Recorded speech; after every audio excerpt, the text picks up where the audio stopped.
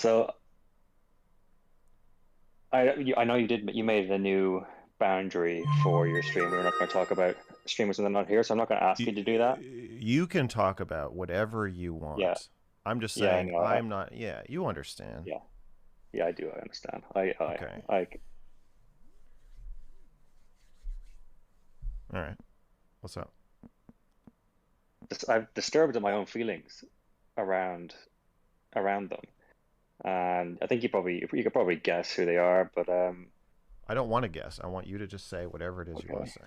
yeah, okay. I'll call them out. So Brittany Simon, not so erudite, and then the third one is aristocracy. I don't know if you've interacted with her or not, but um, I have not. I know she's tweeted about me quite a few times, but I've never actually talked to her. yeah, yeah. So I have like n negative feelings about these women, and I can't quite f put my finger on why. And it kind of came after you've interact with them, but it's not like every person I've seen you interact with, or every woman I've watched on a stream. Like there are some women who I do like, maybe like Stardust, like Cherry, even like Lauren Southern. I don't actually have any kind of I kind Okay, of what happened? What feel can fine you about can it. you can you focus this in? What happened? Yeah. So it's just Tell me the story. What happened? I'm just kind of disturbed that I don't normally feel this way towards any. They just kind of make me angry. I don't know why when I'm watching them. On my behalf? Um, You feel like you need to protect me from these not women? really. No, I wouldn't even Wait, say it's on your behalf. what They're about actually, Shaylin? You're not angry at um, Shaylin? Shaylin's um, fucked me over more than anybody on the planet ever has. no, I don't think I'm not angry on your behalf. I don't think Okay. so. It's more like it's what makes it actually really confusing is because I actually I feel like I logically maybe agree with them sometimes more than I agree with you, Okay. but it's something about their demeanor or something about how they talk. Hmm. I'm just, what I've kind of okay, so I'll focus this. I'm kind of. Do you think I'm like seeing shadows, or like, or am I making something out of nothing, or do you need more? Do you need me to I be think more? that you have trouble expressing anger towards women, and that you have found some women online that are a safe target for your emotions, because Mm, perhaps the women in your life are not open to you being angry at them, or maybe you're scared to. But I would never tell somebody they're seeing shadow. That's all emotions are, is seeing shadows. I mean, no emotional response to anything is logical. yeah, that does resonate a bit, I I think. think you're going to need to be a little more specific about what you're experiencing and connecting it to me, though, because I don't know. I don't really know what you're talking about. Feels like you've come Yeah. on to. You said you're going to blame me for your feelings, and then Well, it you're was gonna have more. to make It's the after case. watching your content. Yeah. I understand, but you're being very vague, Yeah. so I don't know what you're I talking just about. okay. So these, well, specifically, that's okay. Those three women that I mentioned. I kind of feel like they're either pretending to be less mean than they actually are, or they're kind of deceitful or something.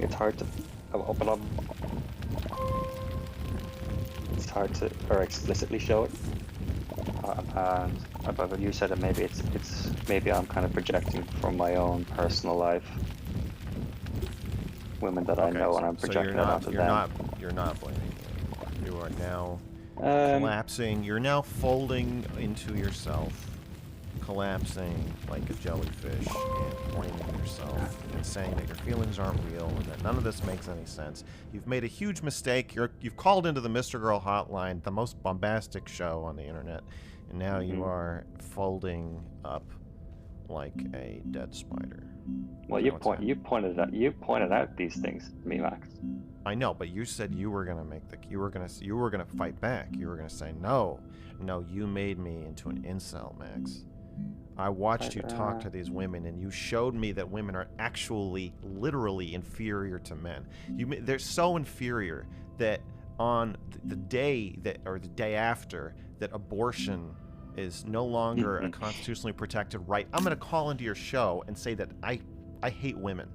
That's how much you hate these women. That's what I thought you were going to blame me for that, but now what? Well, What I don't know if I hate women. I think is the problem. these I think women. I might hate women, but I don't know.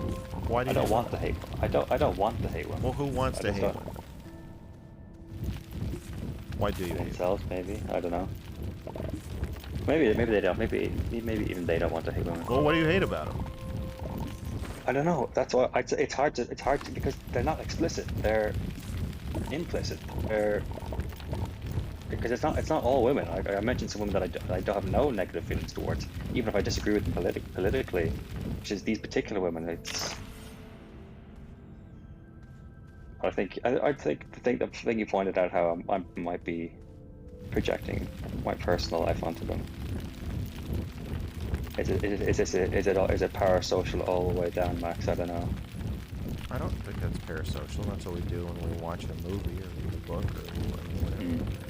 It's parasocial if you think that you actually know them, that they did something wrong to you, or if you feel like you need to defend them, defend me, you know, like attack them on my behalf. I think that's where it gets parasocial. Yeah. No, All right, I well, don't feel like that. Yeah. Feels like the momentum. We have a high priority on bombast in Mr. Growth Online. It feels like the momentum is draining out of this conversation. Okay. Is there anything if you want me to leave, I will exit stage left.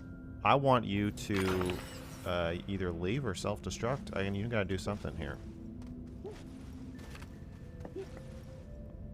I'm not gonna self-destruct. I might leave. Do you have anything to say? Do you want to get mad at me? I'm not mad at you. I do think well, you said like it kind of sounds like you want me to blame you for. That's what you said you were gonna emotions. do. And presumably that's what you told Baby you were gonna do. You were like, I didn't tell Baby anything.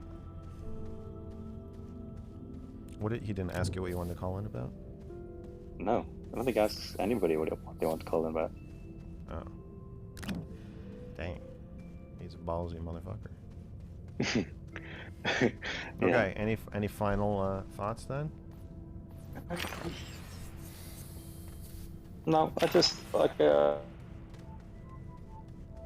say I was kind of hoping maybe you'd shed some light on it. I think you've. I mean, yeah. All I can say is you gotta. This is what I think about people who get like really mad at me or say really mean things to me. I feel like online people are just easy targets for you to like hate. And sometimes we're provocative, and sometimes you really are mad at us, and other times you just have stuff going on in your personal life where, and I feel like this happens a lot. I think women do this a lot too. Like women on Twitter are like super aggressive. They're like super mean, right? And, and you can't be mean back, or else you look worse. No, that's not what I'm saying. I'm not saying something misogynistic right now. I'm saying something feminist. I think that women have a lot of trouble expressing anger in their personal lives. So when they get online, they shoot it all out in all these places where it's like socially acceptable for them to be angry, because you're allowed to be like a mean bitch on Twitter, but it's much more frowned upon to actually be a angry, aggressive, boundary setting and holding woman in your personal life. So I think that seems more clear to me when I'm looking at that. And then I think the other thing happens too, where maybe in your case there are some women who you are protecting from your feelings and your life, and that those feelings are getting redirected. I think you can be angry at, like, I will lovingly call myself a misogynist sometimes because I clearly have a lot of anger towards women, but I don't think they're less than men.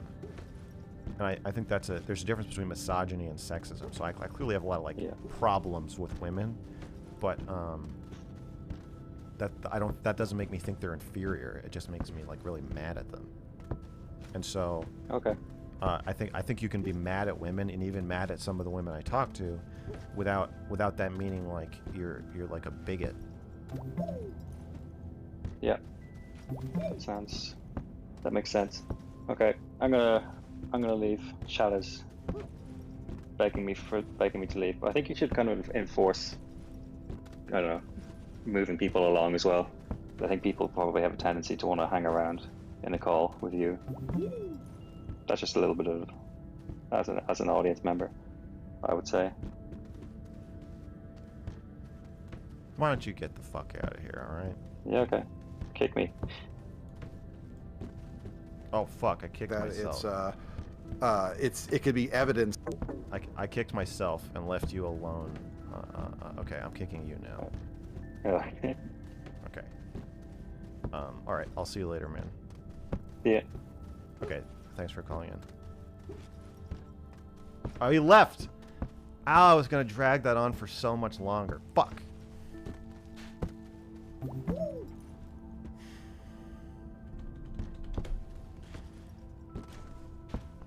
Baby, I'm ready for more.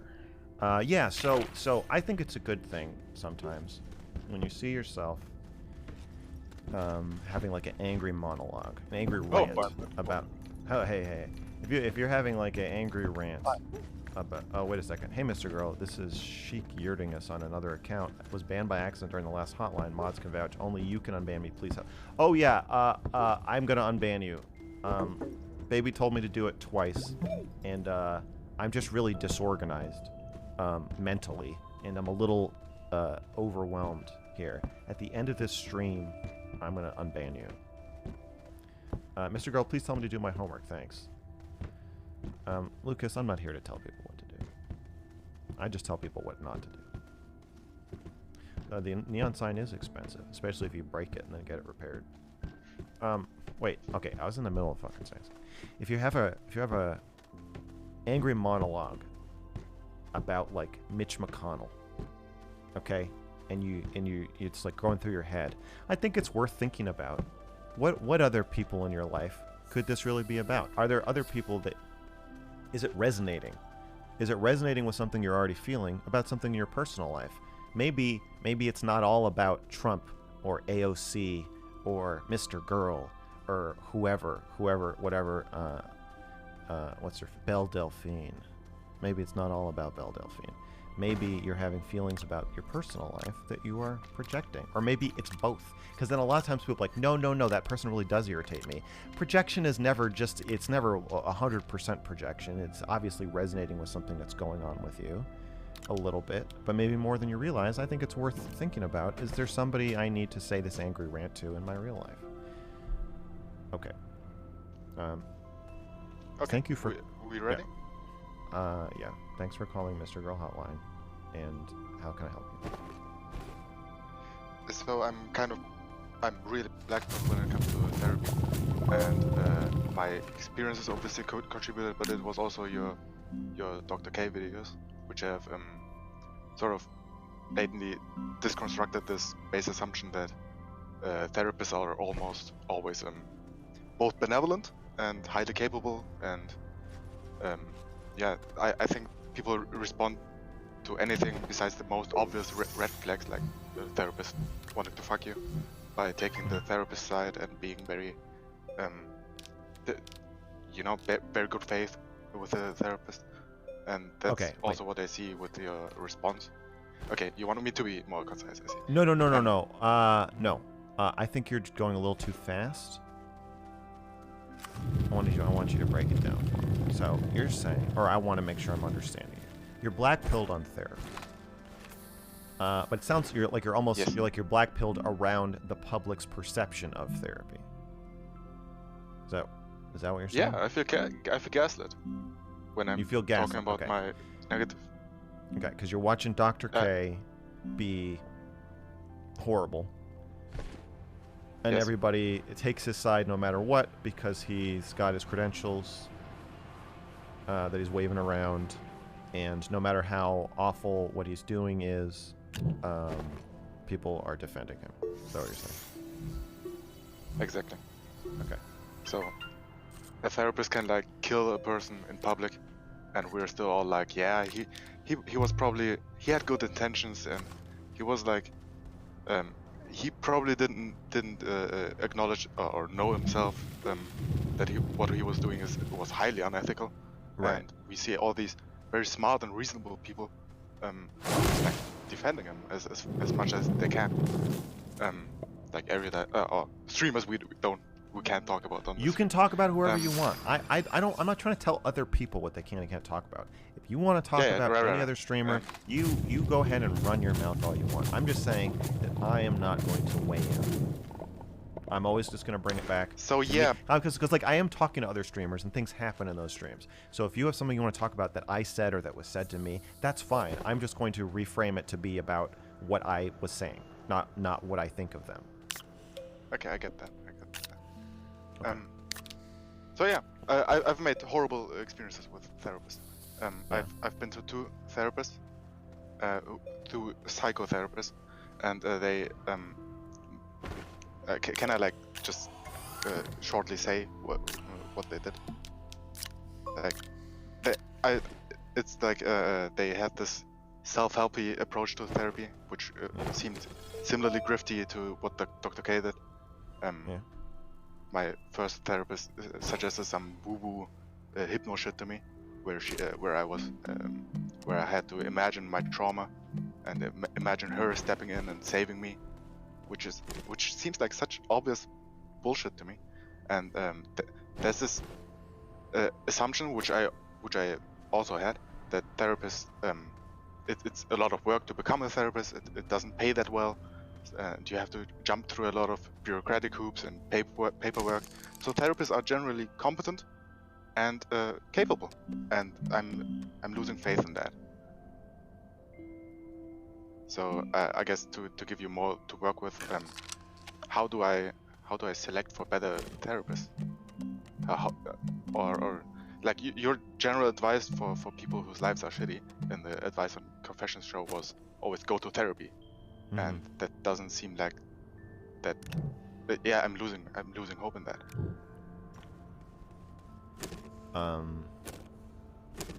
Did you tell your therapist what you thought of her? Yeah. I thought I said that I was very angry that she didn't respond to my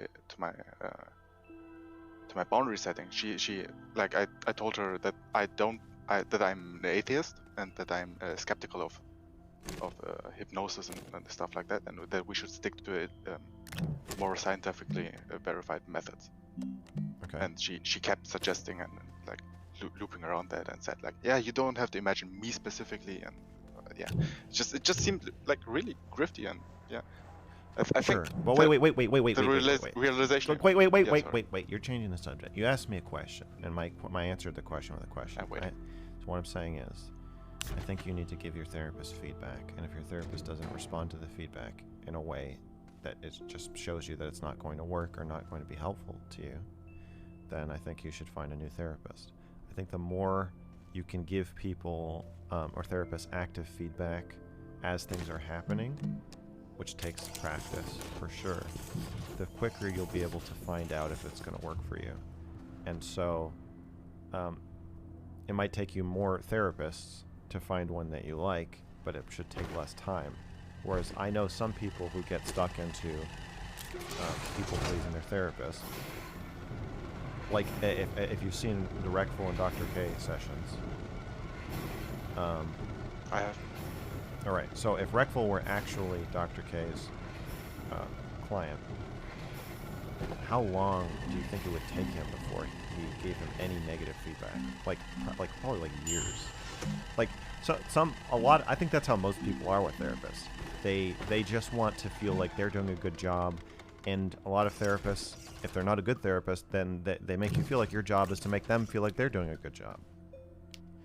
So I would just say, just stay vigilant about asking for what you need, and like, it may be hard to find, but I still think you should look. So I've only had 2 therapists, right?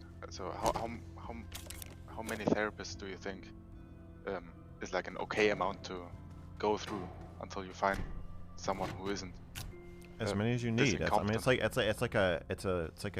dating. I mean, Sure. if I'm like, I've dated 2 people and like, I'm black-pilled now. Like, no. I mean, sure, some people are like that, but like, just fucking find it.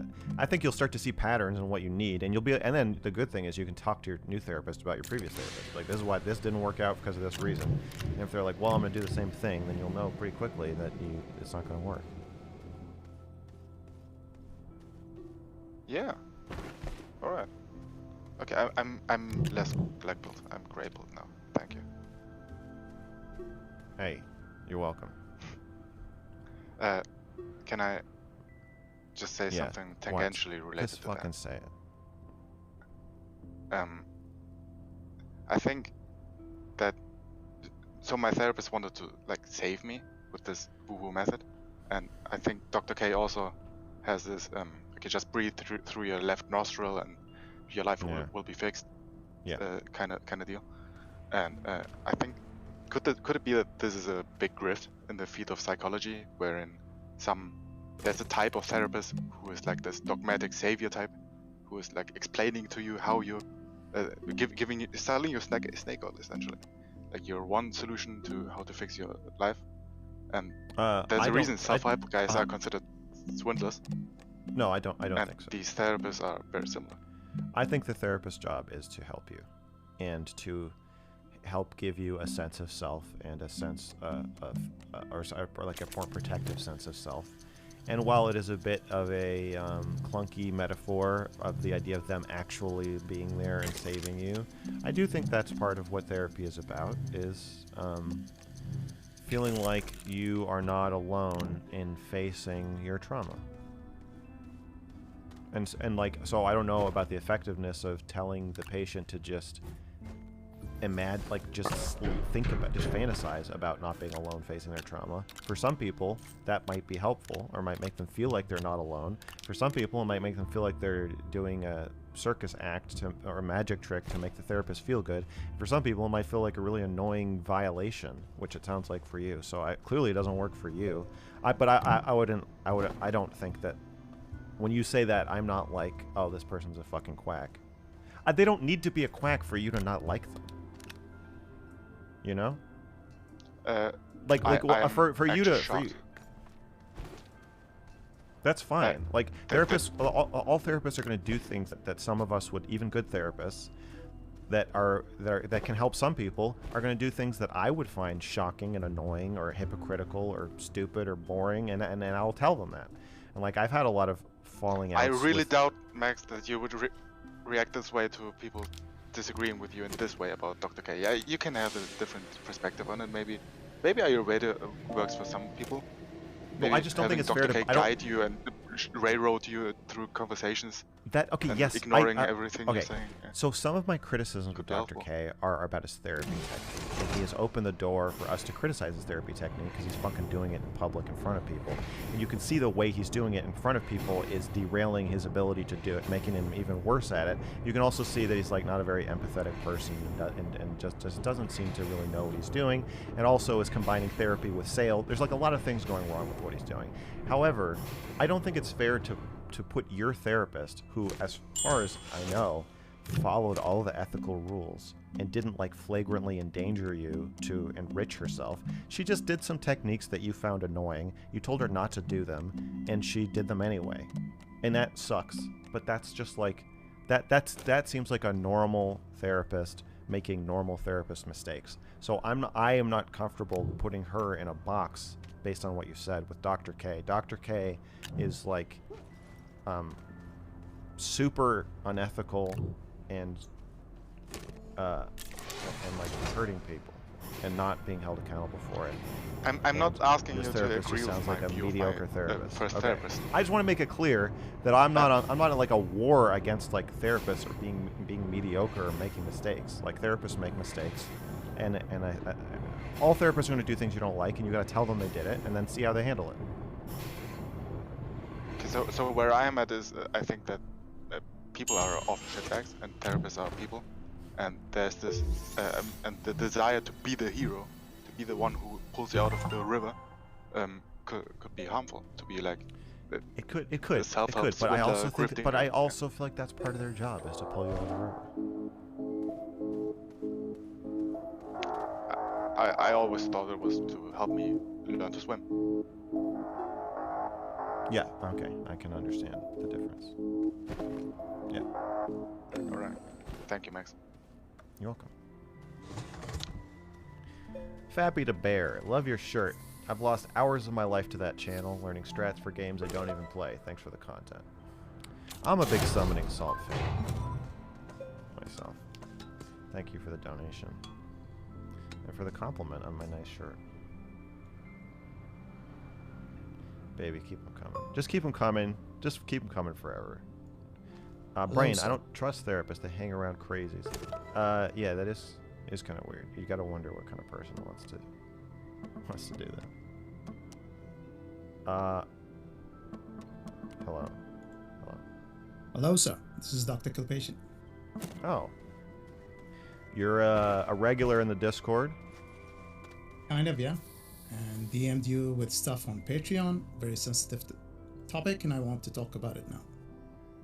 Okay. I don't remember what it was.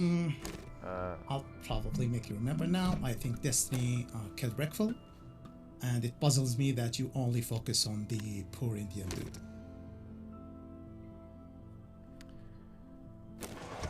Now I remember.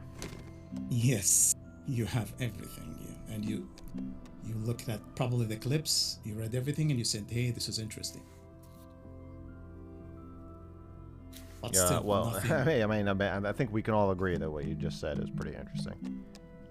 Yeah, and still, like, you still continue your campaign against Dr. K without mentioning anything about Destiny.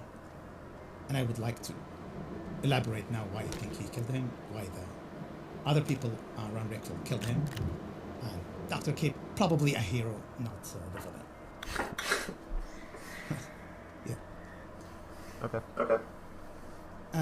Yeah, so with Dr. K, how you blame him, how you think that he's culpable. You talk about therapy, where's the definition of therapy. Professionals disagree with you. And then you talk about ethics and stuff like that. But no, with Breckful and Destiny and Psychedelics, I talk about the crime scene itself. The crime scene of Breckful's last stream, where he was looking at the window and he was saying, is this a video game or not? And let's find out. And then we find out by Destiny, proudly, that he took mushrooms every day. And then we know that he actually jumped to his death.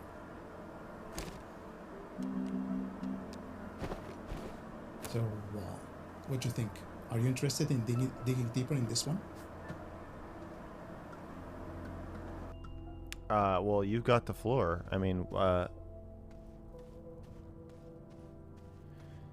Yes. So, wait, Reckful said that he was taking shrooms every day in his streams with Dr. K as well. So that was public. And there's another streamer called Hate. So he said we were proud of Reckful. We used to call him the Mushina. And Reckful was probably should have been like the last person on Earth to take psychedelics, but he was cheered, given medical advices by Destiny that, hey, this should have helped you. But no, he suffered from depression and bipolar. Huge super no-no for Reckful. And yeah, and what was happening with Reckful's last stream, the typical signature misadventure on bad trip of a mushroom trip. And then we have Destiny's criminal video taking 10-gram mushroom and then having a trip sitter abusing him, and that trip sitter is Reckful.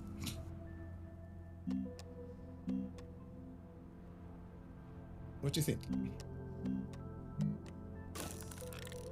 I'm not gonna say what I think because I'm not gonna talk about streamers. I know, because like it's only the Indian guy. Yeah, let's blame the Indian dude. Well, do you buy this? That I'm not actually blaming Dr. K because he is Indian.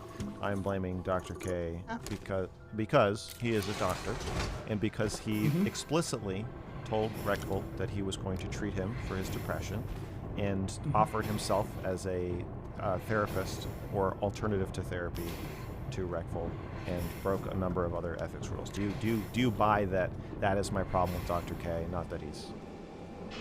That's okay, but when we talk about Reckful death, that seems like a stretch. But when I talk about Destiny, about his criminal video, and there are like comments and people telling him on stream, this is not safe for life, he laughs it off. He laughs it off when he was being abused by his strip sitter, which is Reckful. Okay. Which gives gives like the green light. Well, no, for you this wait a second, circle of friends. motherfucker. No, you wait a fucking Hey, second. wait, No, okay, no, okay, shut the fuck up. I got something to say. That's your problem. You're. I need you to understand something. I'm not approaching this like a fucking murder mystery. I don't think anybody killed Reckful. I think Reckful killed himself. Okay. So it so seems I'm not like so now I you are so I don't soft. no, let me finish. So I'm not Okay, saying that we're not, it's not like a murder where we're trying to figure out who the murderer is, and it's like somebody in Reckful's life, or it's Dr. K, or blah blah blah. That's not how I'm looking at this. I'm just saying I see Dr. K doing unethical things with lots of different people.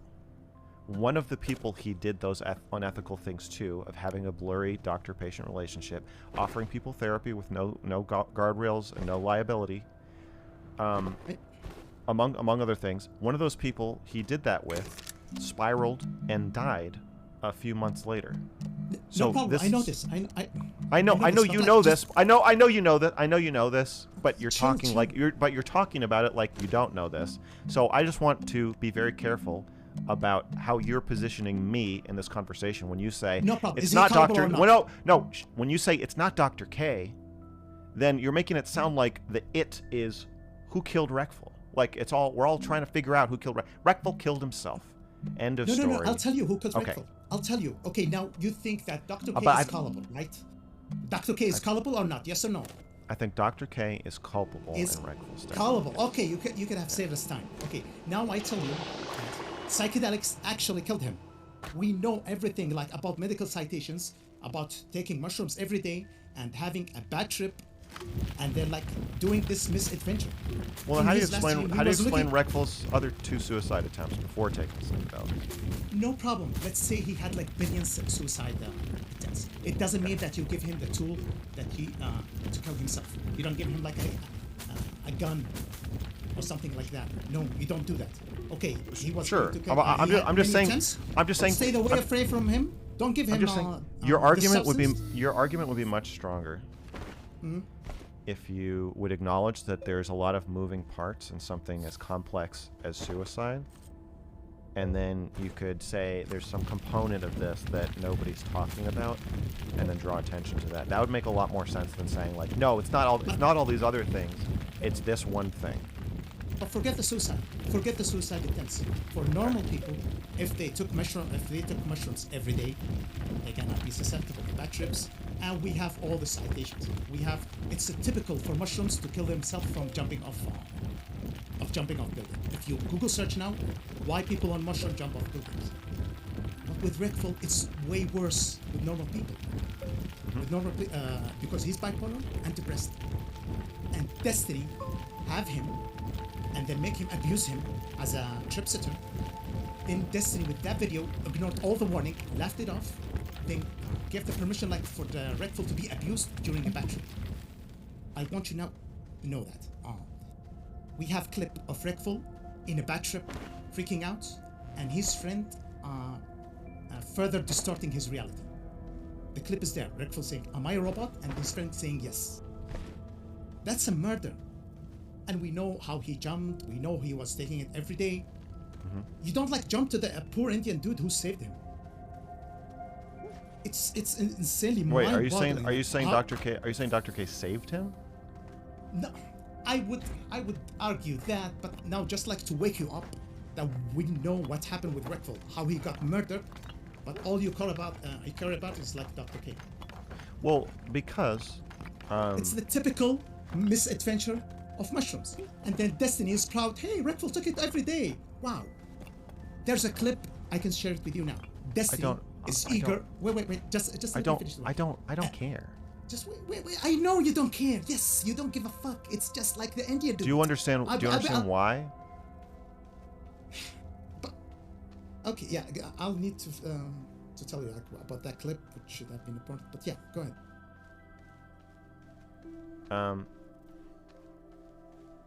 I don't care because I'm very focused here and on roles, on people's roles and responsibility in those roles.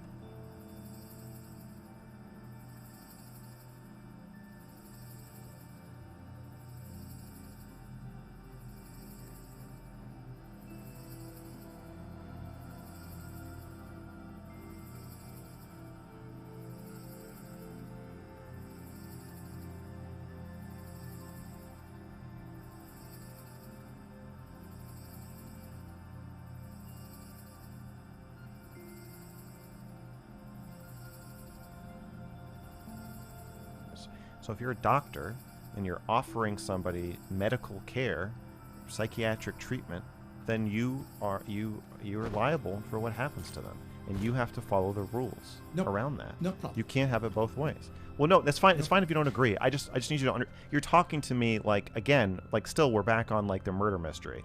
I'm telling you that I'm not so concerned about who gave Reckful the worst psychological pushes or the most irresponsible advice or whatever. Even if Reckful's friends literally told him to kill himself and said, fuck you, you're worthless, nobody likes you, kill yourself, I still would be making videos about Dr. K. I still think you don't really get this. Yeah, which is a huge red flag. So, and you still go back to he's culpable for his death, and you ignore all the people that give him the tools to kill himself. So like, I don't know, this defeats because that's just part of life is like people do self-destructive shit. That doesn't make it your fault. No. It's your fault if it's your job to stop them from doing it, and you fail to do your by the way. duties. Okay, thank you. No, for I'm not Dr. K is not Reckful's fucking friend. No. I'm not defending Dr. K. I am damning Dr. K. Yes, no problem. I condemn Dr. K in no uncertain terms. No problem. A total dereliction of duty. No problem. And when professionals like confronted you, you went insane on them and like insulted them and told them like they are bad, radioactive for the therapy world. Let's put Dr. K. I did do that. It's kind of like probably from your like history of abuse, or I don't know. Yeah. I don't want to dig deep in that, but like there are professionals who talked about like your father's books, and it seems that they're like radical, and it seems that you are carrying your radicalism and want a victim, just like you were a victim of your own father. You want Dr. K to be your victim, but please put him on the side. Listen, I man, want to tell you I could be smearing my own diarrhea all over my face, talking about how I talk to Martians with mushrooms for heads every single night, and that would still not make what I'm saying about Dr. K any less true. Okay, but now I'm talking to you about the crime scene. And if we're gonna do an appeal to authority, how many people with PhD and MD after their name have I gotten to go on record saying that what Dr. K did is unethical? And how many people with PhD or MD after their name have defended what Dr. K has done? I think zero. I think we're at zero right now. Dr. K and all of his defenders, including you, no one has produced a credible witness to defend him, have they? Have we heard from any psychiatrist, psychologist, or anybody like on like the governing board of psychology ethics, for example?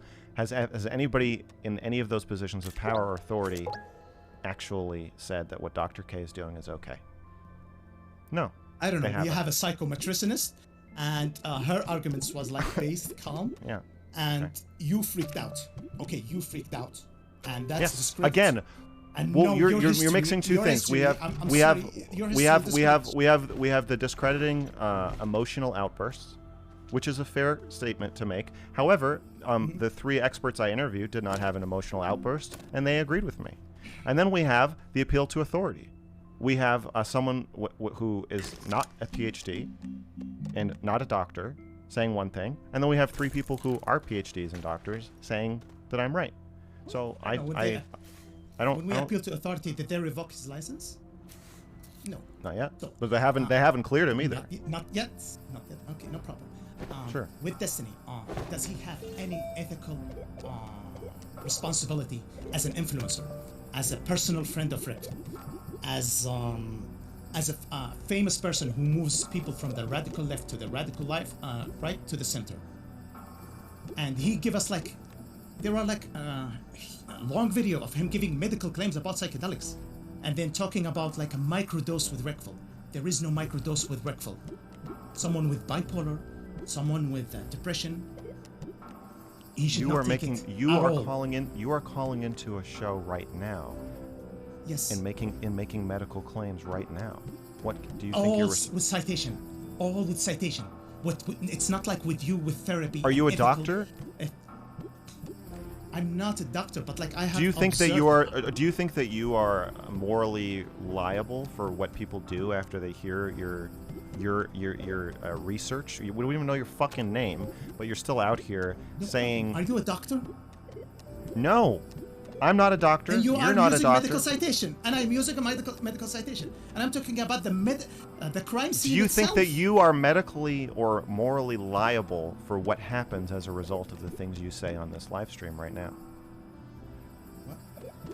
Do you think that you are medically or morally liable? Do you think that you're culpable for whatever anybody does after they hear? What if somebody is using mushrooms as an antidepressant and it's working for them?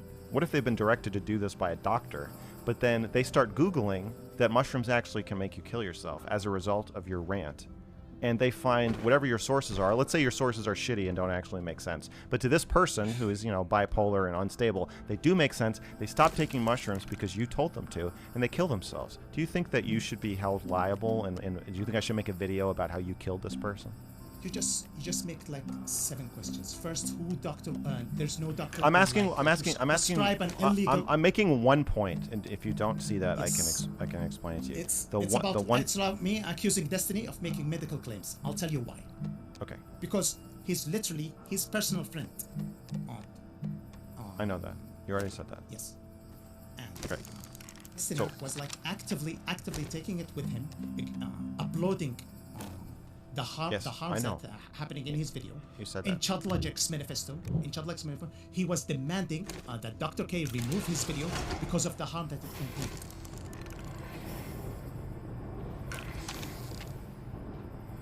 Okay. My question is: And Do you you pro- think that and- do you and think you that you probably are want, like, morally Dr. do you K- think that you are morally responsible for the things that happen as a result of people hearing your medical advice right now? No, and it's not. Do you analogous you to agree with Destiny me? killing I him. agree with you. That's funny. I agree with you. Do you agree with me that the reason you're not liable for what people do as a result of hearing your medical advice is that you're not a doctor? And we know you're not a doctor. You're just like a guy. Yes. You're a guy who's yelling, and so we know you're just a guy, right, just like me. We're just 2 guys yelling at each other on a stream, and so we know that if anybody starts taking mushrooms or stops taking mushrooms or tells somebody to kill themselves or kills themselves, whatever happens, we're not Yes. actually directly responsible for that the way we would Even be if we were Erudite agrees doctors. with your points. Yes, even Erudite agrees Okay, with so your that's- point. I am not a right. medical, then you don't carry responsibility. But with Destiny, he was with him. He was in the circus with him. Destiny was telling Redfall, please give mushrooms to Dr. K. What the fuck? What the fuck was happening with that circle? We have the clip. He's got, it would be amazing if we like drag Dr. K into our circle of like mushroom taking. And your friend should not be taking it. Like he's bipolar, he's depressed. Let me give you this example. Streamers Let- would let love me- it if you started taking us more seriously than you take doctors, but I don't think you Wait, should. No, but wait. Okay, this I'm is your telling you last about thing. an I gotta end the influencer- call. I gotta end the call because you're No going in problem. circles. No problem. Okay. No. But you are saying that influencers have zero responsibility. I'll tell you. I'm not saying If, we have zero responsibility. I'm that- just saying that we don't have the same kind of responsibility as a psychiatrist coming on and giving somebody If medical an advice. influencer drank alcohol, got drunk, got in a car and like started drifting, and uploaded it with his friend on the shotgun seat and saying, hey, this is okay. People warning him and saying, this is okay, this is fine. And then later on, his friend died from a car crash. And we know that this influencer uploaded many times him getting drunk and going high speed, driving and drifting. Would he be culpable or not? Yes. Or no, he's not. Okay, thank you. No, I think so. But the difference is that you're and the still- claim you're making, and you should really hone in on this. You're saying mushrooms kill people, just the same way that being drunk and drifting in a car kills people. Because we all agree that is a extremely risky thing to do. And you're saying, guys, you have to understand, taking shrooms, microdosing, daily microdosing, that is just as dangerous as driving in a car drunk. He And actively if you can. it. What I think you should do the next time you want to call in and make this argument is you need to find statistics to show that what you're saying is true. Because I don't believe. I have it. I don't have all think the citations. I don't think that you. There is no microdose. Microdosing is dangerous for normal people. For bipolar, no. I don't think. I'm not saying you need citations. I'm saying you need statistics. You need statistics. have You're going to make an analogy. Yes, if you're going to make 20% of microdosers kill themselves. No, 20% can create like bad trips. That's fine. I That's have fine. that But what? study. That's fine. But you need to, if you're going to use that analogy, you need to have statistics that show that microdosing is as dangerous as drifting in a car while drunk. He wasn't even microdosing by the way. He was taking like irresponsible things, and they were proud of him. Sure. I'm just saying you're Yes. for me So you it are not doesn't- you're not tying it together. I don't know, but like it seems that weird when you talk about this, only Dr. K, and you neglect these things. And when it came to psychedelics, like Dr. Because the K video is and- about Dr. K. It's not about Reckful. What? Arin, don't you care that how Reckful got killed? And like when we focus on that, Reckful we killed like himself. the culpability of Dr. K. No, I'm not focusing on not. Reckful's He suicide. did not kill himself. It was a Reckful- misadventure. Reckful His is consciousness a was Reckful- hijacked. His consciousness was hijacked. He took a misadventure and he jumped. His Okay. last stream, you can see it. I have to end this. Yes. Let's blame Dr. K. Yeah, the Indian dude. But the white guy. Why do you keep bringing up his race? This is my last question. Why do you keep bringing up his race? Because it's bullshit when you focus on Dr. K and you forget like all of these things. But what, you And think then if Dr. say, K was? You think if Dr. and K then, like, you was? wanted to backtrack. You even wanted to backtrack. I did not like wanted to say Dr. K killed it. This is not a crime scene. You actually say Dr. K killed him. Come I on. don't think I've never An said active campaign. An active campaign of 4 months. that. No, And I've always still said. ignore the guy that killed him. Come Last on, man. chance. Why do you keep bringing Wait, up his race? there's a- Why do you I'll keep tell you. bringing up Dr. K's race? Yes. I need you to answer this. I'll or tell you, I'm I'll gonna tell you. kick I'll you tell if what you say is I not will an answer. answer to this question. I'm gonna kick you. Yes. The answer is you have there's like an ugly joke with you and Chad Ludwig saying you hate Indians. Ugly joke, stupid joke in a bad taste. Do you want the clip? I hate No. Indians. Ha ha ha ha. Like what the fuck? This is like a place for such joke, man. But hey, Destiny's immune. Okay. It's immune. Thank you for Yeah, calling. let's blame. Yeah, let's be on the Indian dude. Thank you. Bye.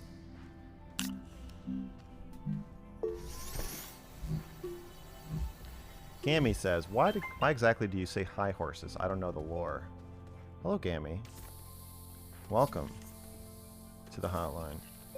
The song in Silence of the Lambs, when James Gum is dancing around, is called Goodbye Horses. And I use that song, and it's kind of, it's kind of like my theme song, or my video essays. And so now when I address my fans, I say hi horses. Because I love that song.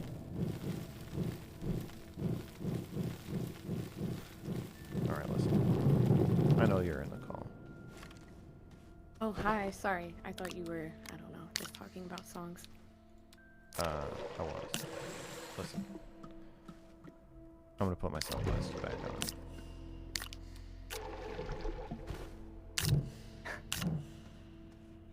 Okay, well, should I All just right. jump right into it? Sorry, I'm really nervous and I don't really know how this works. It doesn't work. That's the thing. Okay, sounds good. Then I'll just get into it. All right. So, I'm a relatively new fan, so please feel free to correct me, but it seems to me that a lot of your videos, particularly your storytime videos, that you take a lot of steps to cultivate like vulnerability with the audience, specifically in terms of like the lighting you use. You use a lot of food and cooking, and then of course, various states of undress. And this implies a certain intimacy with the audience, and I'm kind of wondering how intentional that is, if you would renegotiate that relationship at all.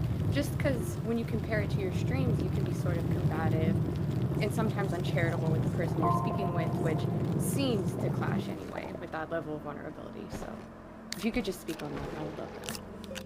Well, I think it's important to me to be very careful with parasociality. That feels kind of like the radioactive material that I don't want to drop and like hurt people with.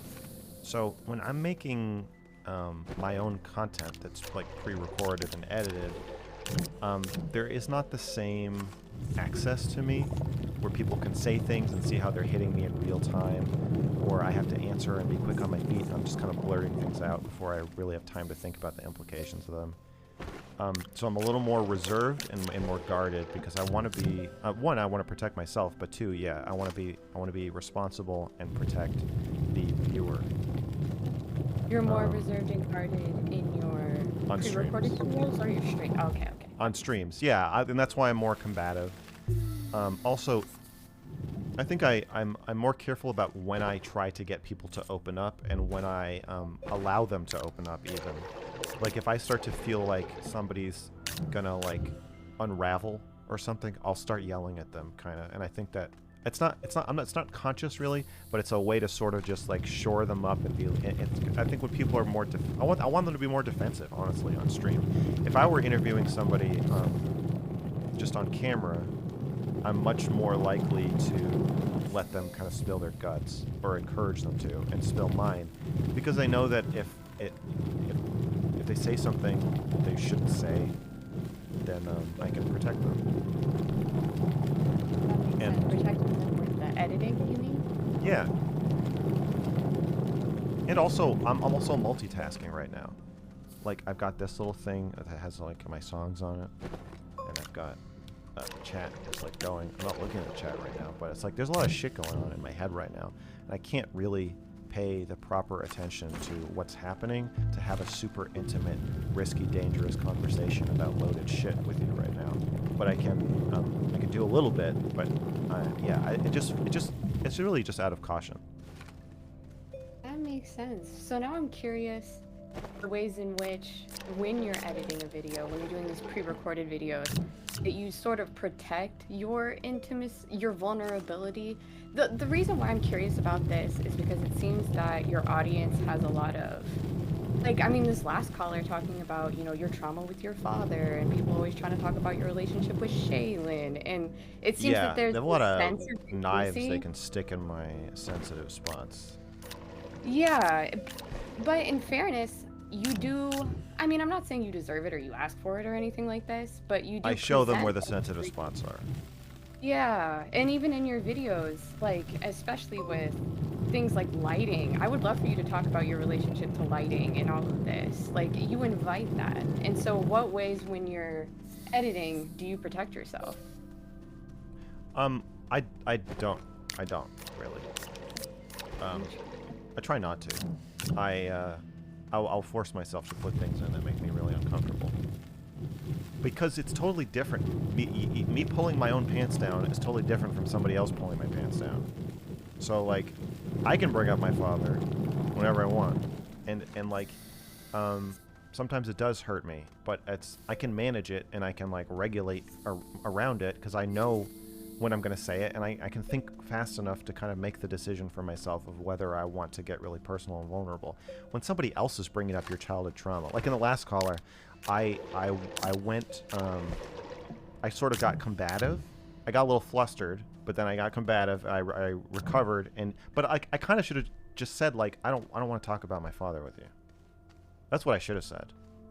And like that's the kind of shit where it's hard to think of like when you need to set a boundary like that in real time, and it's easier to just kind of fight.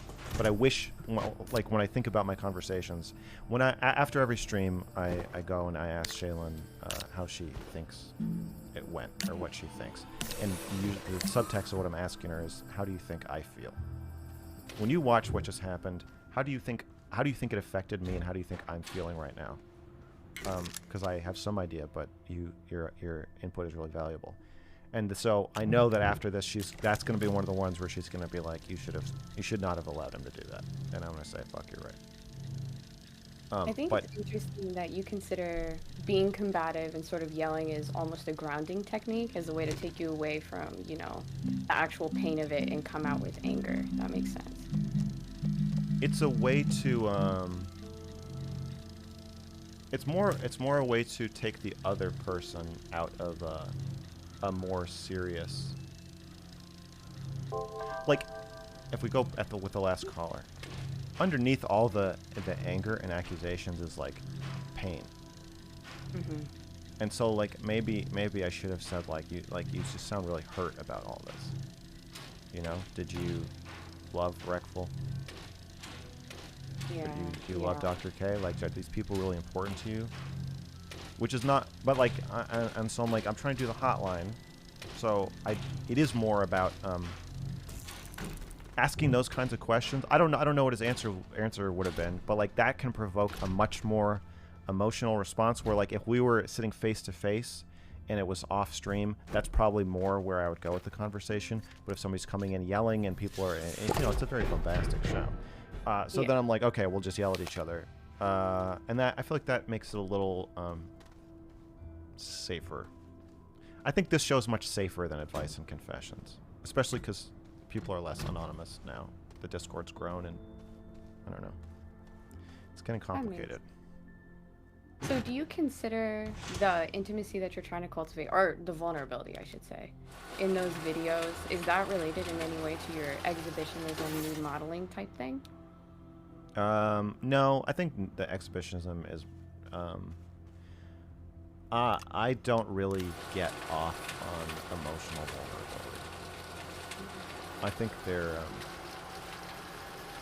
pretty different. I can see why you would draw a parallel, but then why are you, what is your motivation, I suppose, for making those very emotionally vulnerable videos? Well, I'm trying to make the world a better place. And so part of doing that is by showing people my humanity and hoping that if you are disgusted by parts of yourself or your own humanity, or you're ashamed to show that vulnerability, as many creators are, then I want to show you that I'm a person like you.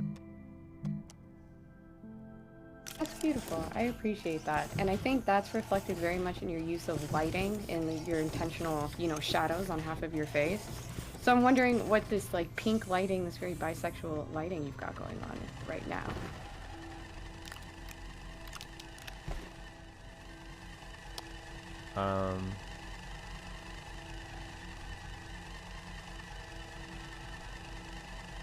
Does that not make sense? I can ask. No, it makes sense. I just don't want to talk about it. Okay. Yeah, fair enough. Fair enough.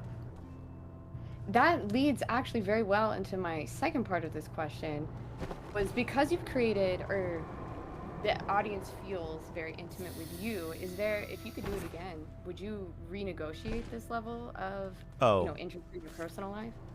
No. Oh. No. I'm interested in figuring out how to stay vulnerable and stay genuine and also protect myself. So I think that like the sunglasses and like the music, like these are all ways for me to signal that I am not being super vulnerable right now. Yeah. It's a way to own being more self-protective rather than being like, hey guys, this is just the real me. Like today we're just gonna like talk about like, you know, Dr. K and like what's going on with that. We have a big update for you guys today. Like I don't I don't want to do that. I understand why people do it, is to protect themselves somewhat. I want to be really, really explicit about when I'm being more guarded. So would you not really characterize your YouTube like identity as a persona, like a cultivated persona? You're really just trying very much to be the person you are offline as well? Yeah. Yeah, this is the real me. Unique among streamers, or are there certain streamers that you feel are trying to do the same thing? I can't answer that question given my new rule about discussing other streamers. Yeah, I apologize. I apologize. Well, because I mean, think about it. If you're like a collaborator or a friend of mine, and I name you, or I don't name you, it's truly devastating to have people talking about you, almost regardless of what they're saying. It's really horrible, and I think I'm starting to realize that the extent of that, how that's affecting me, and how I've affected other people with that, and I really want to change it. I want to make it like a norm. And I saw somebody on Reddit saying that I'm only doing this because I don't want other people to talk about me. People talking about me has helped my career a lot. So yes, it is devastating psychologically, but it also grows the channel. So I have mixed feelings about people talking about me because I kind of need them to some extent. But no, that's not why. I just want to. I don't want to feel like I'm hurting people. Oh, that's good. That's beautiful. So I wonder about that relationship about, people talking about you and that, getting you a bag and all of this, growing your channel, and how much that hurts you, but then also paired with the vulnerability of your videos. Is that hard for you? Because vulnerability really is about exposing yourself to attack, and yet you also want to be I don't like the assumption that, like, I'm being vulnerable just because I don't care, I don't have feelings, I'm not a real person, it's just an act, or whatever other fucking explanation people give. It does fuck with me, but I'm doing it anyway. I'm doing it for you. So don't fucking come and tell me that it's just that I'm an actor. It affects me the way it would affect anybody. That makes sense. Oh, I wonder, you aren't an actor. I definitely don't think you're an actor, but I do think you are a director of yourself, essentially. And there are some people who will make the argument, I don't agree with this argument, but there are some people who will say that the way that you manipulate, or that the aesthetics of your videos are itself a manipulation, a way of performing vulnerability without actually, having to expose yourself that way. And how would you respond to something like that? I mean, I feel pretty exposed. So,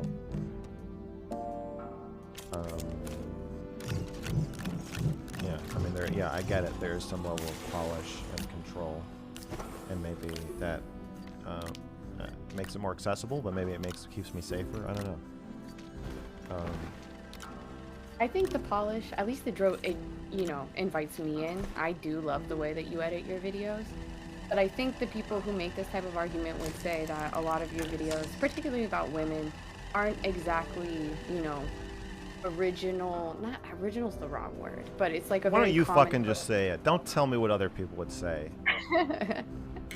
I have my own defense of you, but I'm curious how you would defend yourself against this, that you're sort Well, of. what is this? This is Mr. Girl Hotline, not Mr. Girl Lukewarm Line. I don't want us to be where we're just gonna sit here talking about how wrong, how misunderstood I am, and how beautiful my work is, and how wrong everybody is about me.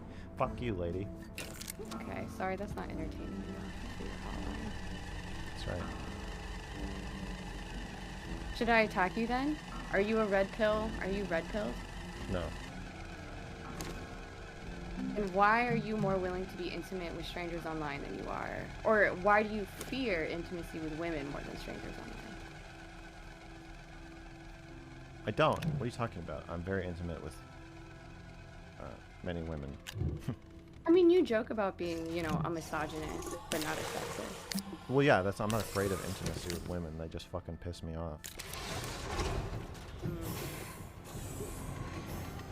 And is that anger not a result of hurt or fear or anything else? Maybe it's cultural norms that make women underhanded and manipulative. I don't know. Probably some combination. Yeah. I'm pretty manipulative and underhanded for sure. Yeah.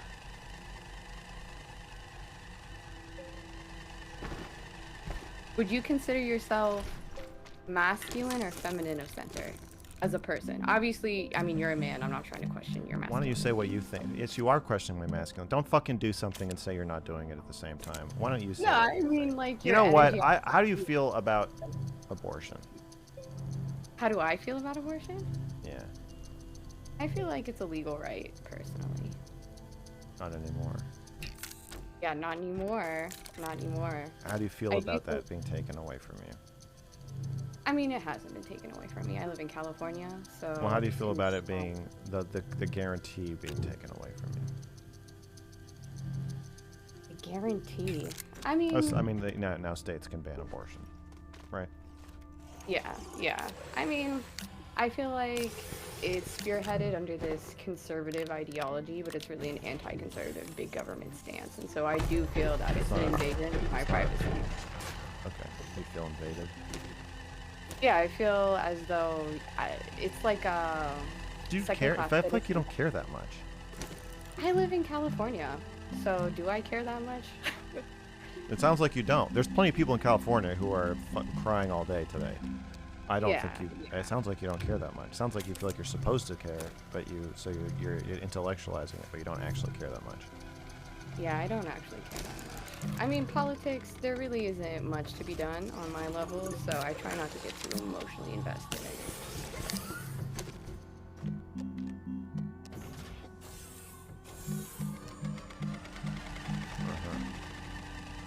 Do you think that's wrong? You think I should be more emotionally invested for my sisters in Texas and wherever else? I don't know. I don't think you should pretend to care more than you do. Okay. How do you feel about it? Do you care about it or no?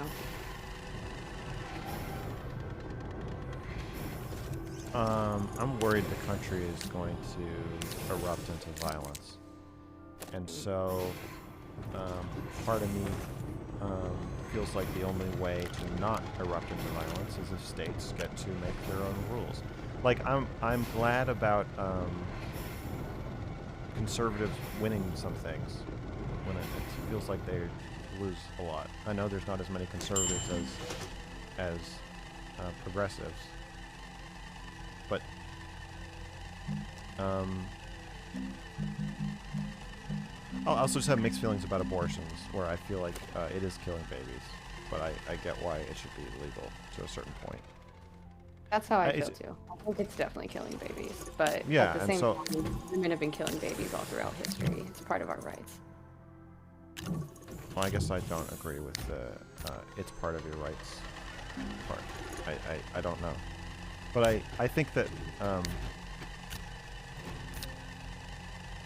like the Don't Say Gay bill, like my reaction to that was like, well, what if Floridians want to be homophobic?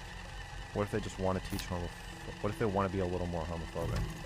Like, or anti-trans? Like, maybe that's okay. I don't know. And like,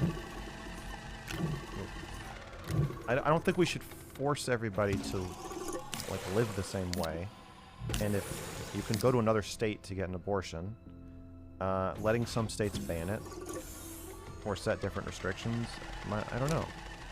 But I understand it's like a backsliding thing in terms of like women's rights, and that people are scared it's gonna snowball into more anti-woman and anti-gay stuff, and maybe it will. So. I mean, Clarence Thomas coming out saying that we should review bills about contraception and about gays. So I do get that argument. But yeah. I mean, I kind of agree with you. I feel like our country, we try to put forward this very united front, but Yeah, but we're not. there And are so, a and lot of homophobes. Yeah. there are, right, exactly. It reminds me of something my college newspaper editor said to me. I got a submission. I was the opinion editor, and I got a submission that was about how annoying it is when Mexicans won't learn English. And it was called No Hablo Inglés. And it was just this girl saying, like, you should, if you're gonna live here, you should learn English. Like, what's wrong with you? Why do I have to speak Spanish? Why are there Spanish translations everywhere? It just came across as like super racist. And so I edited it, and then I submitted it, and like the editor-in-chief was like, well, oh, you want to run this? Like, this is really racist. And I was like, well, yeah, but like the students here are racist. So I'm the opinion editor, right? We're supposed to represent the students. The students are racist. Shouldn't we be printing racist stuff? Like that's our job, is to amplify the voices of the students. Students are racist, so we should like help. Like I'm not editing out their racism. I'm just helping her like form her arguments so they make sense and so they're like readable. And I feel like that kind of like it's not. I don't want any states to totally ban abortion, but I want the people who live in those states to have like there's some tension between that and wanting people to have the rules they want. There definitely is, and I think there's also a tendency for us to amplify sort of minority voices. I think the people who don't want abortion or who have like, you know, no hablo inglés kind of types of opinions, I feel like they're less than we think they are, and I feel like these issues are lesser than we think they are, and that there are more important things going on, and these are just issues that distract from our larger issues.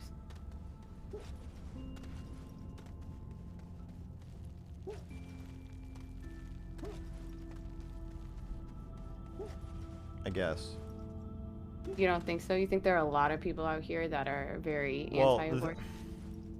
Yeah. Also, getting an abortion can't really ruin your life. Like, I'm certain some whatever. There's probably some circumstance where it can. Generally, it's not going to ruin your life if you get an abortion. You can have another baby. Not getting an abortion can ruin your life, though. Yeah. And I do think legally, I personally believe that it should just be legal in all states, and if you have a religious reason for it, you should have your, you know, your little clinics, your protests, all of that. I feel like that should be sufficient for you. But I suppose it's not. Do you agree that that's not sufficient, that they should have, you know, the legal right in Texas to get rid of it entirely? I don't know. I think if you literally think it's killing babies and you think people are just murdering babies, like in left and right, then I can see why you would need to make it illegal in order to feel like you live in like a moral society. Is that the American project, though, to live in a moral society? I don't fucking know. I don't know, it's just kind of hypocritical with our, you know, wars abroad. I don't know that morality in America really go hand in hand. Well, I think they do. Yeah? Yeah. We're spreading freedom abroad. Regime change. Sometimes. What country All right. did we positively impact? Okay, yeah, you can kick me. I out. have to end this. Do you have any final Okay. thing you want to say? Love you, thanks. No, you don't. You love my channel. Yeah, that is accurate. Parasocially love you, bro. Have a good one. All right. You too.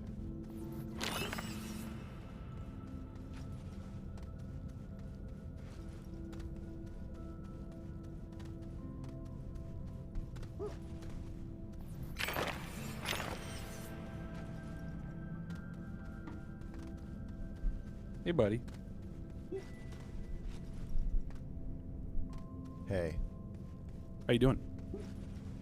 I don't know. How do- Are you a Discord mod? What's that? Are you a Discord mod? Were you a mod in the Discord? No, I'm just active. Oh. What's up? Easily confused. Yeah, I see you around a lot. You know. Yeah. How'd you feel about that Dr. Kill patient call? How'd that feel? Do you want to for be on camera? Is that why you have your camera on? Oh, you're on camera. I just turn on my camera. Oh, you just want me to see you? You can put me on. I don't care. Do you have want a- to be on? Sure. Fuck it. Okay, 1 sec. The test run of the duo stream scene. Yeah, I don't have my keyboard, so I have to. I'm just gonna make you a little. Yeah. I'm just gonna be a little guy down here. Oh, the big guy there. No, I shrank. It's fine. Okay. What? How do I feel about the Dr. Kill patient call? Yeah, how'd you feel about that? It's pretty hard to navigate given my new rule about not talking about other streamers, but I think I did an okay job. I think you did good too. It's you encountered a one of the locals who has a decent reputation. So he has a decent reputation. For doing exactly the type of verbal schizo posting that you encountered. That's pretty common for him. Oh, okay. Thank you for letting me know. Yeah, I was surprised you didn't know beforehand. I asked No, Baby if you- I don't. I've never been in a voice chat in my own Discord. Sure. No, I know that. Yeah, I was just wondering Okay. if Baby had forewarned you about that one at least a little bit. No, Baby would not. Baby enjoys. Likes to live Baby in the enjoys chaos a little watching. bit. He enjoys watching me teeter. Yeah, Baby. Very reliable guy. Great admin. Keeps things very solid, logistically. But he enjoys watching me get knocked back on my heels a bit as a sort of contrast. So. Which is good. Makes for good sure. content. Yeah. All right. So, my real question here. A long time ago, you expressed a concern about how having like an audience or like fame or any sort of or monetary reward might impact your art or the artistic output that you have as a whole, right? Do you see in your current state that has happened, or do you think that you I are think still it's inevitable? I think it's inevitable as well. But in what ways do you think that it has impacted you thus far? I don't know. I mean, some part of me is like, every time I'm making a video, I'm like, is this gonna make any fucking money or what? Sure. And do you think, like, obviously, right? You use it as like a career now, right? And so through Yeah, that, like, so do you think? Oh, go ahead. Well, sometimes I'll overcorrect and I'll be like, I don't care. We're making a pornographic sex doll review. Fuck you. Sure. Which like took a lot of time and didn't make any money. And then other times I'm like, I don't know. I'm like, maybe this should just be a stream. Maybe instead of making a video about this topic, I'll just do 5 streams about it. I don't fucking know. I don't know how it's affecting me, but I know that it is. Yeah, and I think you're the first thing that you said where you're just like, fuck it, I'm doing this whole thing, right? So part of that, and what I have seen, watching your career with interest, right, is I do think that the way that you create content now, at least your scripted content, seems to lean a lot more towards I don't want to use the word, it's a little loaded, but pandering to a portion of your viewer base. And I don't necessarily think it's for money. I think it's for like to re-engage your existing audience, which I think is important to do. Okay, why don't you fucking explain yourself, asshole? What's that? Why don't you explain yourself, asshole? Sure. So I think some of the existing biases that you've had in other like that you have inside of yourself, right?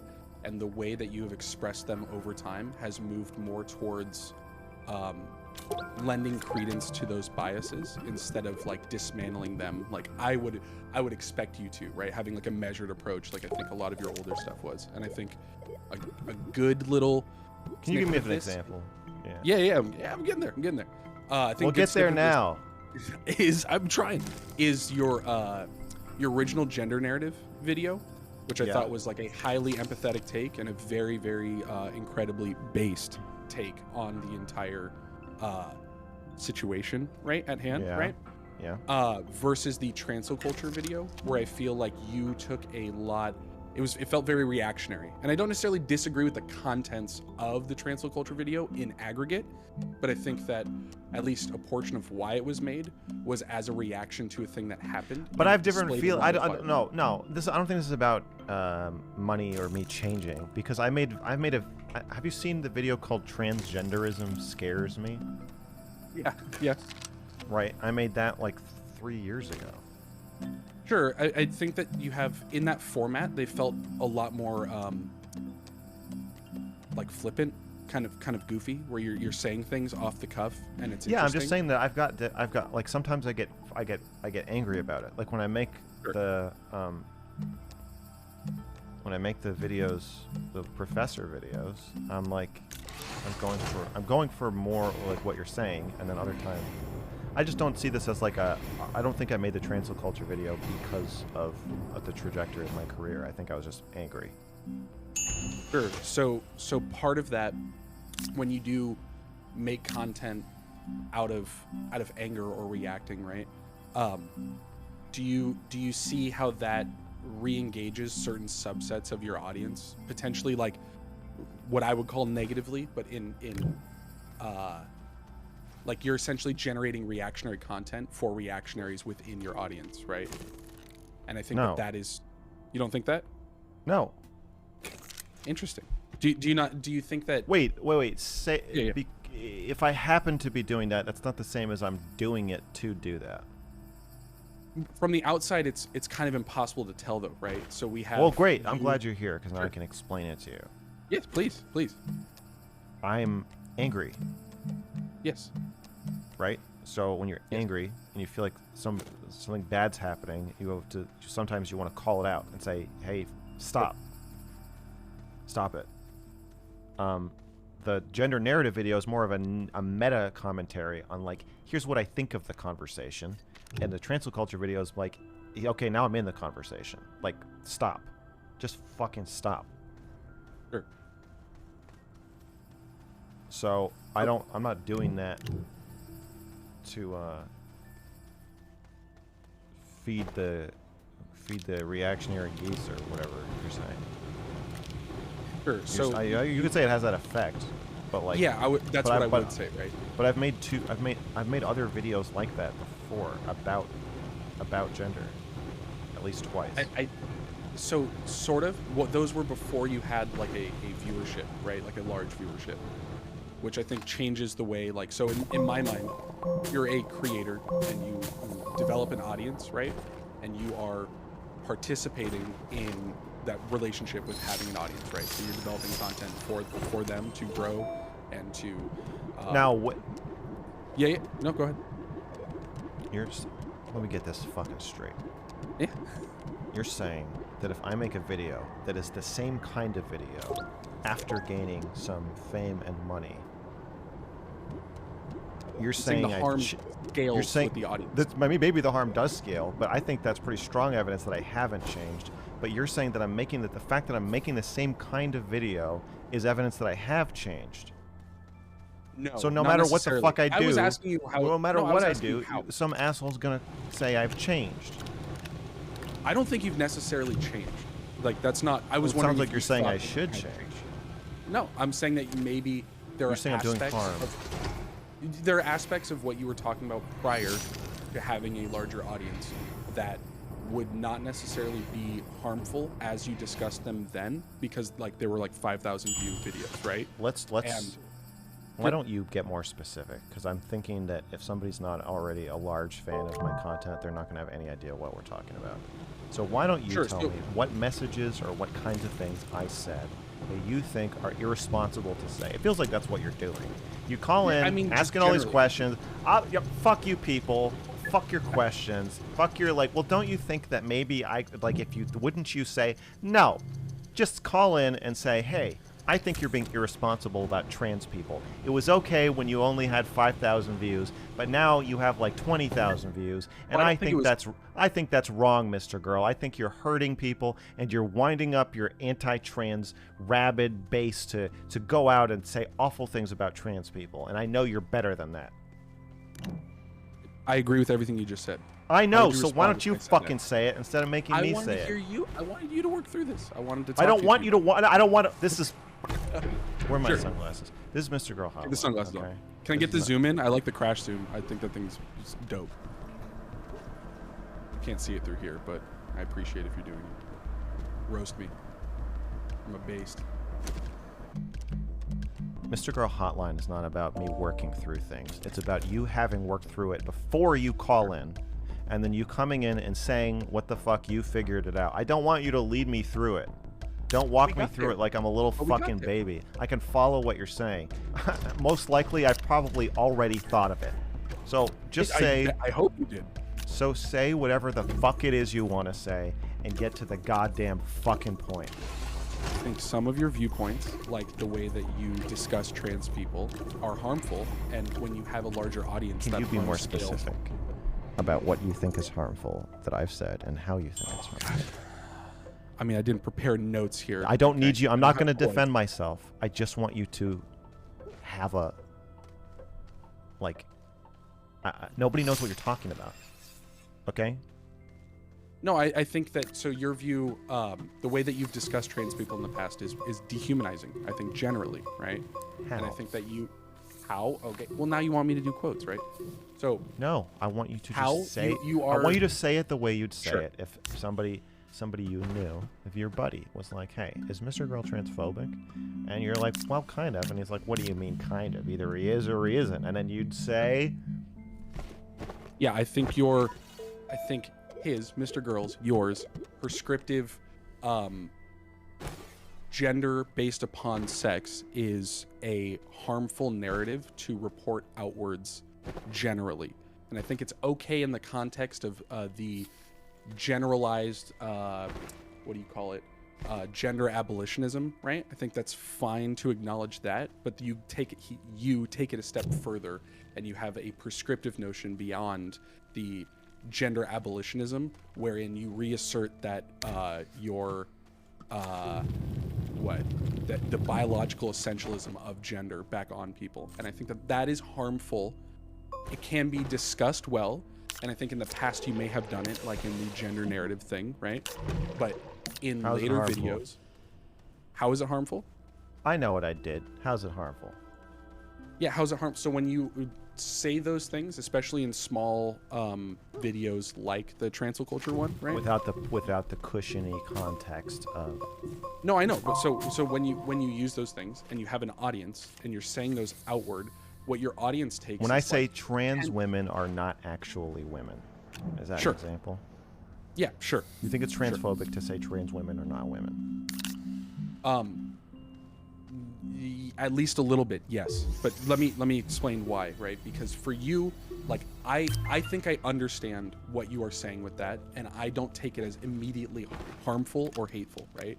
But when somebody in your audience, or the large portion of your audience that already believes, like people in the Discord constantly saying shit like trans people are disgusting, going on like that, right?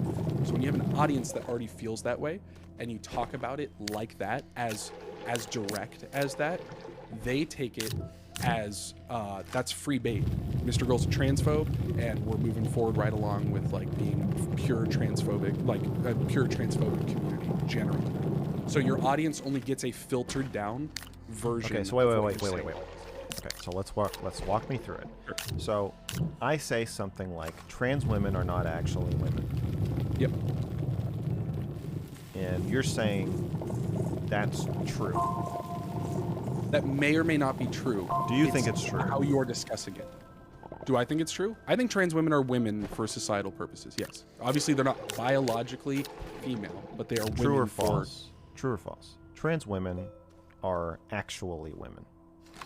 for... Actually is doing a lot of work there. I can't answer true or false to that. It becomes subjective when you say actually. Okay. Black makes women are sense. actually women. True or false? That one's true because black is not operating on women at all. Women is women, right? But trans implies a difference in the actual gender that we're discussing, right? Well, I think so. It sounds like you think so. Well, Some I mean, people don't obviously, think so. right? No, it's not No, I think obvious. most- I No, think no. people- Some people will say trans women are actually women. I think that's your fair average in progressive. most contexts. If you In want most contexts, I think that is. I fair don't to care say. about. I Trans don't women are care. women. I don't care about that. If you ask most progressives, are trans women actually women? They're not going to start like talking. They're going to say No, I yes. think they would. No, I think they would have a position No, like mine. they'll where just say yes. biologically they're not female. Okay, so you don't think that? Do you need to Google the phrase "trans women are women" and see how many familiar people with the you want phrase. to? Okay, so you know that. But it's so you understand? So here's the difference, right? So trans women are women, right? Yes. Is distinct from trans women are actually women. True. Where you are Do you implying think- what do you does think- actually mean? There are people That's what I'm saying asking trans you. women are biologically female. I mean, I've heard like the craziest of like, No, outward everybody things, does but this. yes. Everybody says like, No, "Oh no, no, it's that's not. the most extreme people are saying that." Go on to go out there and say trans women are not biologically women, and see what happens. The progressives are not on board with you saying that anymore. I don't. Now believe it's that. like well, yeah, maybe, but we shouldn't talk about it. That's where we're at now. It is drastically changing. Maybe. Okay, so we don't Maybe. so we can't reach an agreement about where things are at. Is that right? So no, so if I grant you that, right? Even if I grant you that, right? When you still then tell your audience when you use language like trans women, I want to walk you through my thought process. Please, no, that's what I'm And here. I Please. can't because you won't answer these questions. What question do you want me to answer? Do you think trans women are women? Yes. If I say trans women are not women, right? Are not actually women. The actually is doing the work here. That's the part where you start to. I would say both. I'm happy to say either. I don't think trans women are women, and I don't think they're actually women. Okay. Okay. So that's what I think. And Mhm. do you think that's transphobic? I think that is transphobic. Yeah. Okay. So the entire point of being a trans woman would be to be a woman within the context of right. So when you Wait, say they're stop, not stop, women, stop. yeah, go ahead. You think it's transphobic? Hmm. Okay. So, do you think I'm transphobic? Not necessarily. No. How do you square that? Because it's not like something I'm blurting out. This is like a firm belief that I hold. I don't think I mean, trans if it's- women are women. I they're think trans you women. are. I don't think. I think you are a gender abolitionist, and you have a biological essentialist view of gender, which is like a fair point. You can make that argument, right? Wait a And- second. Yeah. If I say, I met a woman at the coffee shop. She was very nice. Yes. And then later you saw her naked, and she was black. Your brain wouldn't be like, oh, right? You'd be like, oh, you'd be like, yeah, Because this skin was, color you'd and be like, this sexual was in the, presentation are distinct. you'd be like, this is within the parameters of what I thought Max meant when he said I met a woman at the coffee shop, right? You wouldn't. There would be no moment of you being like, whoa. But this is what I'm talking about. This now, is the wait, biological no, let me now. Yeah. I'm not talking about biological essential. I don't want to bring in these other concepts. I want you to just understand why I'm saying what I'm saying. Yeah. If I said I met a nice woman at the coffee shop, and then you saw her naked, and she had a penis and chest hair and balls, but was wearing lipstick. See, this is Do you think? this is Do the you, reductive no, I don't form change of the language. fucking Okay, subject. Then go. Keep going. Ask question. Do you agree that if that happened, your brain would go, oh? So, but the context that most people I want you to answer this question, yes closed. or no. I want you to answer this question, yes or no. Yes, your brain would go, oh. My brain would go, oh. But the Okay. context that most No, people stop, encounter stop, people stop, within. stop, Okay. stop. I don't want you to do this to me. Please stop. You I'm can, not doing this. you can talk for 1 minute uninterrupted after this, but I want you right now. I don't want a platform. I want to discuss this. Have you with seen Right. Batman? Which Batman? Batman 1989 with Michael Keaton. Yeah, a while ago. Yeah. And when he says, "I like you, you're a real nice girl, but right now I need you to shut up." Is that me right now? Yes. Okay. Well, I like you too. I appreciate that. Okay. The fact that your brain would go, oh, when you see a trans woman naked, some trans women naked, a woman that we would have to label a trans woman, means that when I say woman, it means to you something different from when I say trans women. So if the words are not interchangeable, you can't say they are each other. If I say I have a piece of fruit, and you say, oh, I have an index of fruit in my head, and so you had a piece of fruit, and then it's a carrot. Yeah.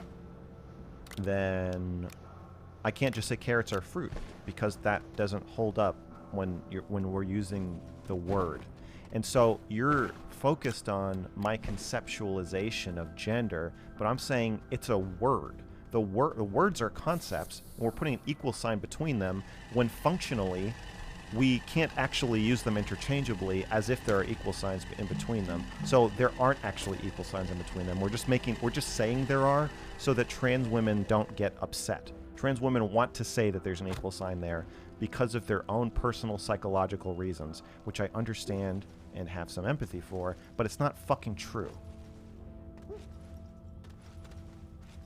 Okay.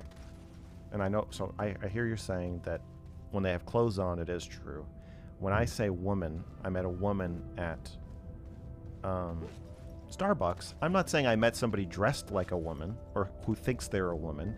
I'm saying the full deal. The XX chromosomes, the clitoris, the vagina, the ovaries, the fallopian tubes. Know any of that? The whole works. How do you know? I don't know anything beyond the clothes. Actually, you do. 99% of the time. Sure. You can look at somebody. You have a good chance. Yes, actually, we are evolved to be super good at looking at people and knowing what their chromosomes are and what their genitals are like. We have to be good at it. For the very reason that we do wear clothes. If we didn't wear clothes, then maybe we wouldn't have to be so good at it. But animals, I think all mammals are pretty good at this. All mammals tend to have their genitals concealed in one way or another, but you don't need to see them. We have other signals we send each other so that we know who we can fucking breed with. So the point that I'm making, though, is that the word woman is conflated in both of these contexts, wherein what you're referring to as a woman would be a female, right? Mm-hmm. Typically. But a woman within the context of society has a separate role that they're engaging in when they want to be referred to as a woman. They want to, but you know what? You just proved. In our example, you just proved that when I say woman, you actually think I mean female. And if you find out that I didn't mean female, your brain has a moment of being like, oh, you mean woman like the way I'm supposed to use the word woman when I'm in public. Oh, so I don't upset trans people. That woman, that's what you meant. It's that's what you just told me. You just told me that. No, I asked you. I said, what if you found out when the person I called a woman had a dick? And you said, oh yeah, then my brain would be like, oh, I didn't think you meant that. Because when I say woman, you think I mean female, because that's what the fucking word means to me and to you. Some context. No. I literally just said you assume she has clothes on. When I say woman, you assume I'm talking about a clothed person at Starbucks. If I then pull down her pants like in Ace Ventura and you see her dick there, you're gonna go, oh, I didn't know you meant that. I thought you meant female, because you said woman, and woman means female. So that's what I fucking thought you meant, because that's what the fucking word means. That's what it means to you. What the word means, though. That's not what you just said. That's what it means to you. Then why would you be surprised if she had a dick if the word just means she's occupying the social role of woman? Why are you surprised she has a dick then? Because I don't see most people naked day to day, right? That is such a fucking cop-out answer. Bullshit. Not. Okay, so she had a vagina, you'd be surprised because you don't see people naked day to day? No, you're fucking lying. You are lying, and it's not just I think you're lying. I know you're lying. I'm not lying. You can answer this question. Yeah. Why are you surprised to find out that the woman has a penis unless woman means female? Because woman refers to female in a lot of cases, but it doesn't always. There's a separate context with which That's we not use an the answer word. to my question. I'm going to pose it again. It's not an answer to my question. You asked why am I surprised? I said woman. and you Yes. found out she wasn't female. And then you said you would say, oh. So why are you surprised? Why? Why are you saying, oh? Because in common parlance, a lot of the time, woman does refer to female, but not Okay, all of now, the time. so wait, halt there. Yes. In common parlance, woman does refer to female. So isn't many that just contexts, that just a trans-inclusive way of acknowledging that you're fucking wrong? Like, aren't you really just No. say, oh, well, wouldn't a shorter way to do this without carving out your little trans-inclusive space and your fucking bullshit answer, wouldn't the faster way to communicate this information to me to be just to say, because when you said woman, I thought you meant female. Now, you can, if you really want to prostrate yourself before at the feet of the progressives, you can say, because I'm transphobic too, Max. When you said woman, I thought you meant female because No, I think it's a am reasonable also assumption to think transphobic. female. It is okay. I think it's a reasonable assumption to Now- think that it means female. So now we're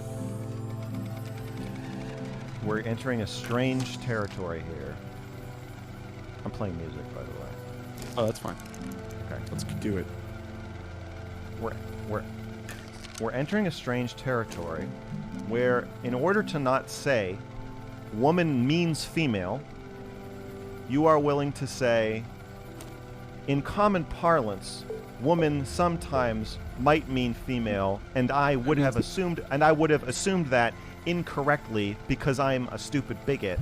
You're not willing to just say, just admit that when you hear the word woman, you think female because that's what what I it said. fucking means to you. It doesn't mean that all the time, though. And when we use the word, like phrases like trans I'm women or telling women, you. it's not referring to the context in which it matters that they, like, if they have a dick and balls. If I said I met a woman at a coffee shop and you thought female, that means it does mean that all the time, other than when you are bending over backwards to be inclusive. It's not bending over backwards to be inclusive. It's just using the societal denotations of gender that somebody is requesting. I don't think that's that big of a deal. I don't think it's that crazy. Okay, but you're doing if it you because wanna- they're you wanna be called requesting it, Max. not because not because it actually means that to you. You're But you want to be trying- called Mr. Girl, but your name is Max. Curious. You know what I mean? Like, it's not that big a deal. No, I to don't have know. I different don't know things. what you mean. I don't know how that's related. Okay. It would be like if I wanted to be called. Mr. Girl means something. Yes, but it doesn't mean anything else. I'm not taking like the word like sunglasses and saying I am sunglasses, and you're like, oh, your name is sunglasses, and I'm like, no, I am sunglasses. And Yeah. You're like, well, actually, those two are different, and I'm like, don't say that. You're killing me if you say that. I am sunglasses. Sunglasses means this, yes, and it also means me because we're the same. This is the attack That's helicopter not the same as having a name. This is the attack helicopter meme, right? Like you're comparing two unalike No, things. calling someone by a name is different from saying they are. That is the word that actually describes them. Are you saying that trans people are saying that their name is woman? No, that a proper descriptor for what they are would be women. Okay, so my name is Mr. Girl, but Mr. Girl is not a proper descriptor for what I am. The descriptor for what I am is man or male. Me too. Me too. Okay, So, do you want to loop this back sure. to what we originally talked about, right? Yeah. So in how we just discussed that, right? I think that was good. I think that was fine. I understand your frustration there, right? I didn't want to come in to have a trans debate, right? But this is fine. In how we talked about that, do you think that would have a positive or negative impact on how your audience perceives trans women? It's impossible to have a trans debate. I just I agree. realized because I agree with you. Because the nature of trans inclusiveness is that you're lying. Trans people want you it's to lying. lie. We're dealing. Let me we're hitting finish. the edges Let me of fucking Pulaski. finish. I let you finish. Okay. I want to finish. We're lying to appease progressives. Some trans people don't want you to lie. God bless them. But we're lying to appease some trans people and their far left allies. Do you think that I'm lying? Yes. Interesting.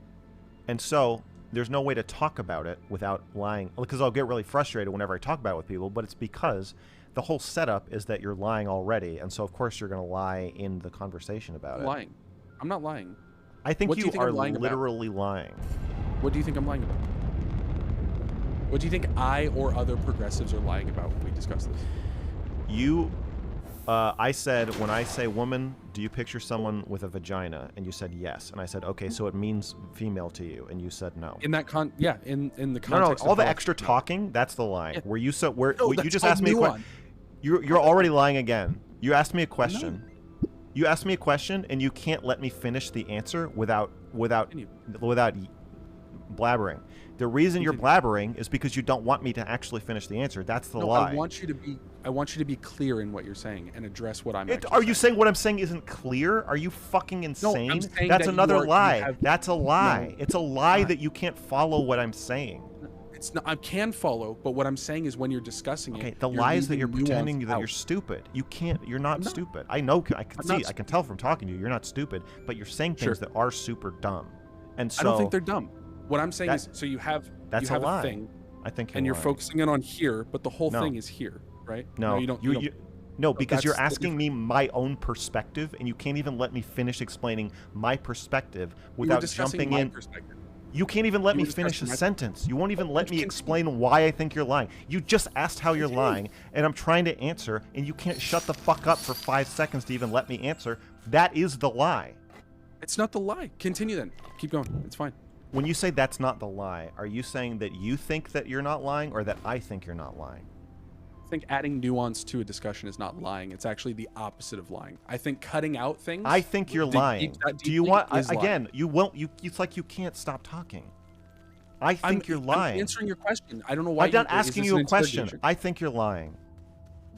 And I disagree. I'm not lying. I'm telling you outright, I'm not lying. I understand that. That doesn't mean anything. Well, The only I two mean, places we can go after I've said I think you're lying are you can say, how so? And shut the fuck up while I answer it, and actually take in why I literally think you are literally lying. Or you can just say, I don't want to talk about this. I don't care. Or, okay, I get it. I disagree, and let's move on. I'm interested in why you think that I'm lying. I am interested in that. Then you need to ask about But it, I want to- and then you can- need to stop interrupting. You need to ask about it and make space for the answer, and then I will answer. Can we go point by point through it instead of I don't want to call it a gish gallop, but when you say Sure. you start Sure. stacking points, right? Sure. So so that way we can discuss the nuance, because I do want Okay. the nuance. I to think be this is present in the okay. discussion. Here's the first step. This is a lie. What is What you just said is a lie. wanting nuance in the discussion? Thinking that I'm gish galloping.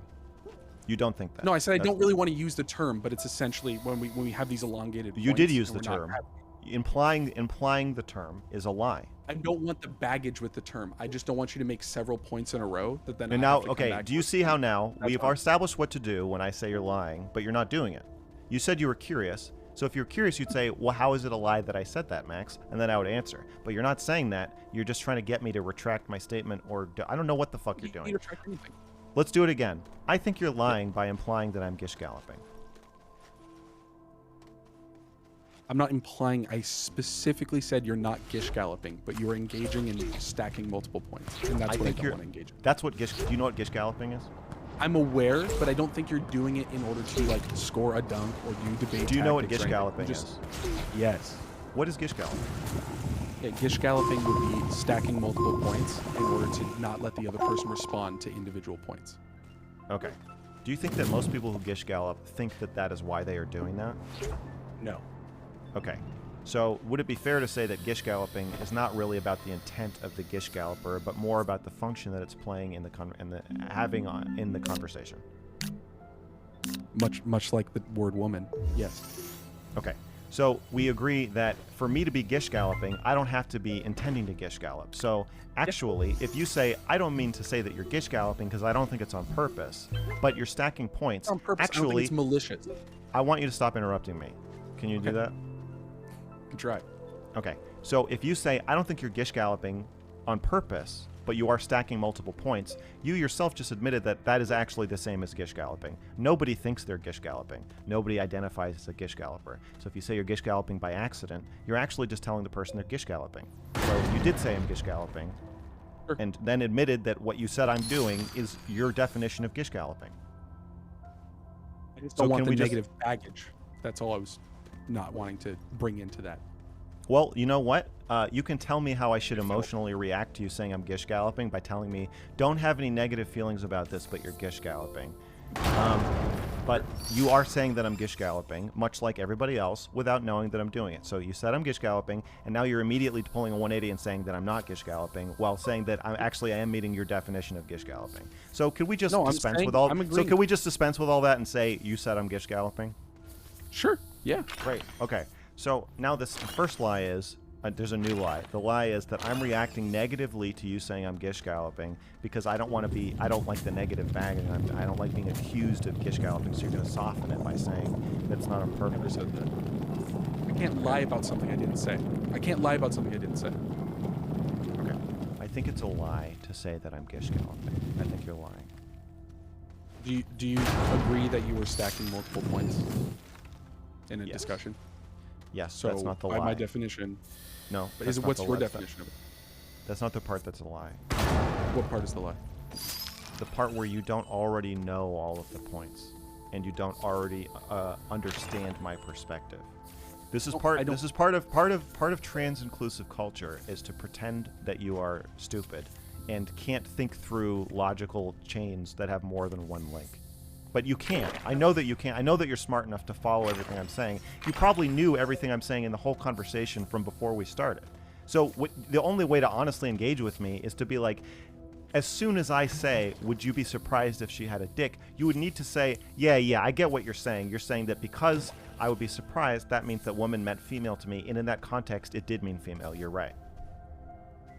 Yeah. I mean, like, we got there. We did that, right? I know, but it took forever to get there because you were like, well, I don't see people's genitals every day. You're trying to wriggle out at any opportunity you can, and that is the lie. The lie is that you're pretending you're dumb and that you can't follow. You're lying. And saying, I think you're lying. I think you want to pretend. well, we can talk about you that in a don't- second, but right now we're talking about how I think that you saying I'm Gish Galloping is a lie because you know everybody has had this conversation 1,000 times. You know everything I'm going to say.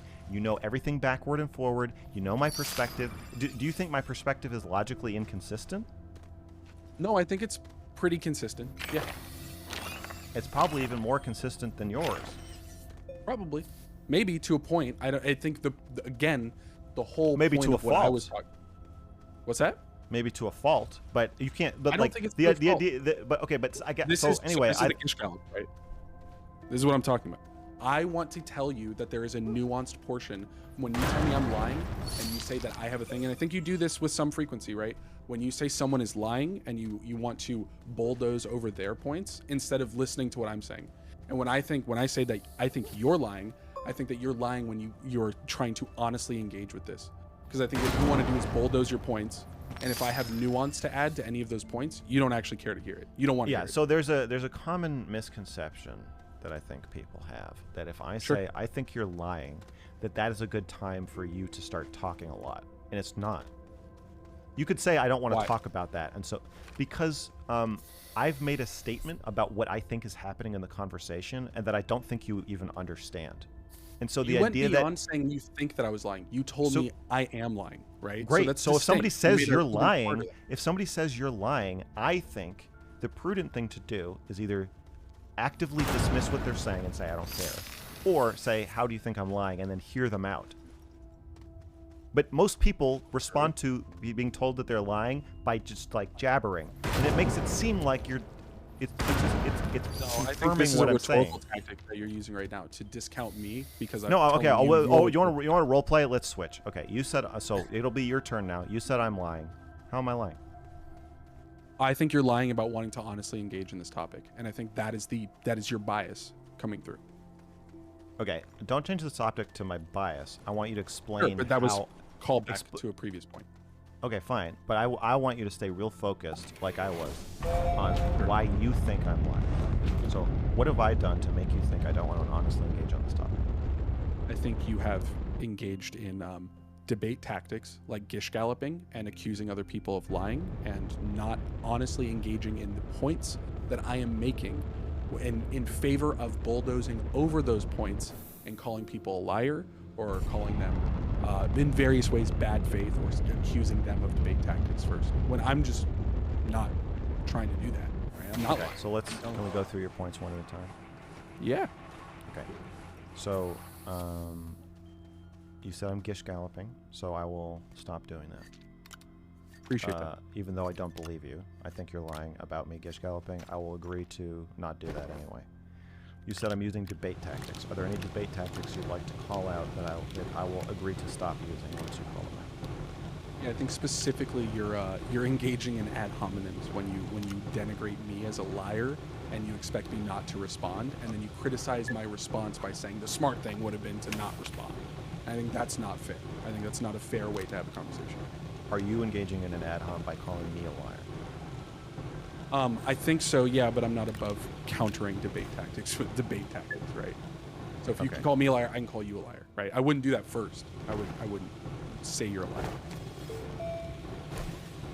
Okay. I think that I would like to proceed with a level of ad homs that allows us to call each other, not liars, but to say that you are lying. I think that that's acceptable. Do you agree to this rule? Okay. Yeah, we can do that. That's fine. Okay. You said, what else did you say I'm doing? Oh, I'm not honestly engaging with. I'm not honestly engaging with your points. So I think we've established the rules of engagement. So what points do you think I'm not honestly engaging with, to the extent that I'm lying by not engaging with? Yeah.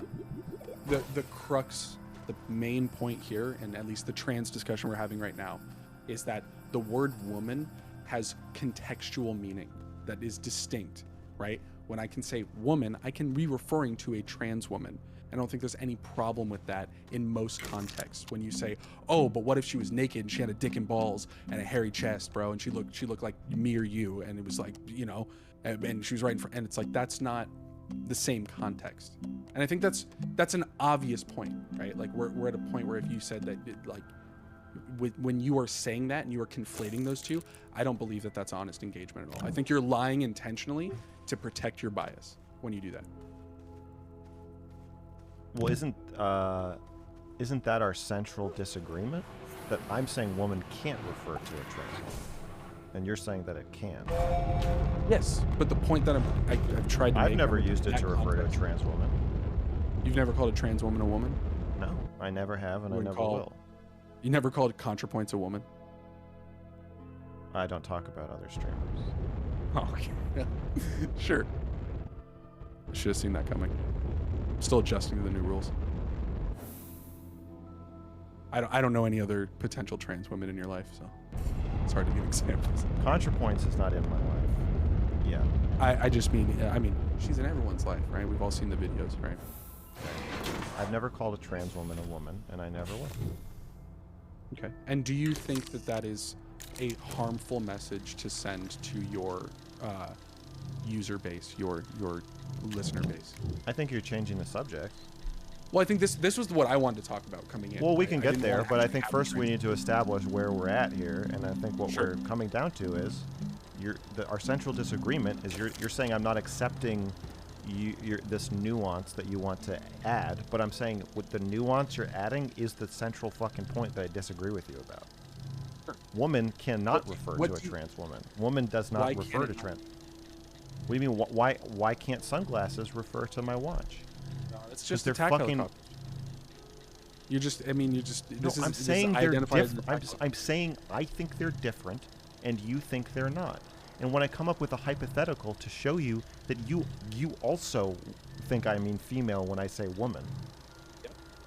Which I think most people do, and is a reasonable assumption. I think that's fine. Yeah, that is how words have meaning. When you say a word, I make a reasonable assumption about what word you're meaning. Like if you say fall is nice, fall can mean a few things, but I know which one you mean, and I make an assumption. Well, I do. I actually do. If you say fall is nice, if you're a native English speaker, I do know which word you mean.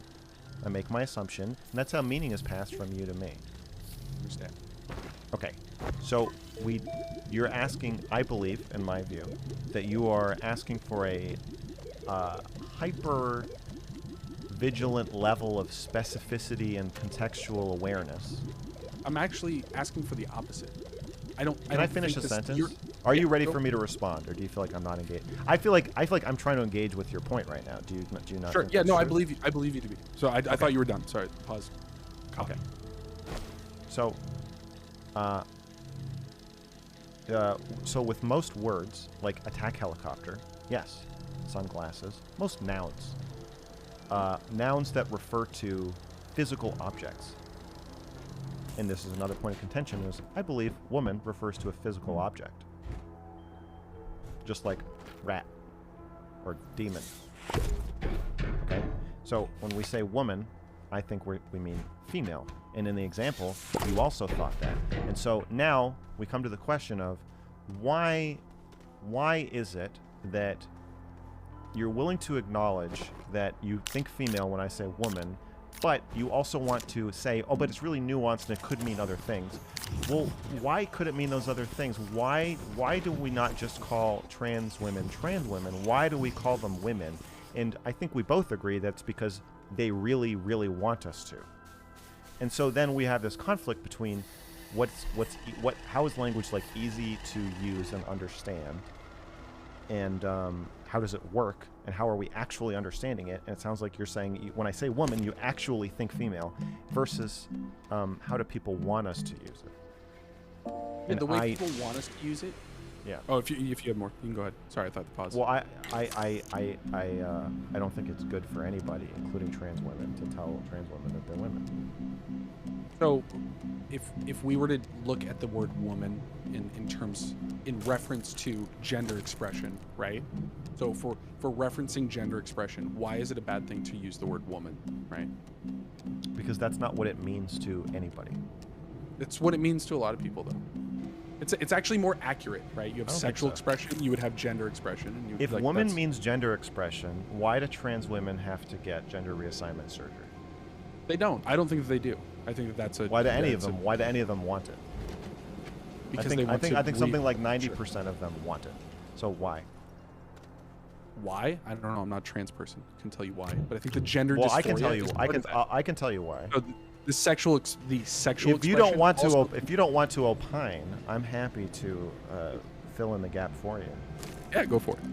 Well, it's because what you're saying isn't fucking true. Trans women do not want to occupy the social role of woman. They actually want to physically be the physical object of woman. That's why they do things to change their physical bodies.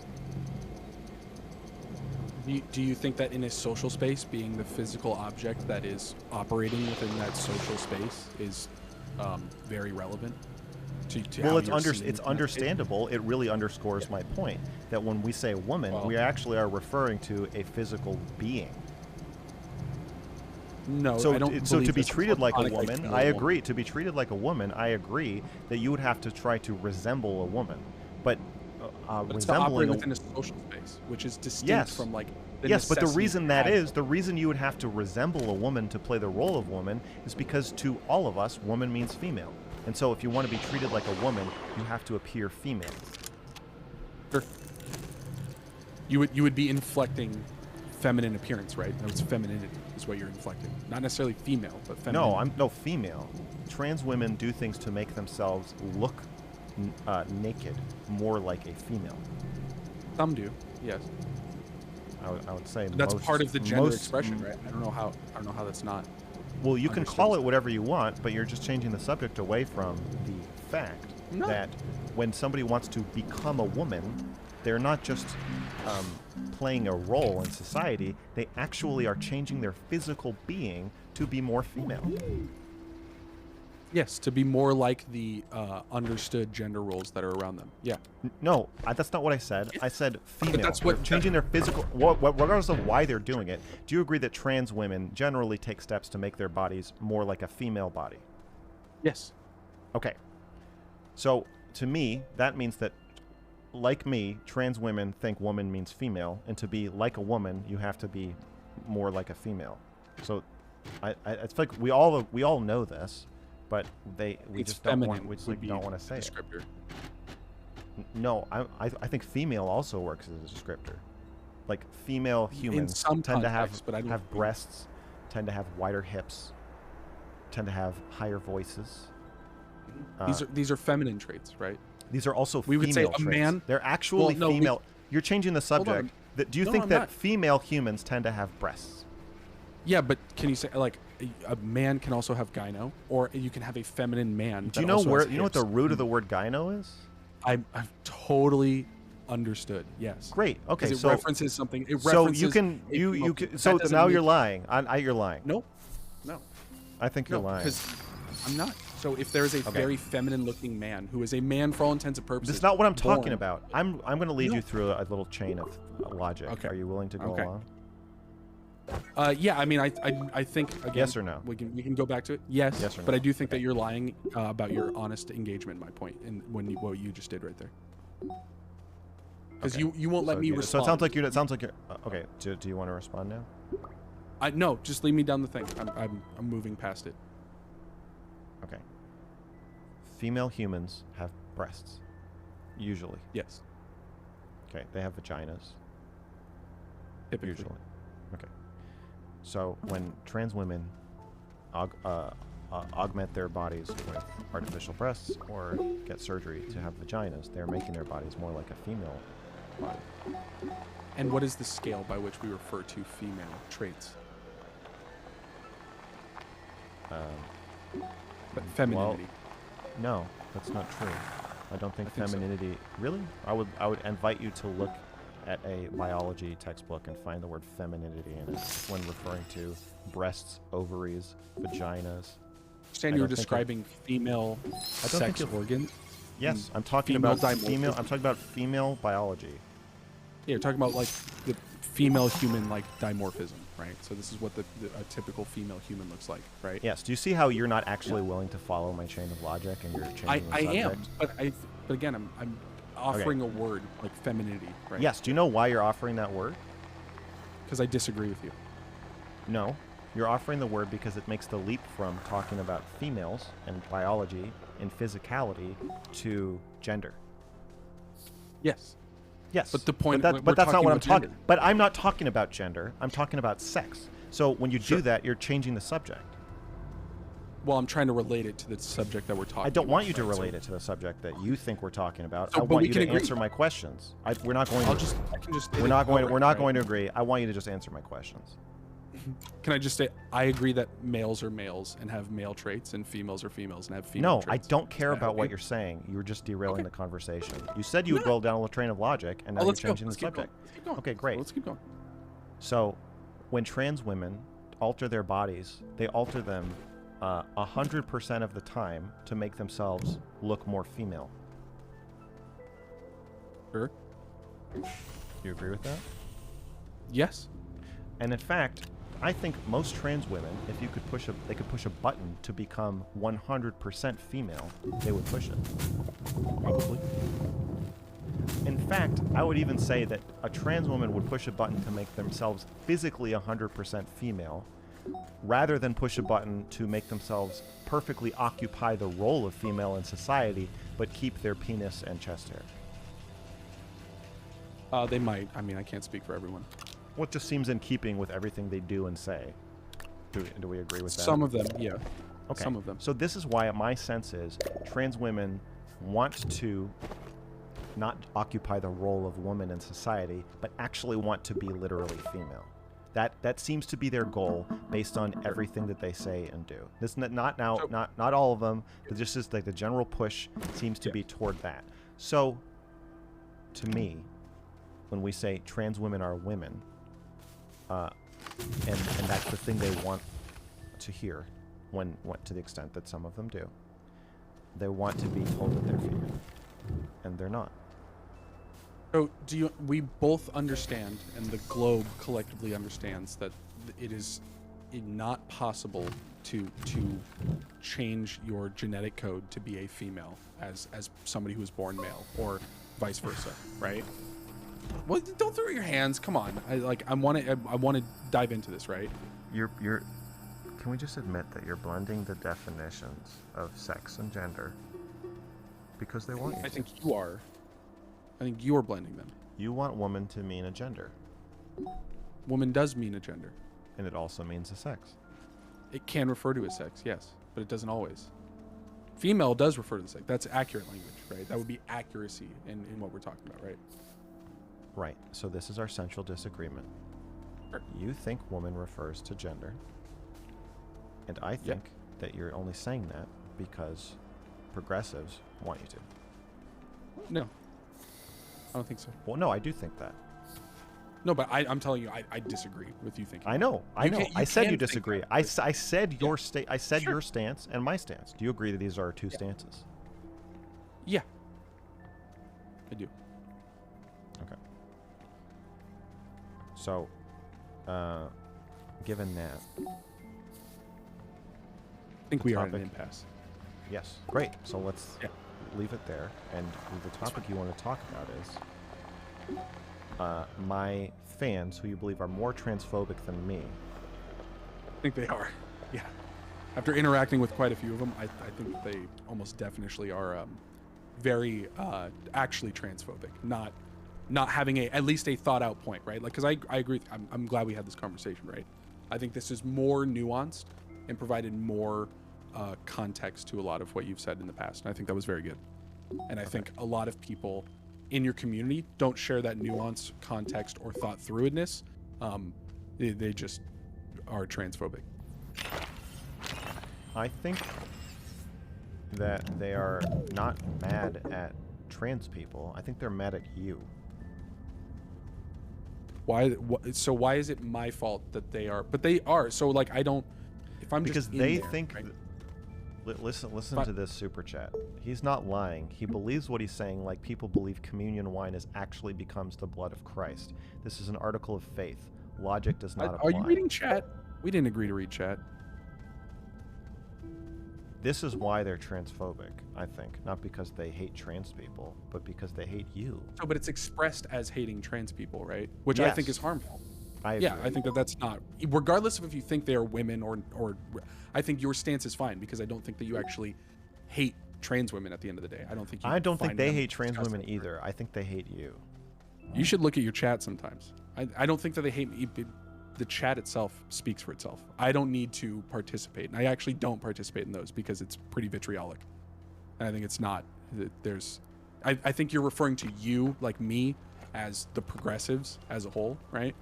But I'm like not a really woke leftist. Like I would consider myself progressive, but I think that I think these on sort this of issue ways- you're pretty progressive. I think I'm pretty progressive on this issue. I agree. Right. And so I'm saying that I don't think they're I agree it's expressed as lashing out at trans people, but I think a lot of the frustration is with not with people living as the opposite sex or wanting to be called a certain thing, but with the feeling of being gaslit. At least that's the part that I connect to. And like yeah, know I that's don't where you- oh yeah, so I don't want people to express that by lashing out at trans people. I don't think that makes any sense. So Also, I- trans people like have an explanation for why they're doing this. They're like, I experience gender dysphoria and I need this. I need your like psychological and emotional support in order to like feel good about myself. But why are you doing it? No, I understand your boundary issues with it, right? So my point though is like when your audience, again, like what I was saying, your audience will take a message that you're saying, right? Like this is why I think the question of race realism comes up with you on occasion, right? Is not that you really engage in this, but in general, this is the same like line, the same pattern of content ingestion, right? You will have a message. It can be very nuanced. It can be very balanced and thought through. And what the audience gets is trans people gross, right? And then they go trans people gross and invalid, and they take and they run with that.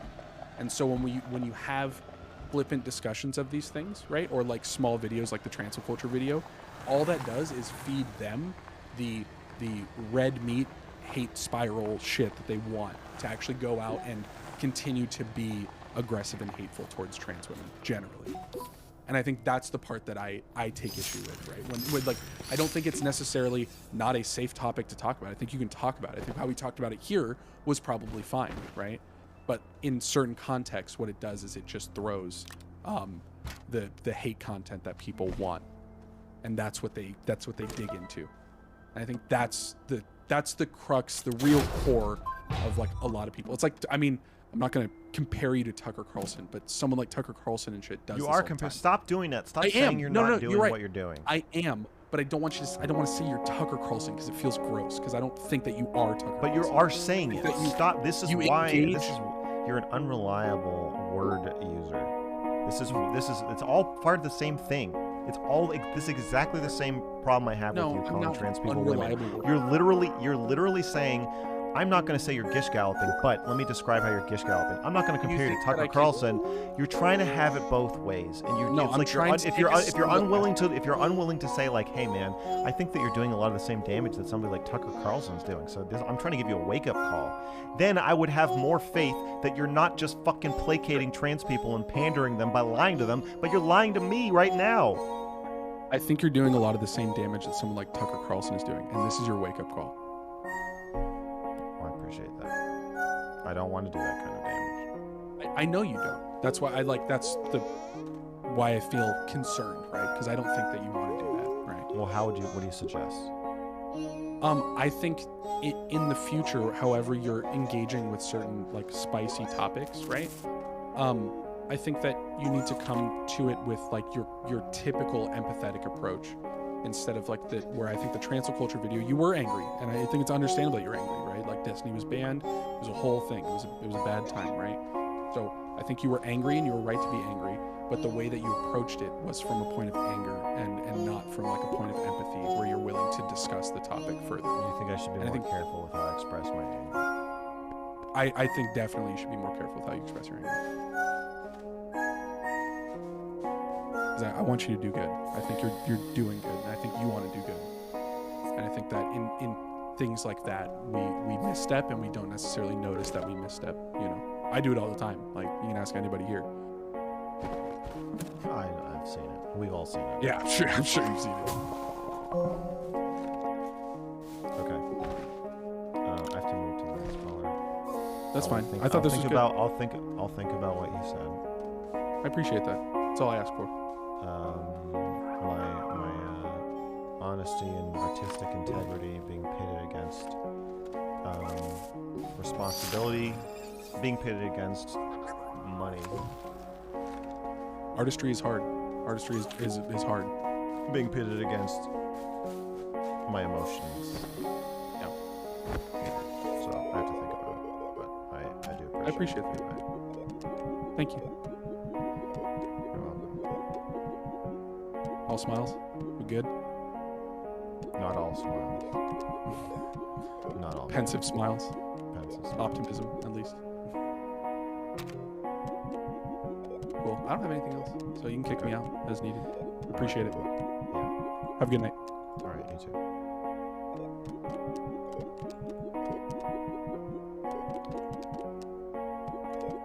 Wait, I kicked myself out. That's not good.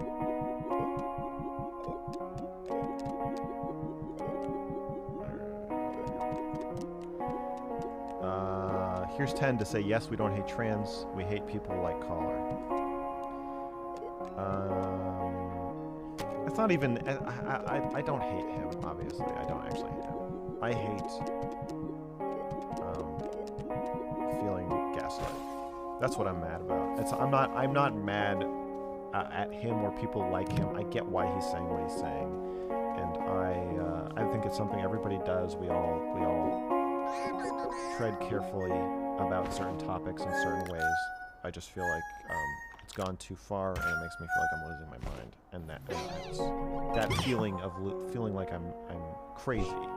That's what I hate. Spacesuit. Max, don't you have to understand? You don't have to lie about what you believe, or else people that don't believe what you believe will be... You have to lie about what you believe, or else people that don't believe what you believe will be emboldened. Lie for maximum compassion. It's the only way. Yeah, I mean... I think he's right to a certain extent that the bigger your platform is, the more of an impact it has when you just blurt stuff out. It's like it's kind of what I'm saying about talking about other creators. Like, there's stuff I'm comfortable saying about other creators, but I'm not comfortable with the effect that it has on them if I say it in front of so many people, and if I say it in a way where they see me saying it but they can't respond. So I just don't want to do that anymore, and so this is a similar thing I think he's getting at, where he's saying, I don't think he's saying to lie, I think he's saying to be careful. Because I'm having a greater effect than I realize, and a more negative effect than I realize. And so I will take it to heart. I understand, Space Zoo, that there is pressure from progressives, and especially on progressives, as ultimately I'm still a progressive, I think, or progressive leaning. There's pressure to lie, but I don't think that's what he's saying. I think he's saying be super nuanced. And while that can feel dishonest, I do want to be cognizant of the effect it has. I don't want to hurt trans people, and I definitely don't want to harm trans people, and I don't want to be seen as enabling it or encouraging it. But I also don't want to capitulate and lie. I don't want to lie. So yeah, I will have to wrestle with that.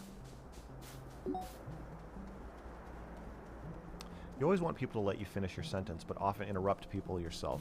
Yeah, I think that that's true. It's not. I'm fine with people interrupting me if they're interrupting me to finish my sentence. If you're interrupting me because you get where I'm going and you're like, okay, you're like, if I'd said, and I pull the person's pants down, what do you see? And he'd been like, I get where you're going. You can stop. I will concede this. I would think you meant female. But here's the counterpoint. That would be great. But when they're like, well, no, there's more nuance to it, then it's like, you're not interrupting me to get past what I'm saying. You're interrupting me to derail what I'm saying. So that's my experience of that, and yeah, maybe I'm just an asshole. I don't know. Hey, somebody's in a call. What's up? Hey there. How are we doing? Hello. today? Yeah. Yeah. We can all hear. Alright. I've got a couple of things. Some of which I think are going to be difficult. Others which I think will be pretty easy. Difficult meaning like I'm gonna freak out again? I don't want you to freak out. Am I gonna freak out? I don't know. I think it's going to be hard for you to answer. It's a difficult question to answer. Well, yeah, it's a like the way I see it. Like when I come into this, I think that you know I've got there's a foregone conclusion in my head. I don't know how you respond. Maybe I'm just crazy. Maybe I'm saying the wrong things. I've been wrong before. All right. But there's other things which I've got. Which All right, motherfucker. Let's get started. Okay. There's something easy. You said you don't want to speak to about streamers if they're not in the presence again. Correct. But like that seems very. It's like the whole around YouTube, like all the content spheres and stuff revolve around people and how they react to things and do it. And a lot of the time, some people will say things about other people, including you, perhaps, and you know, they won't be, you know, that they won't want to talk to you about it. Not talk to them then. Oh, if they want to talk to me, I'm saying I'm not going to talk about people when they're not there. I'll talk to people, sure. No, right. So, like, say, well, I guess you could. All right. Well, to be clear, so say someone says this Mr. Go, he's a piece of shit. I don't like him. You know, clearly an ist of all the bad varieties. And then you're like, hey, I want to chat to you about this. And they're just like, no, fuck you. You're racist. What do you? Yeah. Will you talk about this person? No. That's a strong stance to have. Okay. All right. Well, I'm not saying. I'm saying I don't want to harm people. psychologically. I'm not saying I don't want to harm people psychologically unless they fuck with me. I'm saying I just don't want to do it. I don't want to be part of this. Just because somebody does it to me doesn't mean I'm going to do it back to them. Wouldn't that just result in me doing it all the time immediately? Like, no, I don't want to be part of this dynamic that I think fucking ruins people, like, psychologically. I don't want to do it. What happens if someone was like, alright, this Mr. Girl guy is completely fucking off base about Dr. K. He's all wrong, his head's confused, and, you know, the opinions, you know, the people he brought into the thing is wrong. And then, like, you're like, hey, let's have a chat about this. And they're like, no. Fuck you. You're racist. I can address their points about Dr. K without talking about them. Like, if somebody changes the narrative about Dr. K and I feel like I need to combat their points, I can just argue with their points. I don't need to say anything about them. True. I guess that is true. I would even say it's preferable to do so. Perhaps, yes. Okay. All right. More difficult thing. So, all right. I guess sort of like going back a little while, you put out 2 videos about Shaylin and yourself. Is this a topic that you're willing to talk about? Shaylin's the only person I'm willing to talk about. Marvelous. The first one seemed like the first one where you're like taking you know, one of those dolls into your house. The camera angles were great. You know, masterful work in terms of the art. You had an argument with her. It looked to me a little bit performative. Is there like an element of sort of like performative art to these particular videos? Listen.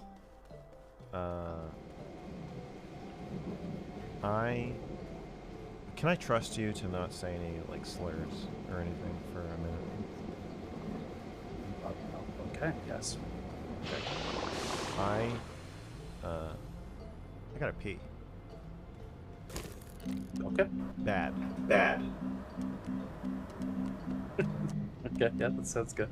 Yeah, all right, go do what you need to do.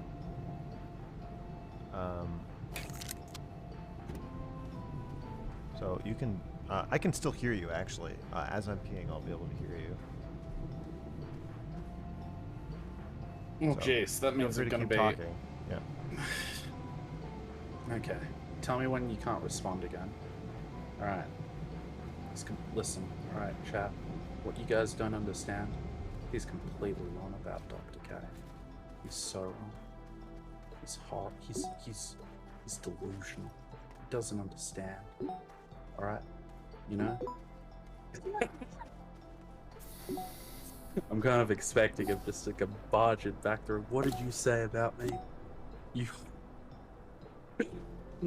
Oh dear. Oh, dirty talk.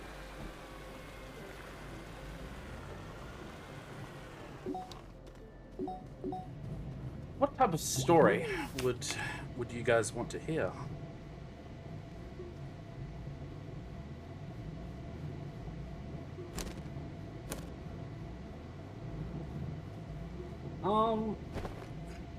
I don't know. For Max while he's away, I don't.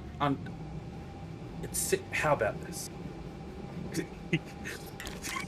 Oh, Jesus Christ. You should see the other guy. Oh, my God. Oh, wow. Oh, man. How did it go?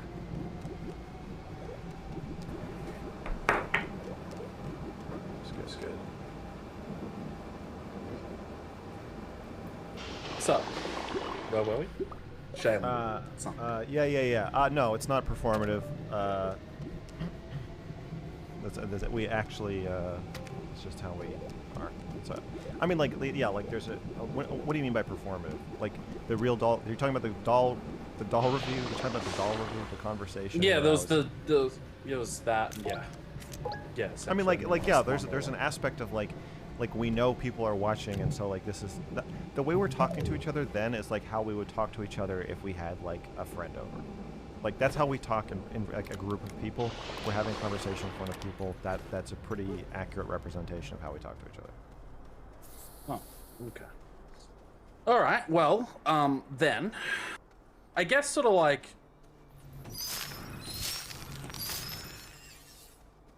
You, in my opinion, you brought up sort of like some very, you sort of like had something that you wanted Shaylin to do, which is you wanted Shaylin to regulate herself emotionally a little bit better. And on the other hand, you know, you sort of like wanted like your sexual desires you want from her and the other. And I guess sort of like my problem is that, well, I feel it's sort of like to sort of bring these two things together on a live stream. It sort of feels toxic. It's like the best word I can put forward to it. I feel as if like to get either A or B. Like so, like neither is inherently bad. That you want to sort of like everyone's got sexual desires.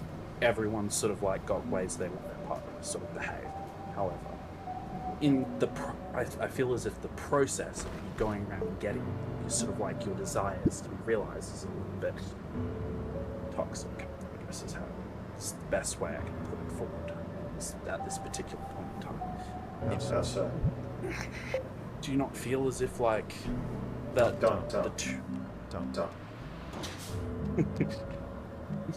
All right. I guess then.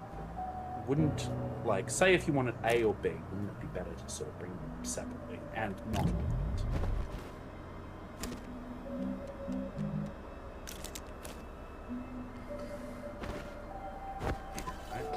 say you wanted, I don't know. You say you wanted Shaylin to look after you better. And bed. And B, you wanted her to sort of like act in a certain way around you. Wouldn't those two things be achieved better if it were not on camera?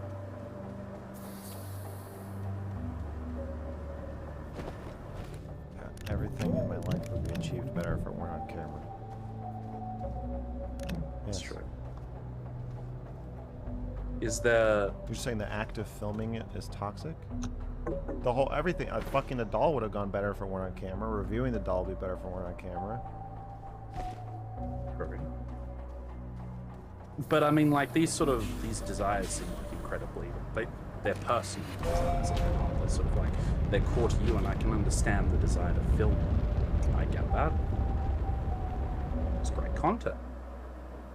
You great cinematography. But again, I feel as if I don't think that it was the best way to either fulfill any of your desires in such a way.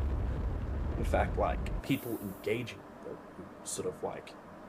Wait, what do you mean by not the best way? I got what I wanted. Everybody keeps. Does anybody know the name of this song? The song's called "You're My Real Doll." It's by Mr. Girl. So I got what I wanted. What do you mean it's not the best way? It was the best way, or it was a fine way. Yes, if I talked to her about it off camera, it would be better. My whole life would be better if it were off camera. That's like part of the deal, though. Sure. So I guess what I'm trying to say is that, is there in like some aspect like you're like almost sacrificing yourself and like your relationship for like enjoyment on YouTube in some sense? On some little aspect of it? Oh wait, people are saying that the mic of the close-up camera. Oh. Okay, fix it. Thank you for telling me that. Okay, sorry. Can you say that again? I guess in some sense you're like sacrificing yourself and Shaylin. Like a little bit. Mostly sacrificing Shaylin, yeah. Okay. But she's sacrificing herself. I mean, she like It's not, what is your point? Why are you saying this? You're saying it's upsetting for you to watch? Well, yeah, in some like, well, if someone it's not necessarily it's a little bit upsetting, you know, in the same way you sort of go, well, I wouldn't handle it like that, but you know, I guess that's in some aspects it is a little bit upsetting, but you know, it's your life. I mean, you know, most of these things should be, you know, sort of the purview of the you know the two parties involved, but it's on the internet, so it's a little It's not like she didn't know she was in the fucking video. She consented. Next issue. Okay, fine, Dr. K. Finally. All right, this is a lot easier because like,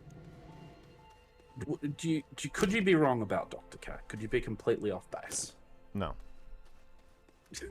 There is in all the worlds.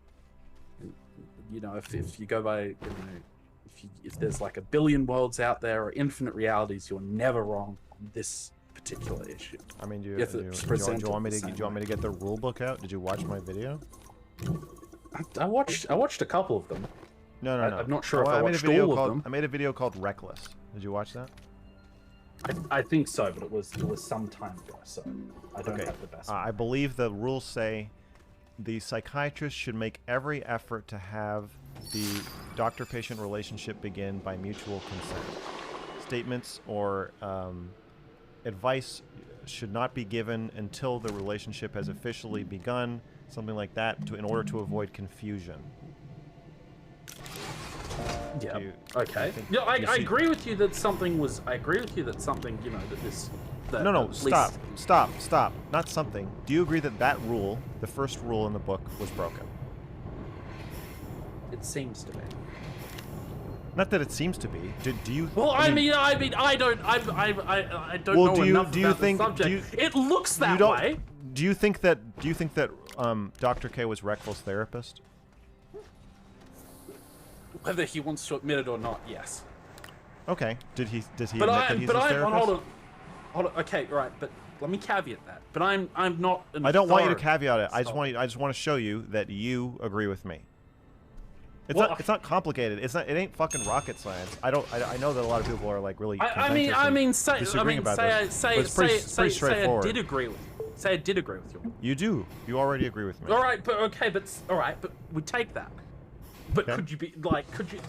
Could you be wrong about this topic? Still a pertinent question. Is there some Okay, so the question there's two things I could be wrong about. Am I wrong about the rule being that your patients have to know that they're your patients and they have to be like actually do like an intake thing into your practice and they have to actually officially be your patients?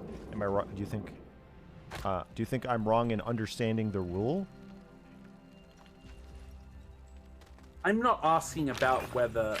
There's two things I could be wrong about. Wrong. I don't want you to. I don't want you to clarify. I don't want you to clarify. I already said no, and then you're asking me why, and now I'm answering why. Okay. There's two things that I could be wrong about. One is the rule actually that you can't give medical advice to somebody who's not your patient? Is that really the rule? Well, the ethics manual spells it out really clearly. Do you want me to get it and read it to you? You don't have to do that. But you believe me that it spells out really clearly that all efforts should be made to avoid making people think they're your patient if they're not? Yes. I believe you. Okay, so do you think, is there any world that I'm wrong that is the rule when it is spelled out very clearly and we have confirmation from every expert I've ever asked, yes, this is actually the rule? Okay. So we're clear on that. Okay. So the only other thing I could be wrong about is, was there confusion about whether Reckful was Dr. K's patient? That's the thing. Now we're focusing. Could I be wrong about that? Do you remember Dr. K saying to Reckful, I don't know if I'm your doctor or your friend? Yes. Okay. So do we agree that that violates the rule of providing confusion instead of clarity? Do we agree that breaks the rule? Isn't that an attempt to provide clarity? No, that statement does not provide clarity. It actually it is an confusion. attempt to get clarity. I agree with you. I agree that it does. Oh, okay. So are you insinuating that the responsibility of clarifying the doctor-patient relationship falls on the patient? No. Do you think that there's any chance that the APA believes that it is the patient's job to clarify the doctor-patient relationship, and that the doctor should make a statement like, I don't know what our relationship is, and then look to the patient to clarify it? Do you think that that's their stance? I don't know their stance, but I would garner, I would agree that, I think that they're probably, they're not going to look favorably on Dr. K. I'm not saying they're not. I just, yes or no. Do you think that's their stance? Okay, can you just rephrase the question for me, if that's okay? Do you think the APA believes that it is up to the patient to define the doctor-patient relationship, or the doctor? I would guess the doctor. I think that's a great guess, and that's what it says in the fucking guidelines too. So that was a good guess. Okay. So now, Right, now so back to we've your es- original, so- back to your original statement. Now we're starting to do a little mental gymnastics. And I feel like a lot of my content has become about explaining to people what is happening in conversations. So you're saying, is it an attempt to clarify the relationship if you say something like, I don't know if I'm your doctor or your friend? The answer is no, that's not an attempt to clarify the relationship. In order to clarify the relationship, the only things you can say are, I am not your friend, Reckful, I'm your doctor. Or, I'm not your doctor, Reckful, I'm your friend. Anything you say other than those two things on the topic is actually providing more confusion. Okay, so this isn't my stance that it was or wasn't like. Well, it's also irrelevant. But I agree with you. Even if you were at that point trying to clarify the relationship, do we agree that that's already 5 sessions in? Yeah, I agree with you. Okay, All so no, so there's zero ways that I'm wrong about this. It's 100% correct. I'm 100% correct. Every expert I've asked about this has confirmed it to me. Okay. It's just so that's it. It's so he's we've got breaking the A, rules. we've got B, all right? Okay. But now there's C, that he died. Okay. So where do you think that Dr. K falls in to this whole like Reckful? Where do you think Dr. K falls? Reckful, he roadblocks himself. What's Dr. K's role in that? It's a hard question. I think Dr. K is somewhat culpable in Reckful's death because he offered Reckful help. He told Reckful, he made it explicit that Reckful needed therapy, and then he said, well, let's get into this. Let's start meeting weekly sessions. In my mind, that is him establishing himself as his therapist. If at best he said, you either need to go to therapy or you need to do this with me. So either he's offering him therapy or semi-therapy to avoid liability, which I believe is what he's doing. And he says, I could get sued if somebody kills themselves after talking to me, because he's acknowledging his own liability when he says that. So he makes it pretty clear that that's what he's doing. He's just trying to have it both ways, which the rule explicitly is designed to prevent. And then he did this for a couple months, and then a few months later, Reckful killed himself. So, yeah, that's culpability. I wouldn't say it's his fault 100%, but yeah. His job was to stop Reckful from doing that, and he broke the most fundamental rules that are in place to protect the patient. This is the thing that all the rules are there to protect the patient from this exact thing of being exploited and being used and being caught in a relationship where they're being exploited in order to so that the practitioner can force the patient to take care of themselves and exploit them for their own purposes, and then the patient is discarded when the practitioner no longer has use. In this case, i.e., he siphoned the subscribers he was going to get from him, and then he died. That's the worst case scenario. So if anybody's culpable for the psychological spiraling of a patient after malpractice, then Dr. K is 100%.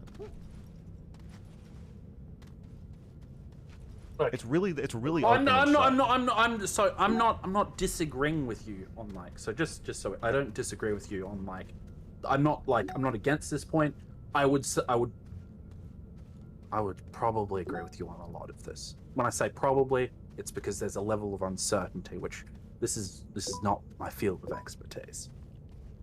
So It that's where it the doesn't have problem. to be. You can just But read it the rules. looks sure, and that's what. So that's what. But that's sort of like the uncertainty there. That's the mine. uncertainty. The uncertainty is not coming from the rules or from your evaluation of the conduct. Your uncertainty is coming from hundreds of thousands of people standing by and applauding it. That's why you're uncertain. No, you're being gaslit. No, I don't know. Well, if everybody agreed that if everybody agreed that this was unethical, Dr. K lost his license. He came out and apologized and said, you know, I really fucked this up. If he apologized? No, if he shut the fuck up. and... Shut up. Shut up. Reckful's family sued Dr. K, as they should, and got, you know, millions of dollars from him. If all those things happened, you wouldn't be on here saying, like, well, is it possible that you're wrong? You're only saying that because of the social environment of watching everybody applaud this person who did this and is still doing these horrible things. That's why it's confusing. Well, what I would say to that is that in that scenario you outlined, I mean, you had Dr. K admit his own fault. He got he was brought before I'm just saying, all the forces that are they... acting on your ability to like accurately assess the situation are social forces. I'm saying if you were to remove those social forces, I really doubt you would be the lone person saying, oh, well, I think what Dr. K did was okay. I think it's just confusing to have so many people like gaslighting you. I think you're, in some sense, you're infantizing me, or whatever the word is, and you're saying that infantilizing. Thank you. It's a very good word. I'm very proud of you for using it. Thank you. I appreciate that. I also think that you're assuming that I'm not an expert. I try my hardest to sort of be my own person and sort of not base what I think based on what other people think. Gets me into a lot of hot water. Okay. But so when I say this, I'm trying to say that, look, you know, I just think your assessment of me is off. My original point, however, there was something about Dr. K, and I've just been ripped off by.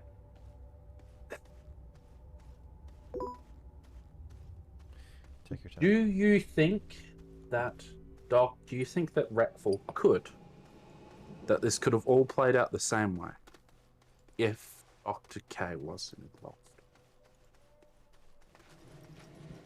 Or that Reckful would have killed himself anyway? Yeah, say plus or minus a month, that it would have that could have been the same result. Yeah, it's totally possible. Okay. I would even say likely.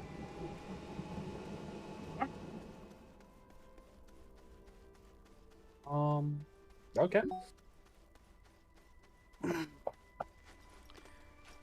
But that doesn't matter.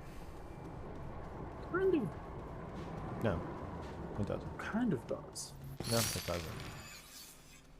I think one speaks to the ability to sort of say, well... No, the entire framing, the implication of that is completely fucking bonkers. Suicidal people who are, or like a cancer patient, or somebody, if let's say, okay, if you have pneumonia... The framing could be fucked up. I agree. Yeah, your framing is fucked up. So when I was like 25, I got pneumonia. I never had pneumonia before. So I had a fever, and I took ibuprofen, and my fever broke, and then I went to bed, and I woke up the next morning, and my temperature was so high I couldn't remember my own name. And then I took ibuprofen again, my fever broke, and then I felt better, and then later that night, my fever came back. And it was like 3 or 4 rounds of this, and I was like, wow, I'm just not getting better. So I went to the doctor, and they X-rayed my lungs, and they were like, you have pneumonia. You just need antibiotics. So they gave me some penicillin or whatever, and then I got better. So I was gonna die, probably eventually, or could have, right? If I just never did anything about it. My fever was, I was like 103 or something. Like, I could have just died. Now, if I went to see the equivalent of Dr. K, and he was like, oh, this is a perfect time for me to, like, make money off of you and study what happens if you don't actually give somebody treatment. You give them a placebo. we just want to see what happens with your untreated pneumonia. And then I die, and then he gets sued for malpractice or whatever. Some Mr. Girl comes along and says, hey, this was wrong. And then you say, well, he was going to die anyway. Like, the profession of psychiatry is there to help people who are going to die anyway from help them not die by fucking taking care of them. Not by exploiting them, but by actually providing care and helping them. And there are rules in place to make sure that these people who are doomed get help, and to prevent the practitioner from acting in their own best interest and sacrificing these people for their own selfish reasons along the way. Dr. K broke those rules, and then he died. So if he was gonna, it don't say much about Dr. K's professionalism or abilities to say, well, the same thing would have happened without your intervention. Like, yeah, that maybe so. That's kind of the problem. I think sort of like more or less to be it. Some people sort of like take a view when they approach a subject, and they can get this unshakable view that this is what's happened. This is the only way it's happened. There is nothing but this particular way that it could happen. And when you sort of like we're talking about. No, sure, but you're not letting me finish. And so like when I sort of like ask you these questions, what I'm trying to sort of like get at is that is there any doubt in your mind that there could be things you don't know? There could be things that perhaps could this have happened in any other way? No, because the rules, there's no way to secretly comply with these rules but make it seem like you're breaking them in public. It seems pretty, like, as I said, like, I agree with you. It seems the rules are designed to be cut and dry, so because it's a nuanced, complex thing, they're designed to be so that they're very thoroughly laid out, so you can very fully evaluate whether they've been broken. Usually, I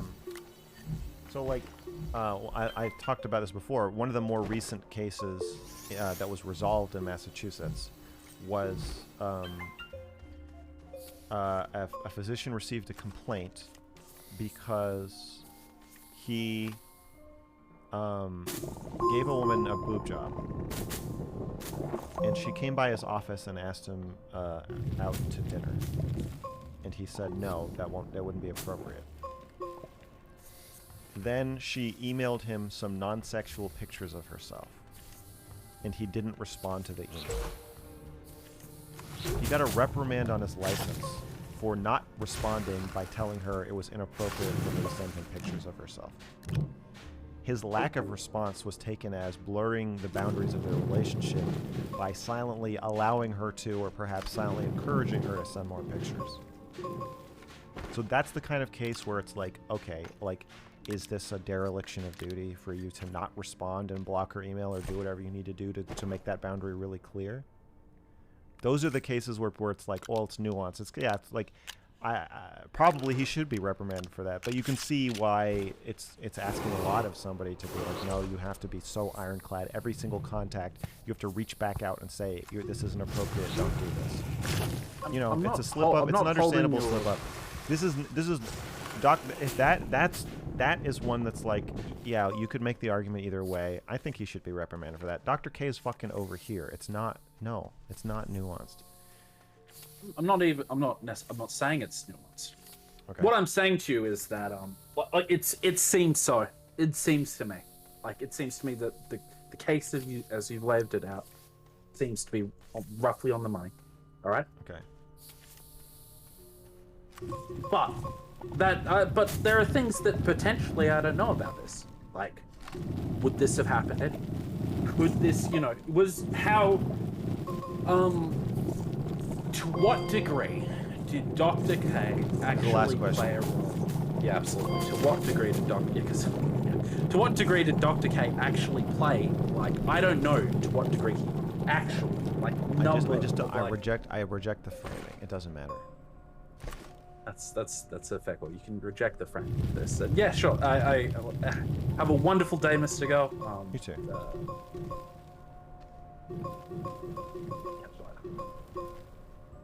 Thank you for calling.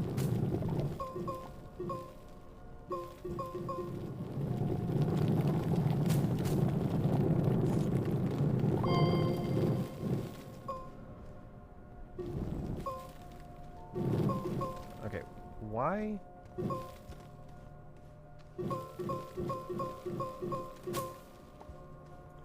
Can you guys can't hear this when I play this intro?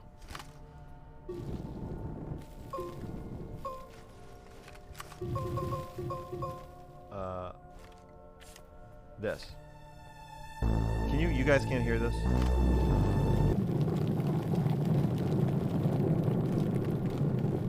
Hello. Hello. I'm trying to fix. What's wrong? Something. My intro. People can't hear my intro when it's playing, but I don't understand why. Because it says it's It says it's making sounds, but it's like not coming through. I saw the video. Right. You see the video, but there's no. Okay, and if I do it again... Oh, you can hear it? You can hear the music? Yeah, I muted the stream, so I can't really test for you. Oh.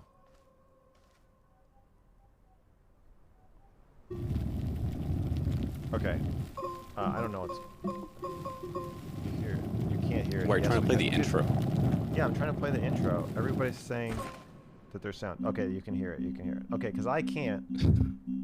Fuck. Nice. People were trolling you. No, God. No, I can't tell what's happening. All right. Hey. What's up? You tell me what's going on. So, not to beat a fucking dead horse. No pun intended. But yeah. Yeah. Jalen, Dr. K. Yeah, the old Mr. K. Oh. Call him Mr. K. Soon to be Mr. K. Right. Homeless ass, working at fucking standing outside Home Depot ass motherfucker, mowing somebody's lawn ass, trying to pay off that medical debt motherfucker, Mr. K. Yeah. Yeah. I mean, unfortunately, I don't know if that's gonna happen. Gonna be the case. He's probably a millionaire. He's got probably, quite a he's powerful. He's probably already set for life. Yeah. Okay. Unfortunately. And no, yeah, you know what? I don't want him to. I don't even want him to be poor. I just want him to stop hurting people. I wish Dr. K the best prosperity in the rest of his life. I hope he has enough money to retire with. I hope he sends his kids to whatever college they want to go to and eats 5-course gourmet meals for the rest of his life. I really, I wish him the best. I don't wish any harm on him. I just want him to fucking stop. That's all. Yeah. Yeah, that's I basically came in to talk about what specific, like the harm that he does. And I know you're very focused on like the ethics, the medical ethics of what he does, which I agree with you. I think that's pretty fucked up. Longtime healthy gamer, community member, but yeah, kind of. I left kind of. Like right before you came on the scene, pretty much. Okay. But for different, it's the ethics thing. Was always a kind of concern of mine. But the reason I left was completely different, and I think is the most harm that he does actually, which is that he's just a fucking like parasocial cult leader, basically. And I don't know if do you know what Munchausen's syndrome is? Yes. Yes. So I think like basically every single mental health, like big mental health community that at least I've experienced has that like rampant in it. And I think it's like heavily deters people from getting actual help. And I think the dangerous part about Healthy Gamer is that not only is that prevalent in that community, but you have this like incredibly charismatic, like, you know, whatever you want to call him, spec Dr. K, you know, shaman leader running the whole thing, which I think gives people even more incentive to not get actual help. Yeah, actual you know therapy. what Munchausen's by proxy is, right? Yes, but that's basically what I'm talking about. Yeah. Okay. Basically, like You he's. want to explain for our viewers in case somebody. Yeah, it's like you know, like people like self-diagnosing, like people like falsely diagnosing themselves, and I guess by proxy of like Dr. K and his streams. Basically, you know, you watch his streams, he explains how fucked up you are and how, you know, whatever methods he has to help you with that. And it's all in the context of like a, you know, a stream, like a YouTube video or a Twitch stream that you like continuously watch. And I feel like, I don't know, that cycle is like, at least that's what I felt trapped in personally. Just like, I felt like no one could really help me, and it was like, this is like the only guy I would like really understand my problems and, you know, through his methods be able to help me. I'm like, why would I talk to some like random normie fucking therapist, you know? Like, I know what's wrong with me. Dr. K knows what's wrong with me. Like, that's it. I feel like there are a lot of members in this community that exist like that, and I think that's, aside from the ethics thing, like the biggest harm that he causes is just running this huge community that he speaks so like strong. What's the fucking word? Like yeah, that he knows like all of the answers. Like he exudes this like I know I can, like I'm AoE healing. Like I know how to help everybody. Like I know the answers to help you. You know. Yeah, and I think that's like. I think the ethics is like important, but that's like not even close to like that the harm he causes by just being the figure he is and running this kind of community. I don't know. What do you think? Well, I think it's concerning. I think it's the most concerning. Well, I'm concerned about my community. Yeah, I think it's good that you stopped doing the Bison Confessions, honestly. It's getting a little sketchy. You could tell some people were calling in and they're like, Max, you know the answers. You're the only one that can help me. It's, yeah. Not good.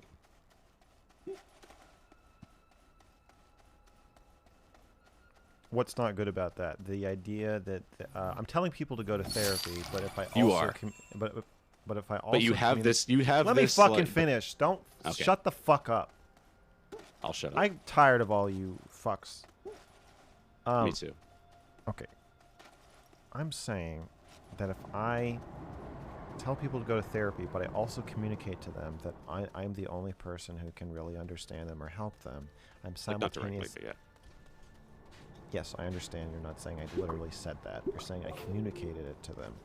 Yes. And so if I make people feel like I'm the only one who can understand them, it doesn't matter if I tell them to go to therapy, because I'm also telling them not to go to therapy. I'm telling them to just watch my streams, call into them, and give me their money. Exactly.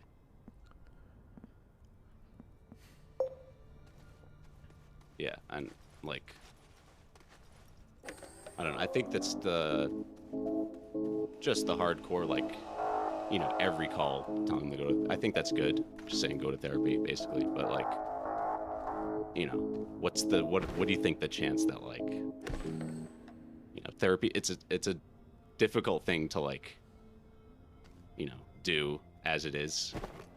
Yeah. And like when you have someone, you know, like I know people, you know, even like friends, it's just like, you know, you talk, if you can talk like enough of your feelings out with like just a friend, it's like that can almost sometimes convince you like, oh, maybe I don't need therapy. Maybe I just, you know, this friend can like hear me out, and they might, you know, when you might actually need to go see therapy and you have like serious problems, you know.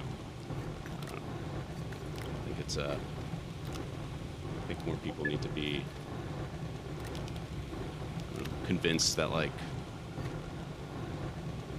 it's possibly damaging to exist in like just, you know, like these mental health communities where it might feel like you're getting help and people are like explaining your problems to you, but I think it's actually just damaging and just stopping you from getting actual help. And I think it's even worse when there's like a figurehead at the top who's you know, this is more criticism of Dr. K. I don't think you do nearly. Well, I want your criticism of me because we agree about Dr. K. So yeah. I think It that was- you I called mean, into I think you called in to criticize me. A little bit, but you don't. Well, You don't okay, do so the advice and reason I'm confessions anymore. The reason I'm screaming at you Why? is because you're defending me. Okay. All right. So I'll go hard. I don't want you well- to call. I don't want you to call in to criticize me, and then defend me. Okay. I'll criticize. Well, the thing is, you don't do advice and confessions anymore. So I'll criticize past Max. I want you to stop defending me, and I want you to Okay. say what your criticisms are. Are you willing All to right. do that? Are you I'm able to very do willing to do that. Yep.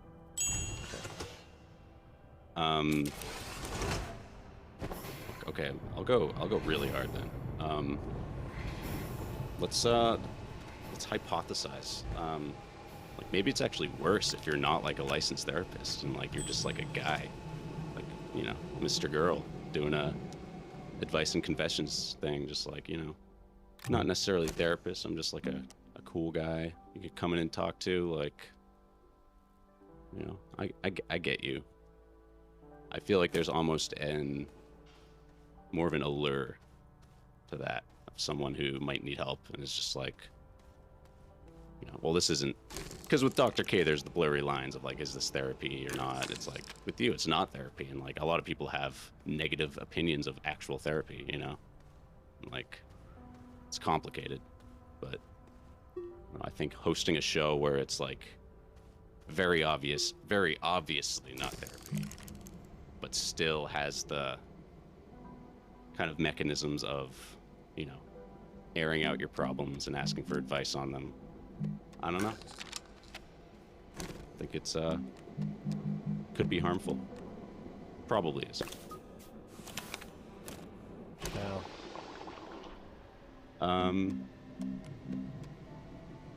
Because You're saying it prevents people from going to therapy. Yes.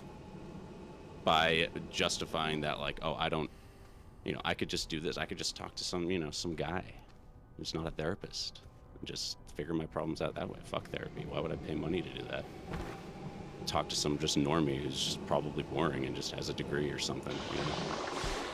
I think that's like the most damaging part of it. I think is like the personality aspect of it, because like, at least in the healthy gamer community, it's like people just want. At least for me, it's like, why I didn't get therapy. So it's like, I'm not gonna. What are the chances I'm gonna find like a Dr. K in therapy? It's like pretty fucking low. Thankfully low. Thankfully low, right? But yeah, not.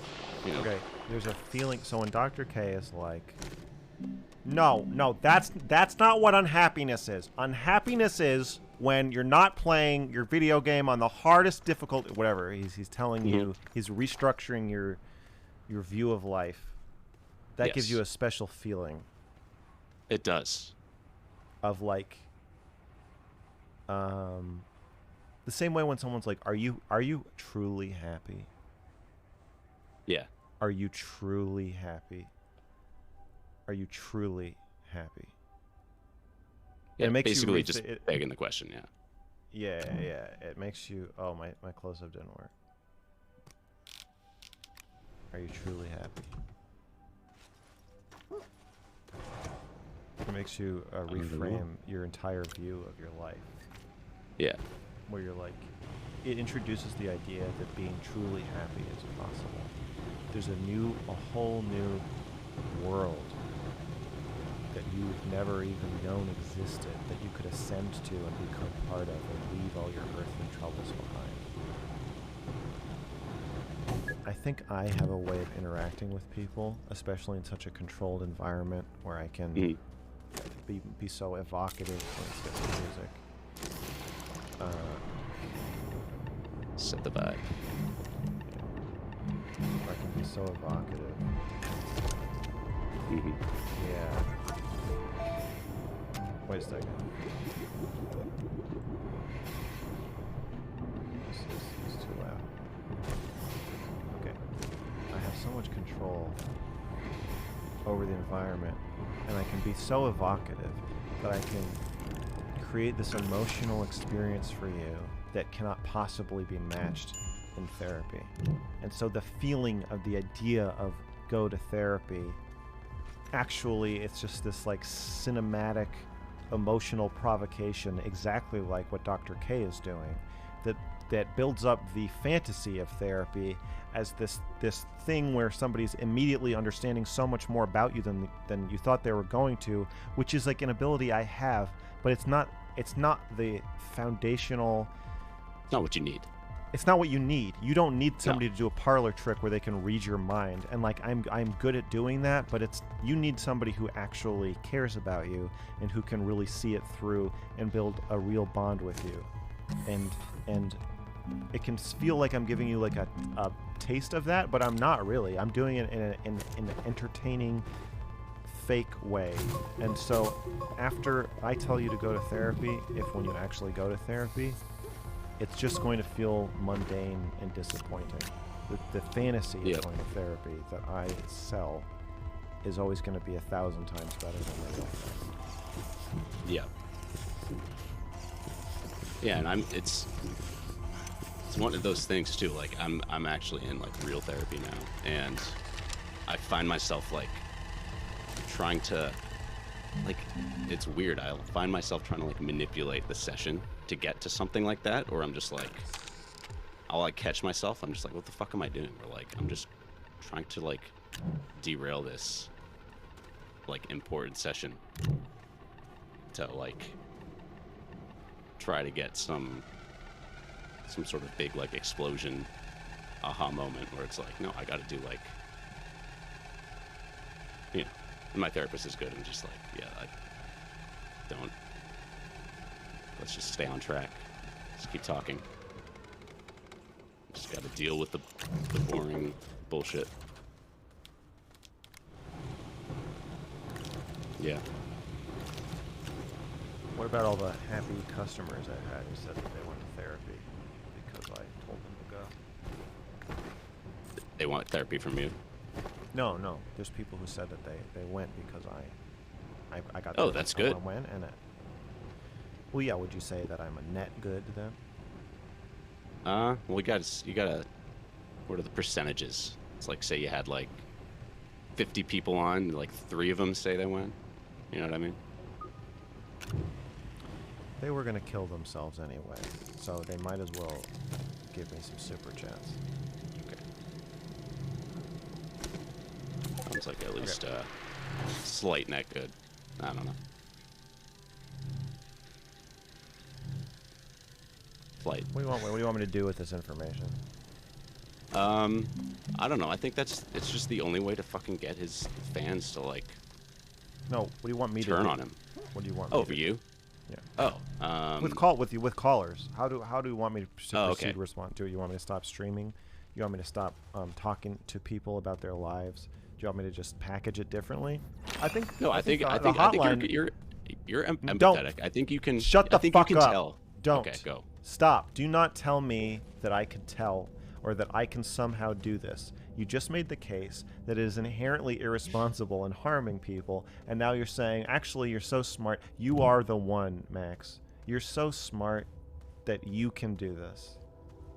What are you doing? Why would you negate your entire call? I thought you were trying to make me see something, and as soon as I see it, now you're telling me to just do it. So you're anyway? talking about doing advice and confessions again. So I'm saying in general, how should I proceed to not hurt people? I think if you get any indication, like I said, I know you're an empathetic guy. I think if you get an indication that someone's calling in because they have issues and they think that you can help them, like, you know, mental health related issues, I think just saying, I can't do this, you should go to therapy, and just not engage. Everybody's calling because they have mental health issues. It's true. Fuck. Including you. True. Yeah, but I'm not asking for advice. No, I am. This is Mr. Girl Hotline is advice and confessions, but for me. I just ask everybody for advice. Okay. Everybody comes in, they criticize me, and I say, what would you have me do instead? Right. He's deflecting to avoid conflict. That's what the chat is saying. I think they're right. They're probably right. Okay, so you need help. You need help with having conflict. That's why you're talking shit about Dr. K instead of me. I'm Talk a asking little shit about you. What are you talking about? I think it would maybe. Is it scary to you that I would change my streaming plans just because of your feedback? I mean, you did change your streaming plans. You stopped your like. That's not what I'm asking. I'm saying Okay. you call in and you tell me to change my streaming plans, and I actually listen to you. Is that disturbing to you somehow? No. I don't think so, at least. Well, I think it is. But what do you want me to do? Going forward. You're telling me to go by the seat of my pants and just empathize with people and just know when I'm hurting them is not gonna work. That doesn't. Okay. That's not. I don't think that's. I mean, like, I don't know. I think it's. I mean, is it not obvious when someone's calling in for like specifically for advice about their mental health?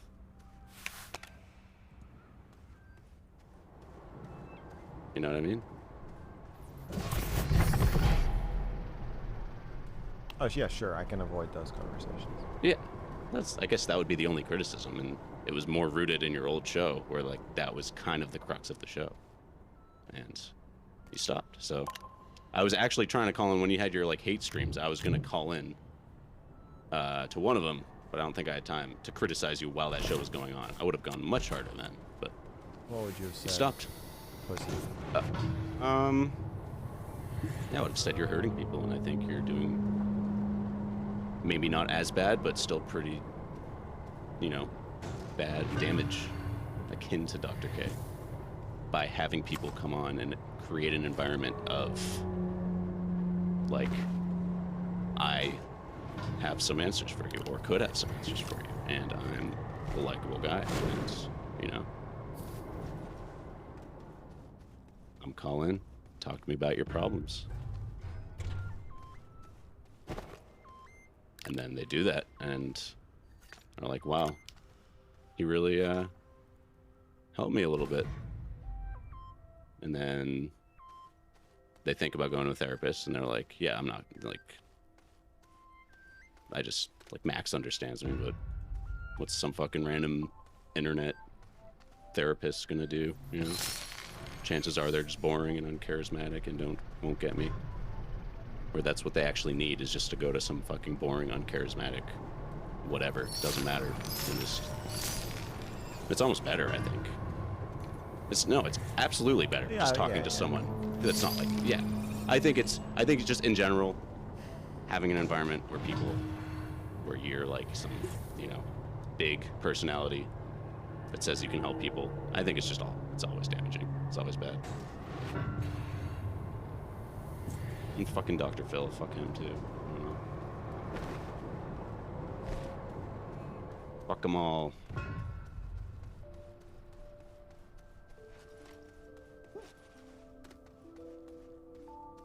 Yeah.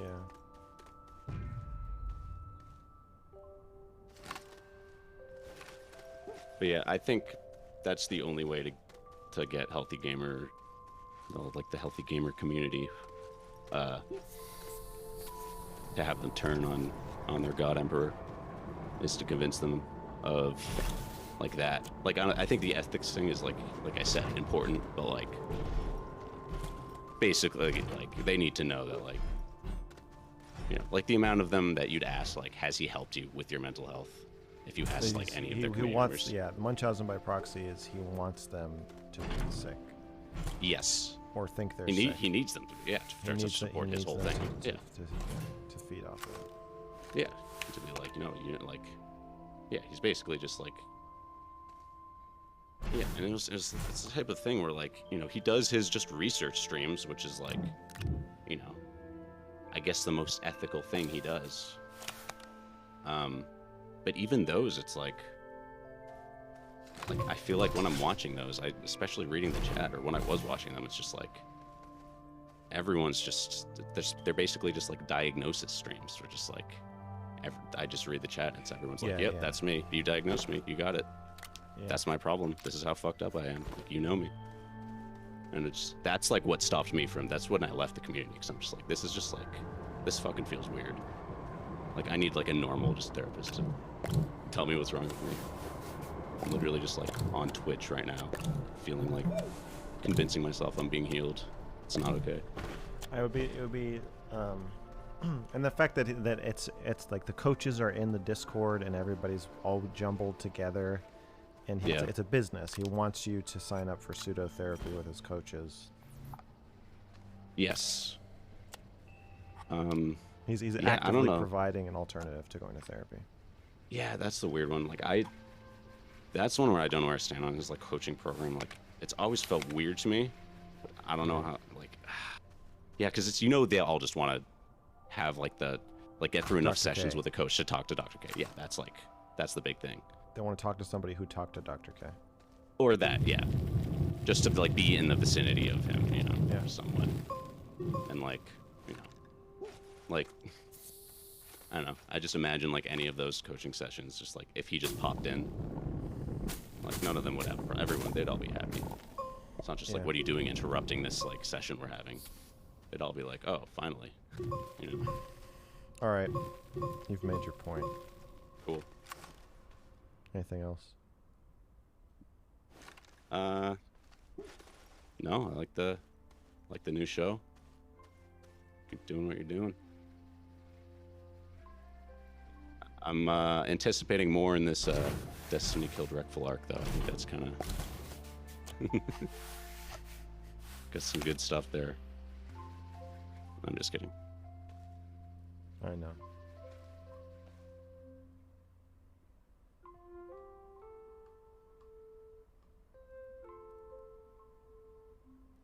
All right. Well, I appreciate the feedback. All right. See you, Mr. Girl.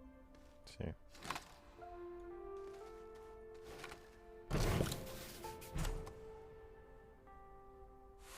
This is the Let's Tell Mr. Girl How He Should Talk to People stream.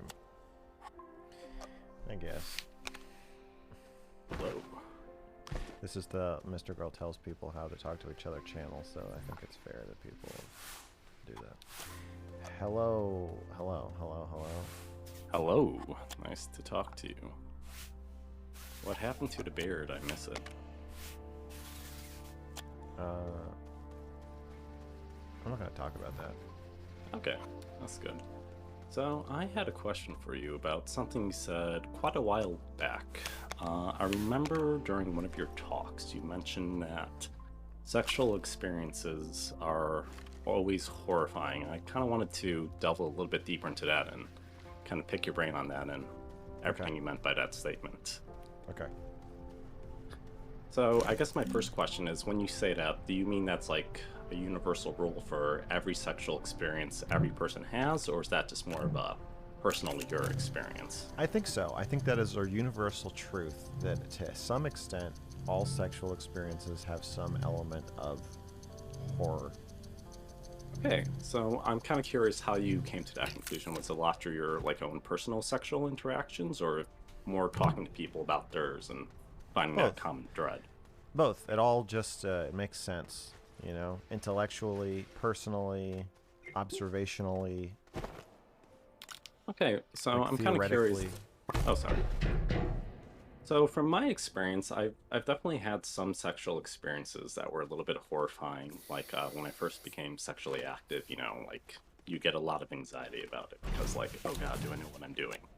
But I feel like over time and with the right partner, all that like uneasiness eventually went away. So I'm kind of curious why you think it still persists, even if like I wouldn't say so for myself. Well, I think I'm probably I think of myself as more attuned to the horrible underside of most things. And I think of normal people as not liking to hold that ambivalence. So like if I say all all sex has some element of coercion, and all rape has some element of consent. The normal thing to do is to divide everything into either rape or consensual sex. And Gotcha. The way I think doesn't really do that. So when would you say you first came to this like realization in your own life? Was like early on, or was this something that took like a little bit more introspection to finally come to? I was talking to a friend of mine who was in her early 20s and I was 18. And she said, she said sex is violent. And I was like, that's not true. And she was like, yes, it is. You're repeatedly stabbing somebody. That's one And way she of was putting like, it. she was like, it's inherently violent. And I got really, really upset because I didn't want to stab anybody. I didn't want to hurt anybody. I wanted to be nice and make women feel good. And I didn't want to hurt them. And I didn't want to hate them. Didn't want to be angry at them. But she was like, no, like, you know, you gotta stab them. You know? That's your body is a weapon. You gotta use it to stab women with. So, And like, she was being like, oh, sorry. Was she being like literal about this, or was Yes. she being like more tongue in cheek? Oh, okay. She was being a bit tongue in cheek when she saw how much it upset me. She seemed to think that was pretty funny, but she was like, are you delusional? Like it's inherently violent. Like she thought I was stupid for even questioning it. So I think that was probably the first time I was like, yeah, it is kind of fucked up to like go inside somebody else. She's right. Yeah, the stabbing interpretation, though, that's the first like I've ever heard of that. Like, because I don't know, stabbing usually is like creating a laceration or like an inherently painful process. But like inserting a penis, it's kind of like I guess calling like eating a hot dog stabbing yourself in the face. You know, it just seems a little extreme for that action. No, it would be like sticking a hot dog into your mouth 500 times. Would be like stabbing yourself in the face. So that was the first conversation that got you down that line of thought. What other conversations kind of expanded? Well, that I just think it resonated with me, and I was very uncomfortable that it resonated. Because part of me was like, she's right, and that was very uncomfortable for me. But I think the fact that it resonated so strongly, and that once I was like, oh, there's a woman who expects me to stab other women. Because every other woman I'd ever talked to about sex was like, men can be violent during sex, but you should try not to be. And so I had a very anti-violence, anti-horror, anti-bad feelings approach of like, sex can be really horrible if you're not careful. If you're careful, then it's nice. And she was the first person. She was the first person. She was the first person who was like, it's always horrible. That it's supposed to be horrible, and then it's supposed to be violent, and then that. So you're asking when I started thinking it. It's very clear from my reaction to her saying that, of being like really upset, that I already thought it then. I just didn't know I thought it till she told me. And when you had this conversation, were you sexually active at the time or not yet? Yeah, I was. Okay, so that resonated with you. Also based on your own personal experiences, it sounds like. No. Oh, no. Oh, okay. No, my personal experiences were like, I'm a nice guy, and I make women have a great time, and they feel good, and I feel good, and everybody feels safe, and it's really nice. That was my personal experience. Would you say when you're in a relationship for a longer amount of time, the amount of that horror decreases at all, or would you say it's a constant, or fluctuates, or even rises? I don't think there's a trend. It depends on the relationship. Okay. If you don't mind me asking, like, has there been a relationship where you had like the least amount of like sexual horror as opposed to like another one? I don't want to answer, but also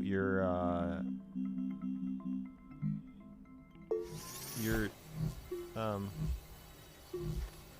you're taking a frame I have for how I see everything, and you're trying to say I'm only seeing it that way because of my own personal experience.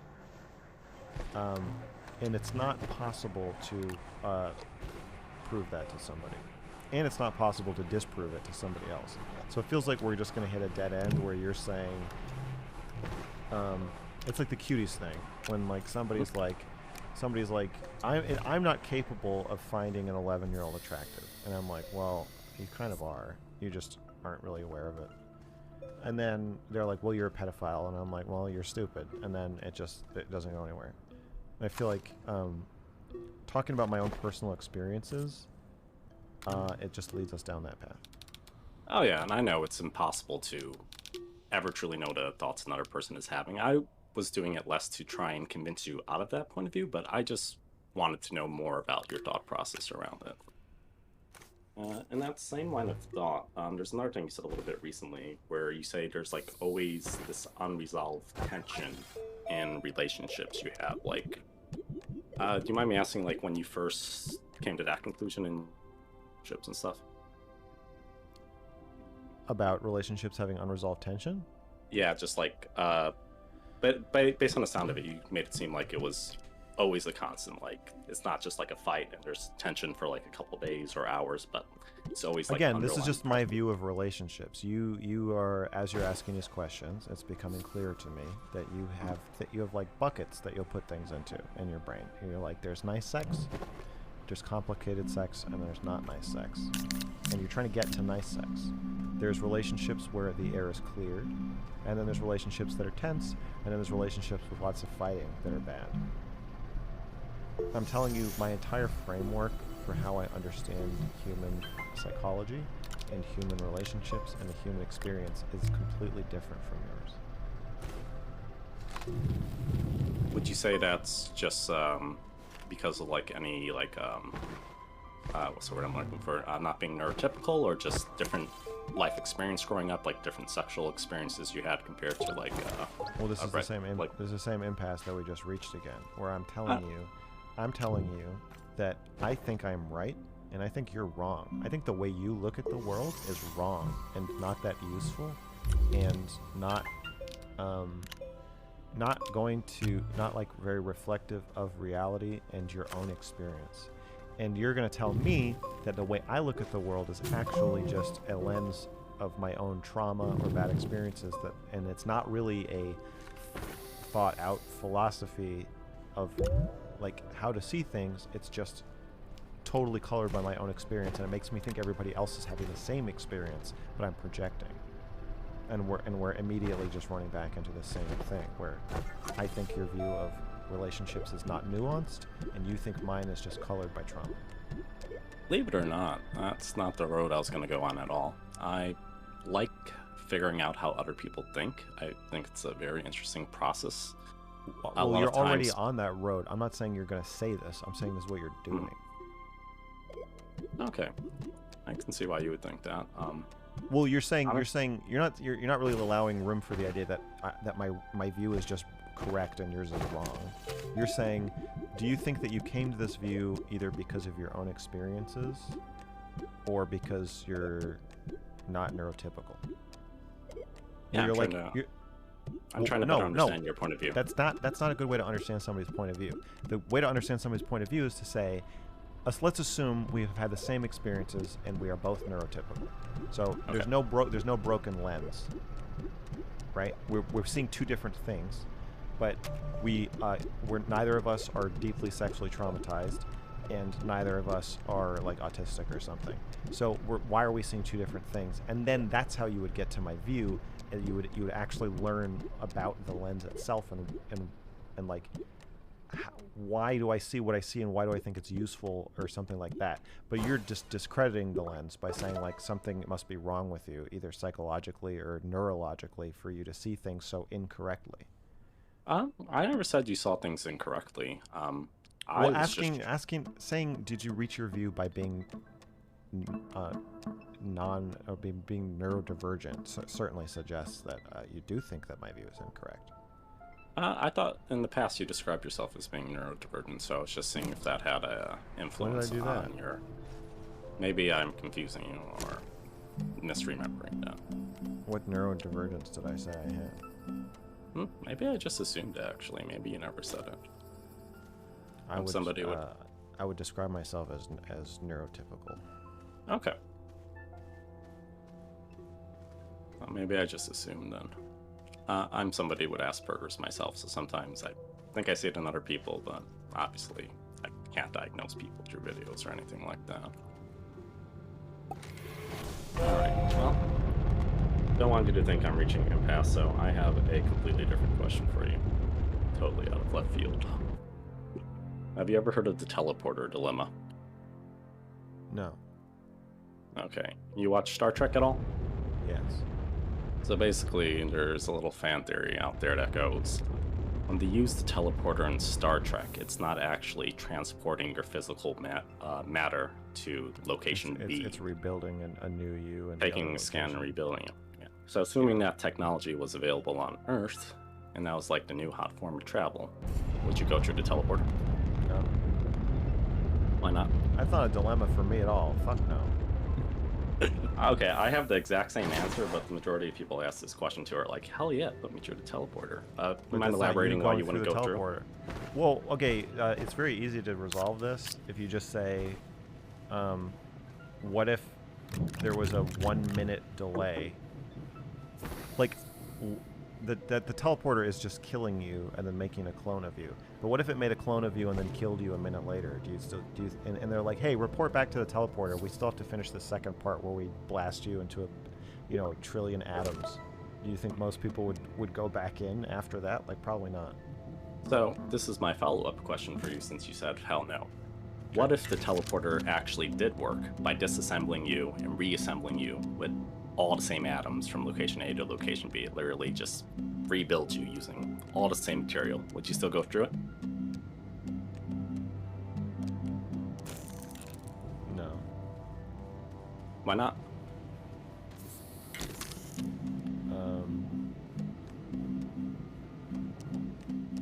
Because it's still killing you. Would you say it's the loss of consciousness that's acting as death in this case, even if it, let's say, was only for a few seconds?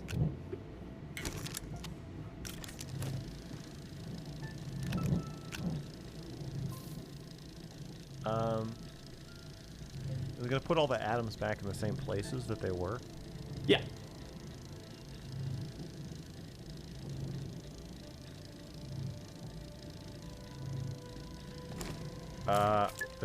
I guess my question is, am I gonna experience it as winking out of existence forever, and then there's a clone of me that thinks that they teleported, or is it gonna still be me? That's a little bit up to philosophy, but presumably, if it was using all the same matter and material, it wouldn't be a clone. It should still be me. It feels like it would still be me. So you might say like a zombified version of it if you want to get cryptic about it. I don't know if I would go through, but I guess, I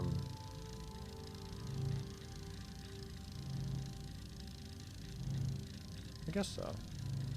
Okay, yeah, it's a little bit of a mindfuck there, because the way you answered it is usually the way I answer it. But when I think about that second part about using all the same atoms, it does kind of get places, then it feels like, okay, then it's still me.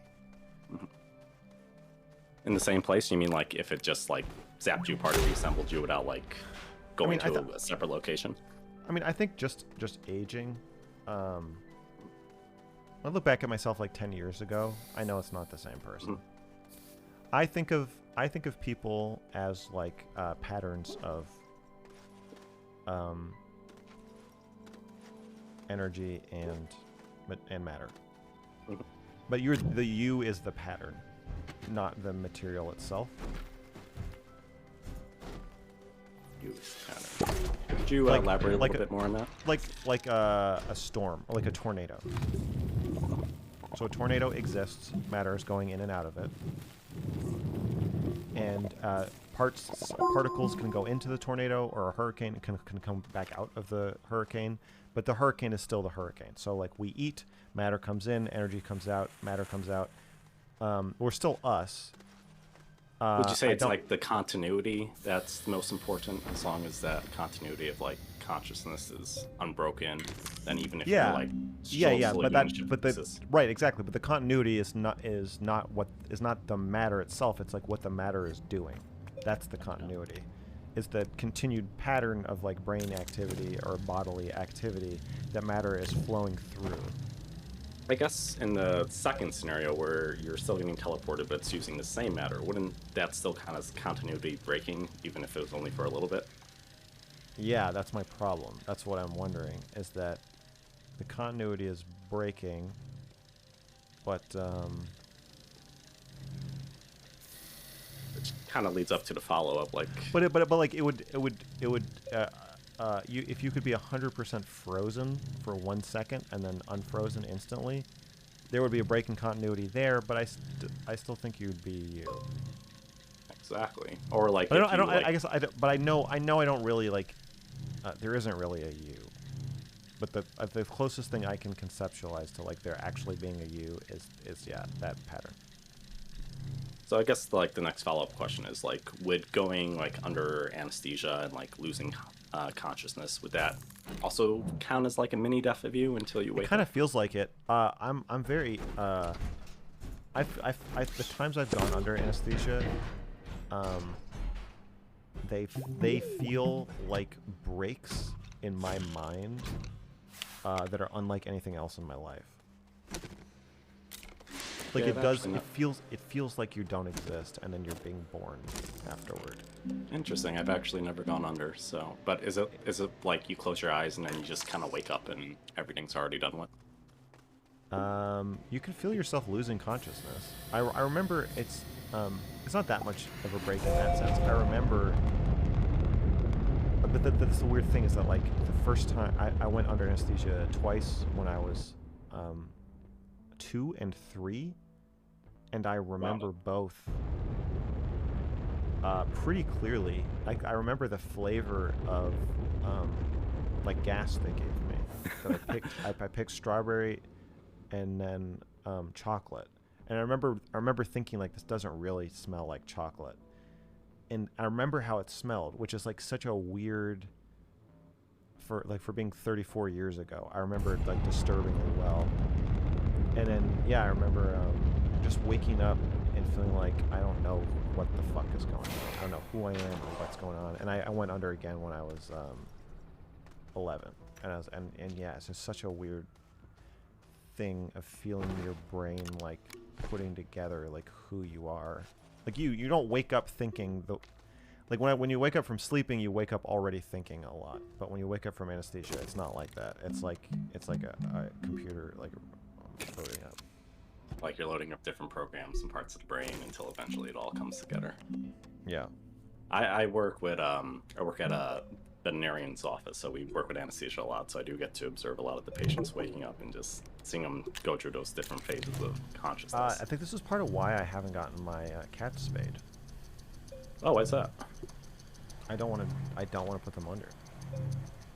Oh well, if it helps at all, assuming your cat's not like really old, spays are a very normal procedure, one of the most common most vets do. It's just something being normal don't mean shit to me. It freaks me out. but I'm anti-spaying animals. It does. They can gain a lot of weight after spaying, but it also does really drastically reduce their risk of breast cancer as well as pyometras and stuff like that. Sure, but I think it's wrong. Just to like take away the reproductive ability of an animal from that like point of view. I don't know. Just the idea of cutting out their organs because so that they won't be annoying to me. It just feels really weird. Yeah, it is kind of weird when you think about it like that. But I guess we eat animals on a societal level, so like yeah, but compared these are to my that. friends. These animals are my friends. Anyway, I've had them for 9 years and they're not spayed. Okay, yeah, they are a little bit older at that point. As long as they're indoor only, I guess, and not going out. It's torture to not spay them. get your cat spayed. It's more humane. It's really interesting. It helps them emotionally. No, okay, well, I can disagree with that one. Getting a boy cat neutered, always recommend that, just because a neutered male pee is very smelly and they can get really aggressive. But my cats can piss up a storm when they go into heat. They get pretty pissy. But yeah, female cats, they can actually get like a little bit of depression from getting spayed, and they do tend to gain a lot of weight since they use less energy and they got it, so the food goes farther. Right. Yeah. My Getting cats back- are very energetic. Always jumping around, climbing on stuff. The last time the vet saw them, he was like, "I think you made the right decision not to spay your cats." And I'm like, "You know what? Thank you." All right, kind of looping back to the original conversation we're having about the teleporter stuff. So you said continuity, you consider that to be the most important through line that connects your past you to your future self. So one more scenario with the teleporter. You can do scenario A, where it reassembles you using the exact same atoms, but there's a 30-second delay.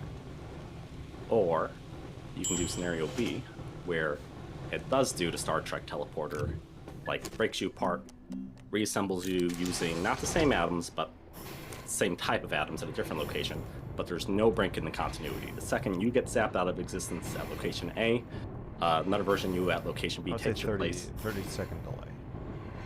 But wouldn't that go against your continuity argument? Yes, but it's still the same pattern being resumed.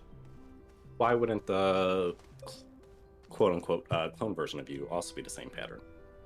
In that case, are you applying more emphasis on... Because it's a clone. It's like if I have an identical twin, that's not me. But it's an identical twin. But the continuity of thought would still be exactly the same. For even the if clone, wouldn't not that for me, I would just be dead. Wouldn't you be giving your self-importance, not self-importance, your self-identity more to the atoms in your body then than the continuity of thought? It's not the continuity. It's I'm again freezing. I'd rather be frozen for 30 seconds than have a clone made of me and then be blasted into pieces. I think everybody would. I would agree with that, but okay. And instinctually, like, my gut tells me, yeah, that's the way I would want it. Like, I don't want to become a clone. But if I am going by, like, you know, like, the continuity of thought makes me, like, you know, like every 7 years all the atoms in your body get replaced, but it's over a slow process, then I should want to go with the clone version of myself, because then my continuity of thought is completely unchanged. There's no interruption of it. But I don't want to. So I think, like, part of me is attached to having the same type of atoms in my body, even though it doesn't go with the continuity of thought argument at all. It's actually kind of the exact opposite. Yeah. So that was my little brain fuck for you. I won't waste any more of your time, but it was fun talking. I don't think you've wasted any of my time. I appreciate it. All right, you have a good one, man. Okay, you too. All right, baby, last one. Let's hit this one out of the park, folks.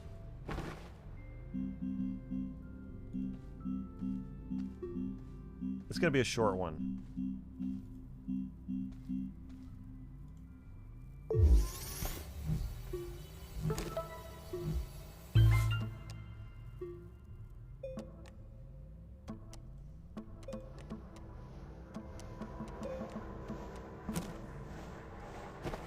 Maybe not. Is that it? Is that everybody? Oh, hello. Hello, testing. Yes, you're good. What's up? Hi. Hey. I was just wondering if there were any updates on the reporting Dr. Kata therapy ethics situation. No.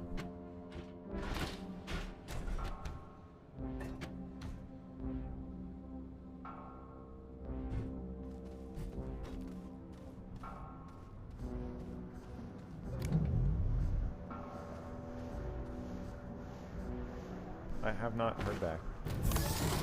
And so, you said you were trying to send I mailed them I mailed them a big envelope with all of the quotes on paper and a thumb drive with all the videos with transcripts and stuff. Wow. Yeah, because I remember you saying you were gonna do that, and then that sounds like a lot of work. So I'm It glad was a lot of work. You did it all on paper to really make sure. Yeah, they don't accept electronic. Actually, you can do an electronic report online, but they don't accept like hyperlinks for emails. So I was like, geez, okay, fine. They said I could mail them a thumb drive, so I did. And was that like a couple months ago? Like. Yeah, I think they're pretty slow moving. I think they've got quite a backlog, so I don't know when they'll get to it or what they'll do. But yeah, it was a couple months ago. Yeah, and is there any updates on the what's happened with Dr. K in general? Any more information?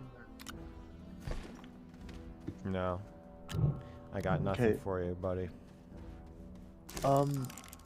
Yeah, well that's all I wanted to ask. I hope you have a nice day. I hope you do too. Bye.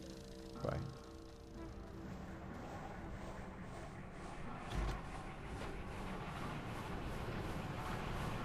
Okay, one more call. Unless baby's already gone. Oh, everybody's gone. That was it. Last caller. That was it, folks. It's over. This show's over. I am gonna fucking stop. If a person wants to call, thank you, Laura, for donation. I'll talk to chat for a few minutes. But the show is over. It's the post show. If a person wants to call in, what's the process? Join the Discord and talk to Baby in the request channel.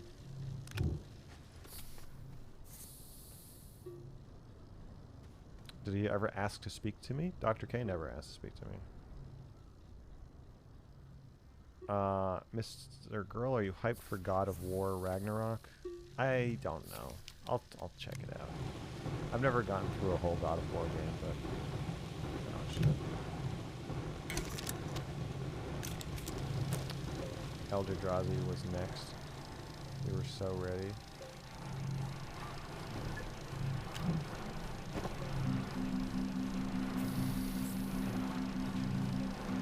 Next time, Drazi. Next time. Remember to unban that one guy and fix the mic on the second scene. I think I fixed it.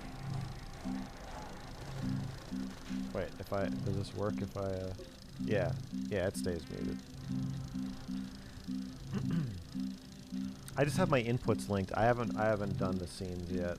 This is just the second camera here. I know I should get more familiar with how this shit works. And then if I do the intro, yeah, well, it doesn't matter. I can just do this with the mouse. Where can we see a video of you? Wait a second. When you broke in on Lav and Destiny, I looked but could never find it. It's in one of Destiny's VODs. Key, $10. I was driving down a pitch dark empty road when the Real Doll song came on and it was a vibe. Please release soon. Yeah, I want to kind of like master, if I'm going to put out like a collection of Mr. Girl music, I want to master it. At some point I will. What does being screened mean? It means that Baby or one of the mods is going to talk to you and make sure that your mic works and that you're sort of like fits to call into the show and that you're not likely to shout any bannable slurs or anything like that.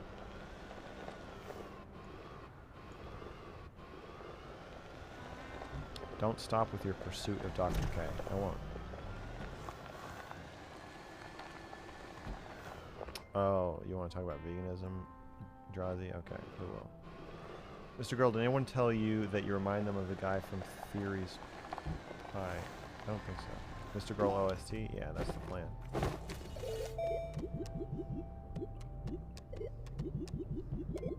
Unban Shaylin.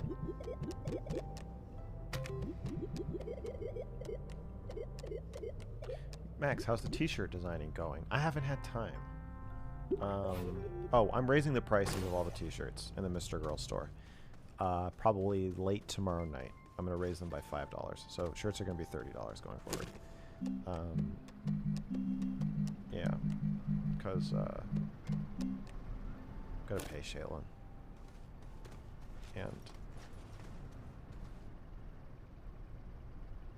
And Jimmy. And frankly, cutting the pie up into so many pieces has left us all with little slivers, and we all want more money. So, shirts are going to be $30. I will be designing my first, perhaps only, shirt, and then there's one coming out. I think. I'm gonna see how it looks. Anyway, there's gonna be some shirts coming out, but the main thing is they're gonna be more expensive. I want more money. Yes. I'm greedy. What type of therapist and technique do you think is best for social anxiety disorder? I am not a psychologist. I don't fucking know. The kind that fixes it, man.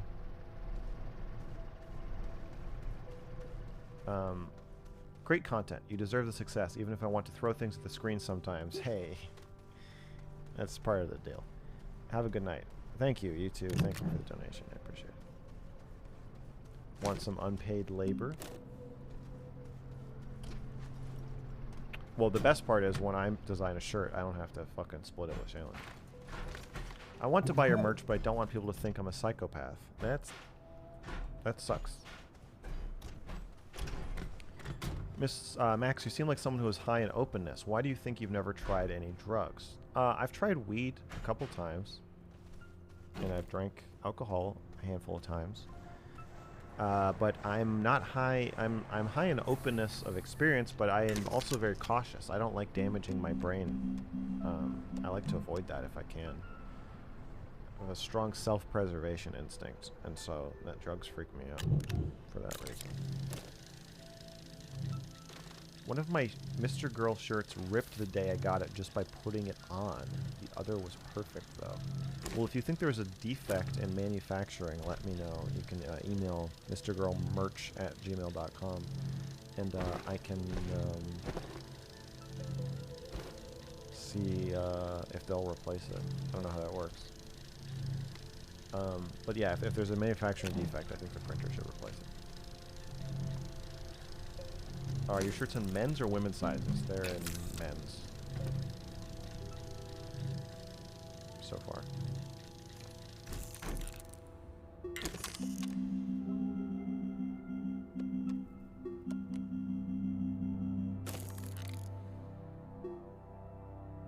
Alright. I think we're done here, folks. Another Mr. Girl hotline. Come and gone. Let's look at the schedule.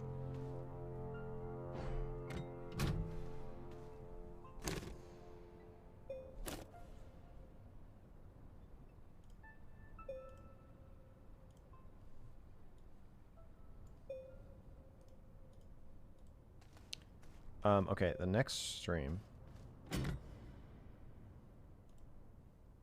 is going to be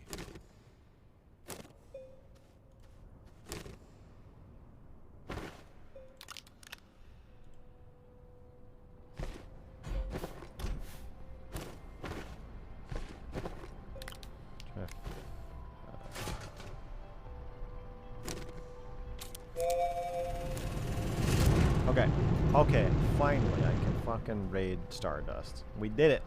We're gonna raid Dusty. Thank God. Okay, the next stream is going to be Monday. I'm doing an economic stream with Econo Boy. This is going to just be a general economic stream. I don't know anything about economics. I'm going to ask him to teach me about them and tell me what I should read and learn and why it's important and what's going on. It's going to be great. Tuesday, I am talking with a psychologist about Dr. K and his ethics. This is a psychologist I've spoken to before. I don't want to say who yet, but he's a returning face, and he's ready to go on record to speak out about what Dr. K is doing, and hopefully he'll be saying that it's wrong, but I guess we'll see. I will be doing a stream with Stardust, I think about consent.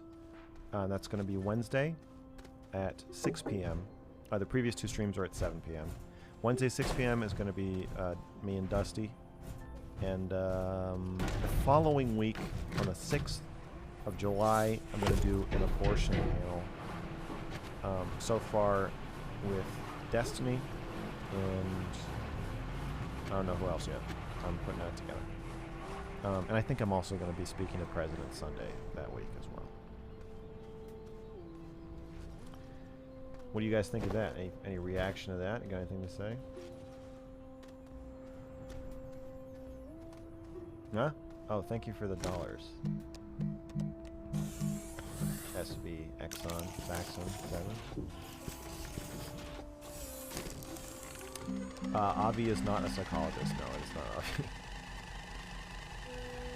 It is a PhD in psychology.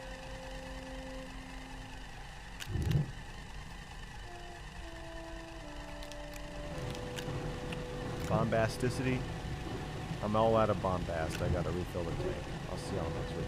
Can't believe your shirts are more expensive now. Sell out. Thank you for the $5. Well, you could have spent that $5 on the difference in the shirt price. Yeah. Thank you. I'm speaking to President Sunday, not the President on Sunday. Yeah, Chud really gets a kick out of him, so we'll as you said, we'll see what happens. I think you need to be more mature with how you communicate. Okay. Yeah, people keep saying that. Maybe they're right. I gotta think about it.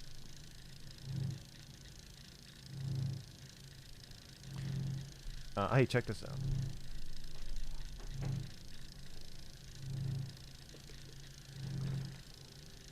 Check out this motherfucker. Wait a second.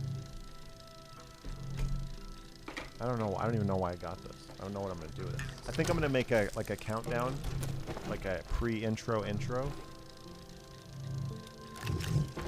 Wait, we're saying it's episode 2, but I'm still figuring out a lot about this stuff. This stream stuff. Look. I fucking. What do you think of this shit? Look, I can make it. It's pretty sweet. I mean, this could just be a prop. This could just sit over here. If anybody is like a audio engineer or knows anything, if there's a way to make this like actually work with my computer, that would be cool. That would be really cool.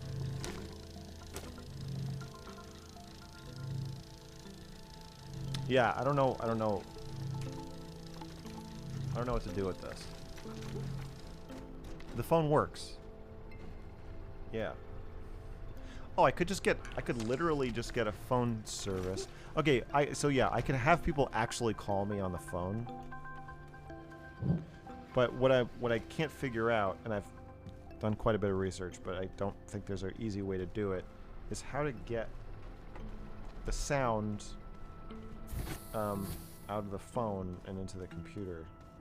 Other than doing like, just putting like a lav mic in the receiver, but that's not what we want. I want to use this mic. I don't know. You could just pretend. Yeah, I could just be like, "Hello, how's it going?" I don't think that's a good idea. Yeah, I'm not gonna do that. Maybe it's just a prop. I don't know. Maybe I'll just use it in the intro. It'd be cool to have your sign blink out at the end of the stream. Dang, I don't know if you can. The sign is on a smart plug, so I can turn it off. You know. can turn everything off. You know what I'm saying? I don't know. All things to... Wait a second. What if I do only... What if I do only the sign? And the phone?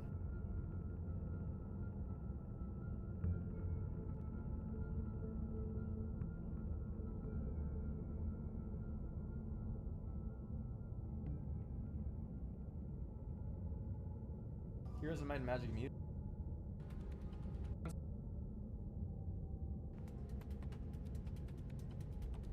I think like 4 Rockets TV, 4 grams. I still talk to viewers on Discord once in a while, yes. Yes, endure the pain I do. How can you play Everland? It is not out yet. We did a stress test recently and everyone was able to log in for 2 days, but it is not the official release. Are you high, Diceberg? You might be. You might be high, Diceberg. Diceberg! You might be high, dude. Dude, Diceberg! I think you're high, man.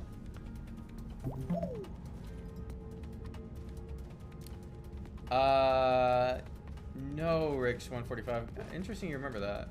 I think that was just 2. Or 2.5. How many? I cannot tell you, Kekula. It had a lot, though. Byron, wake up. Hello? Not right now. Best newbie? No, Dr. K definitely helped me a lot. I think I'm just... I was doing very well mentally, and then the corona shit happened, and then I... like, life got less exciting, and a lot of things I was... A lot of little things I was gonna do changed. Just little things, though. I was gonna go to some events and stuff like that. Just little things to look forward to.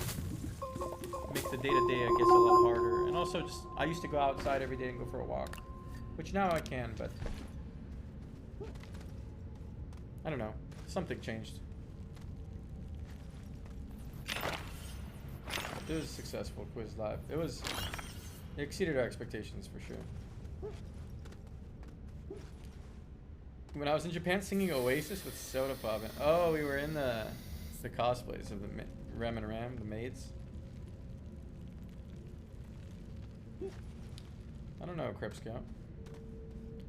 Simp Killer wants me to hook him up with Pokimane. I don't know if that's gonna work out, man.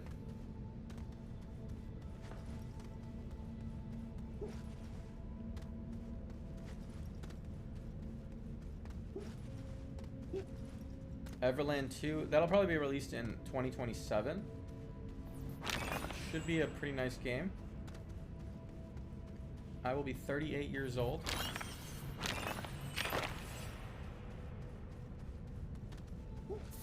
Thanks, all the gold. My mattress, it's Tuft and Needle. I don't know. There's a lot of mattress companies now that are about the same price, and you order them online and they come pretty fast. I don't know which one the best is. You want called Purple? My friend has that.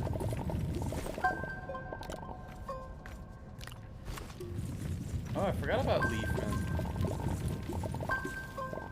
How many girls have I brought to this bed? Dude, like 1. Dude.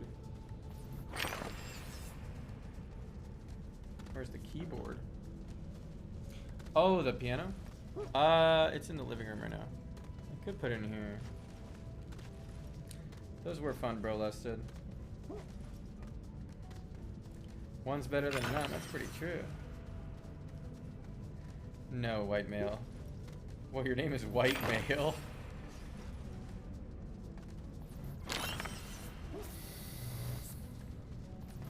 Five-year period? Ooh, that's a hard question. I'm gonna ask what 5-year period was I most happy?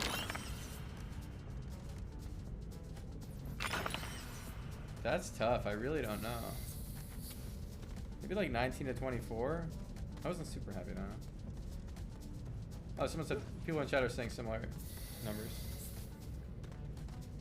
0 to 5. He said not younger than 10 years old though.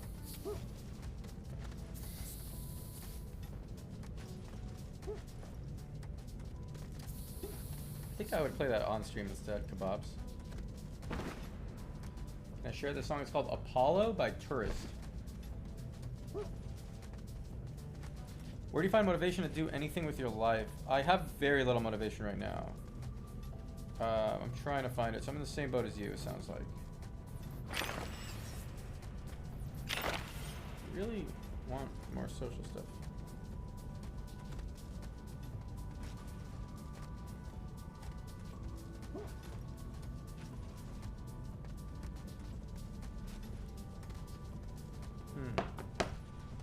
Is it against TOS for a small streamer to give someone in chat? Wait. I don't fucking know what you're saying. I don't know.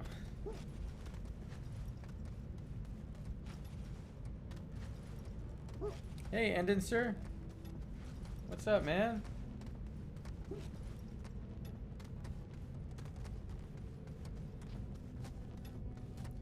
Play League, I miss Bouncy Wizard. That Vagar, yeah. Yeah, I liked when I had all those dumb names for the characters.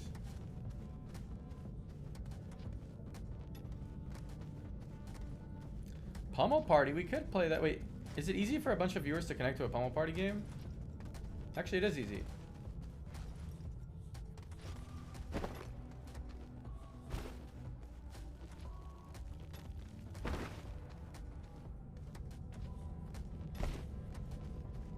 A little bit side shift. It's like a mix of Club Penguin and Animal Crossing. Tom's.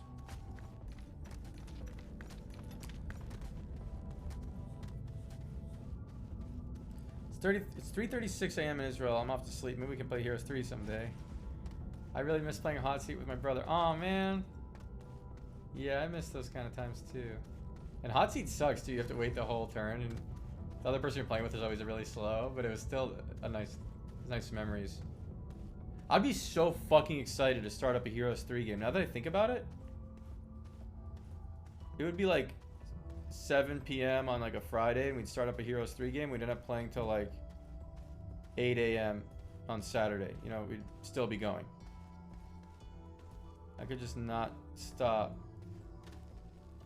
Wow. It was crazy how much I wanted to play that.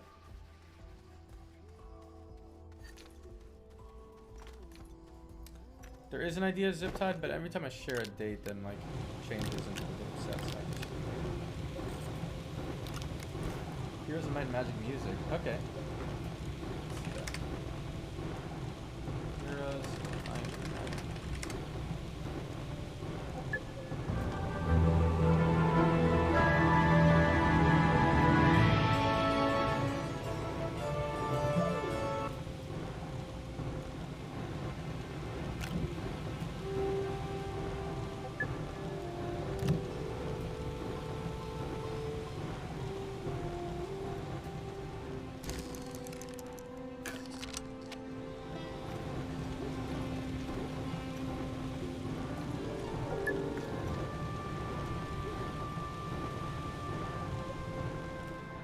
Money do you need to be able to live a happy life?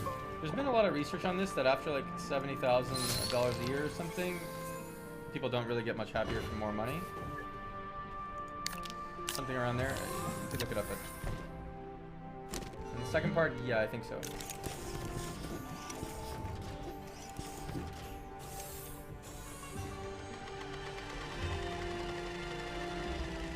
Big ass beam annoying me a little bit.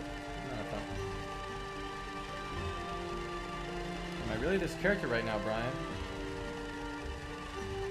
Maybe.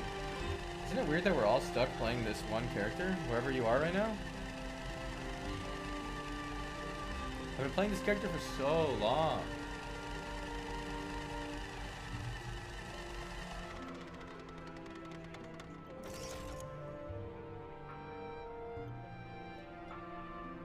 Not usually, Super Chub. Your character sucks. Sorry, Maman. I doubt he sucks that bad, if you thought to say that. That was kind of funny. Time may go faster the older you get. I think time goes faster the less new experiences you're having. Because I remember the first time I went to Japan, time went really slowly. It felt like I was there for a year. And when you're a kid, you're having new experiences all the time, so time feels slow.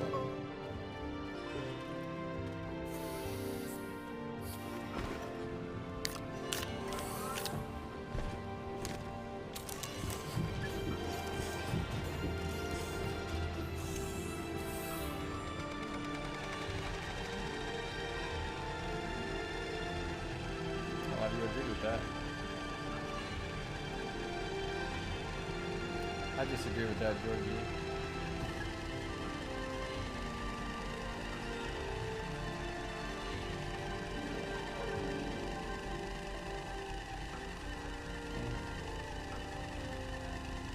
Here's a night magic tree.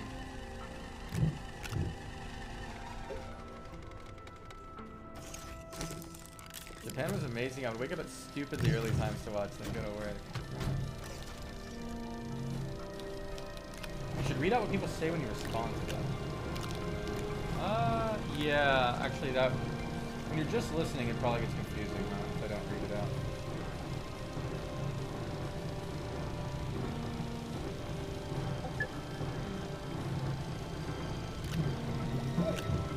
I do, GT3. I didn't read it out.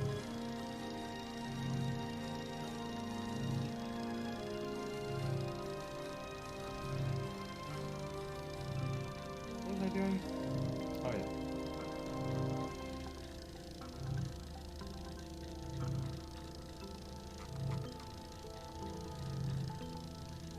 When am I gonna stream working at McDonald's? That was a plan for a while, huh? You only listen and it's confusing. Okay. So let me read the question and answer. Africa safari streams? That would be cool. I don't know if that'd be good internet. Yes, I still get memed for BlizzCon Hard Harry. Usually yes, GT3 John. How did you know that? What's the difference between viewers online versus IRL? Well, in IRL, like a TwitchCon or something? I think most viewers are just more shy IRL. Whoa. Music.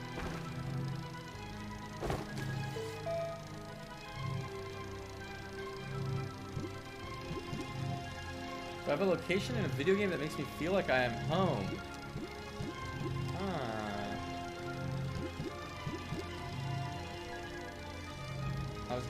People probably think some WoW City, but nah.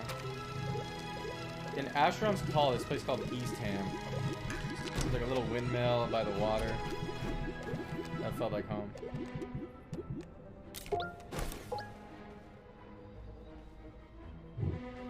In WoW, I mean Orgrimmar felt like home more than anywhere else, but... No, I don't have a screenshot of the East Ham place. And the graphics in that game were so bad, that would be... So shit. Hold on. Oh, these are bad pictures of the city.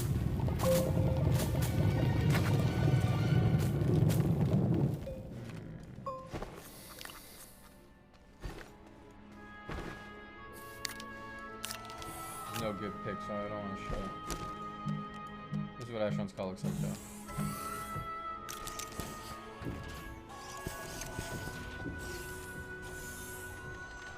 Did I just wake up? No, I've been streaming for 10 hours. Thanks, Malagos. I don't know. The number. Your grandma and grandpa were both big Astronauts Call players? Really? Bjork?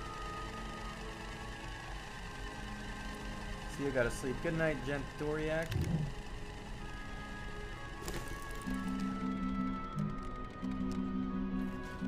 Sure, troll toll, why not? We can allow protesting in Everland.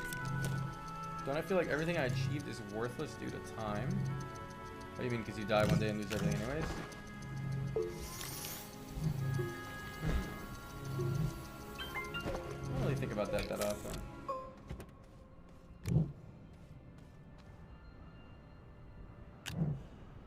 Oh, I do miss Crip, Dr. Peepo.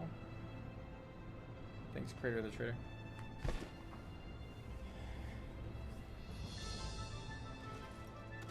You drop loot when you die. I could drop some cool loot. But I suck 100 dicks to get 10 years of my life back. I don't think I would suck 100 dicks just to get 10 years of my life back. But if I could go back in time to certain moments and relive them and do things slightly differently, like 10 times, I would suck 100 dicks for that.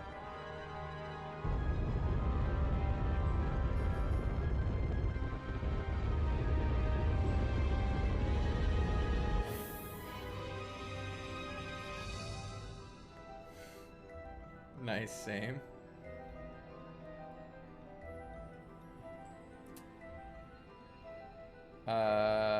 What country would I prefer living in outside of the US? Honestly, I'd want to try living in any country just to see what it's like. I haven't experienced it. I've traveled to certain countries for a few months, so I kind of experienced it.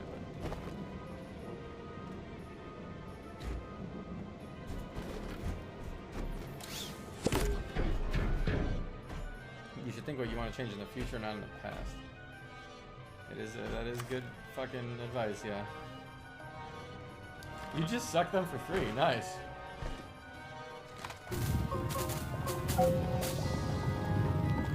Chief Trex from Ashland's Call, I don't remember that guy, but it's been so long since I played.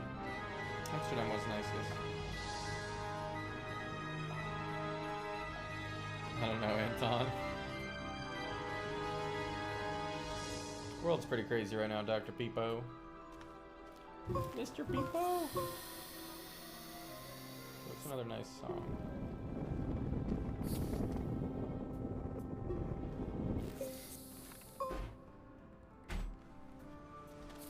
Paulina was in chat today and I was talking to her a bit. Ventor?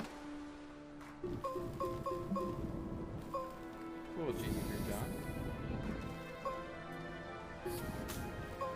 Your boy Tal. Tal's doing well. I'm always amazed. Tal's always like in good mindset, good, like positive, optimistic.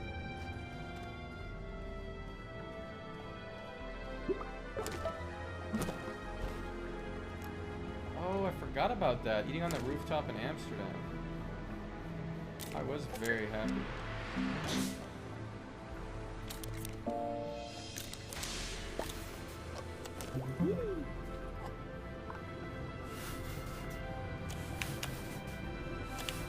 Interesting, Clarence. I look comfy in my ivory tower. I'm not. Don't get baited. It looks nice, but I am lonely.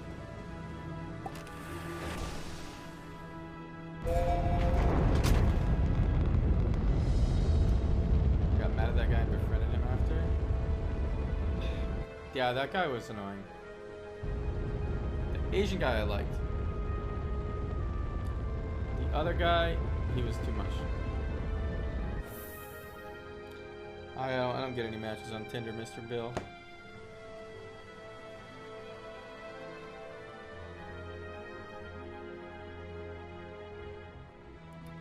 I don't answer that one, Raygon.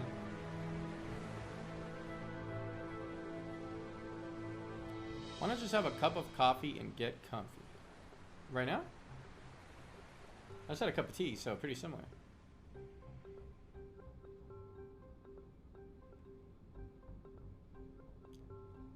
$10,000 painful cocks in your ass, but you get the time travel.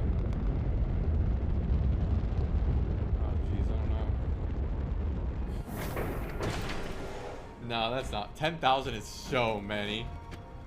It's hard to it's hard to fathom how many 10,000 is.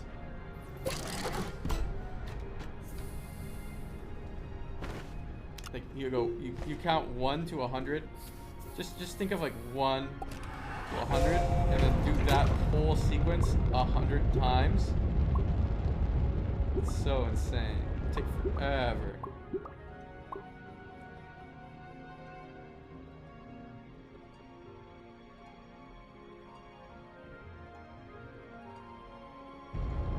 After the first 100, your ass would be loose. It would not be painful. God.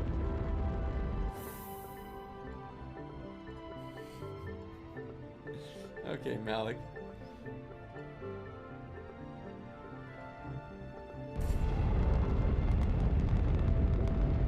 Yeah, but after you time travel back, you've still experienced that. Yeah, and you have to experience one cock the size of 10,000 cocks. You would just die, dude. God damn it, think about it. Yeah, Starks.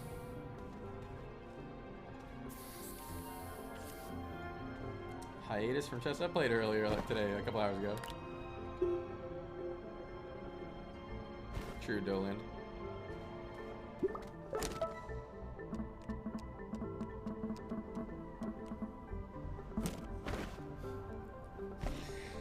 I would take the 10,000 cocks and then go back in time to the beginning and do it again.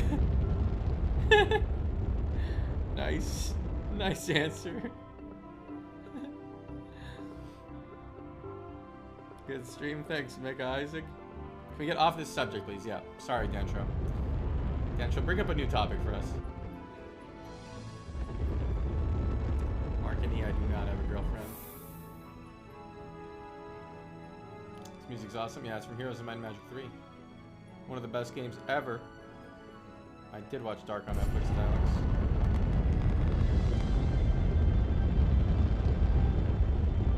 Dantro! That would be cool, Starks. An IRL stream of Turkey. Oh my god, that was such a bad question. I don't want to. I think the first one booked.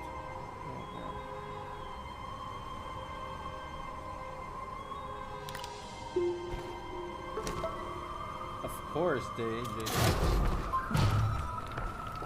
I've not shown my Tinder portfolios. I don't even have Tinder installed.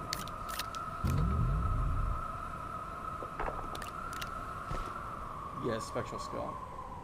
Everyone's asking about my love life. What do you know that it says?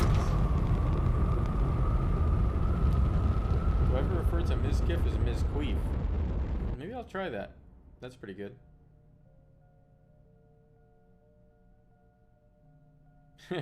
Your Tinder portfolio is full of blue chips?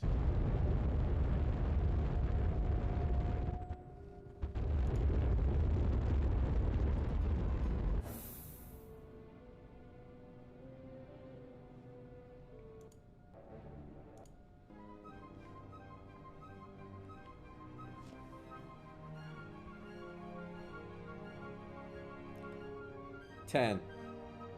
The question doesn't make any sense, Greppy. On a scale of 1 to 10, what has more girth? My dick or the concrete pillar? On a scale of 1 to 10? And we're gonna answer 7 to that question? A number? 7. For sure.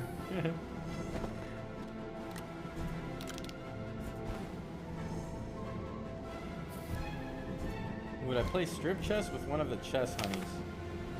I would just end up naked instantly.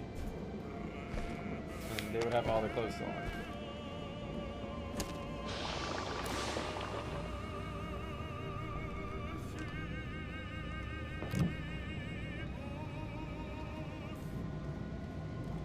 Am I done gambling? Yeah, I don't really get any enjoyment from that.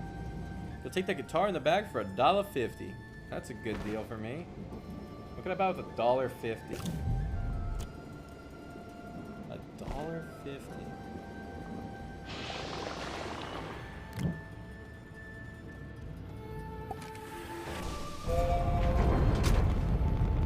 God, here's my memory so good.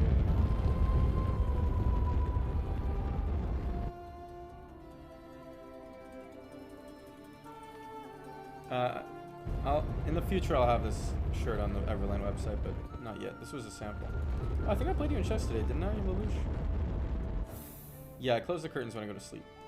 Well, actually, just this one.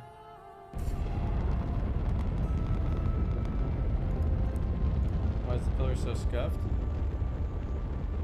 I don't know. Just is. The second? Eh. Yeah, it'll be in white also.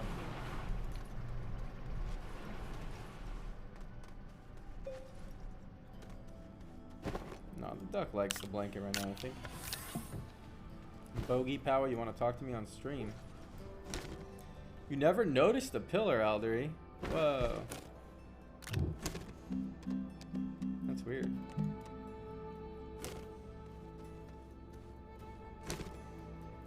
Oh, true, Jonathan. Yeah, me and Nim playing Hom 3 together was cool. There is no pillar.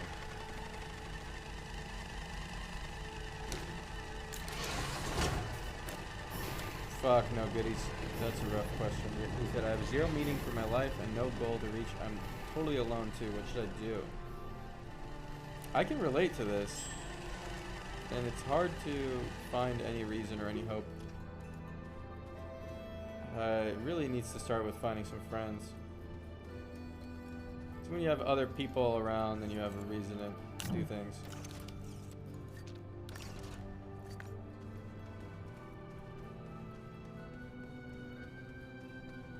Not sure this was. Bogey, I do this thing where I pick random chat people and talk to them on Discord. I've streamed that a few times, but I'm not in the mood for it at this very moment. At this very moment.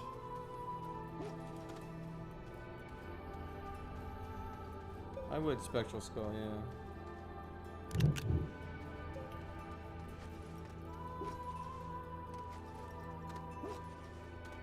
Do I ever lie on the floor and figure shit out that I wouldn't have if I was lying on the bed? That's an interesting question. I don't do that, but I wonder if that's a thing. It could be done.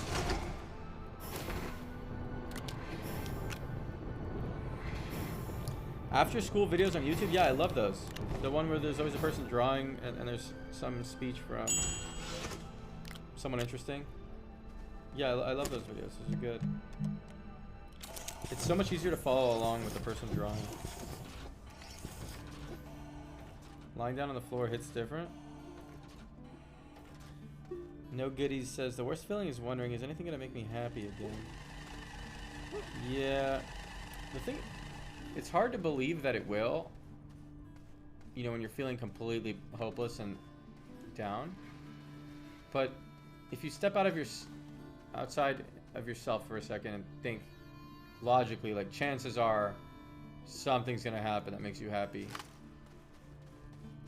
If you were thinking about someone else and they're sad right now, you'd be like, chances are something's gonna happen at some point, they'll be happy again, right? They're not just gonna be sad forever.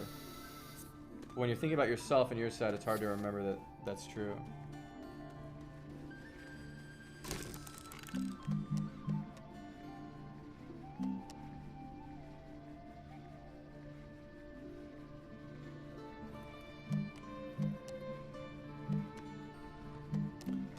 Solizano said, I wanted to let you know that I've really found something I'm passionate for after seeing you struggle to find your way. I just want to say thank you, and I would love to have a chat with you sometime. What did you find, Solizano? Yeah, I don't know, no goodies. I've changed, Hard Harry? Have I? Oh shit, it's really dark now. I'd have to go back there to change it. Ugh.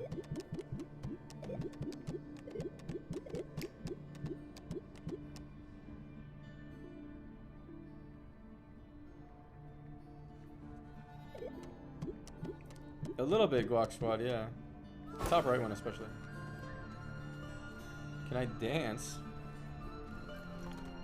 Make two random people in chat talk to each other on stream like you did a few weeks ago.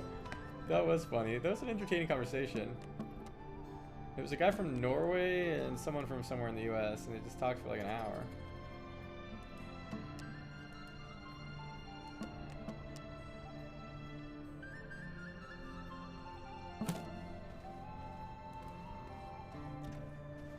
You guys really want to do it? Everyone wants to do it. Two random people in chat talk to each other. Okay, we'll do it for a little bit. I'll go in my Discord, and I'll drag two people in. Go in there. My Discord's called Drew Crew. And then go sit in Friends 1, or like Friends 2 or something, and I'll drag you in from there.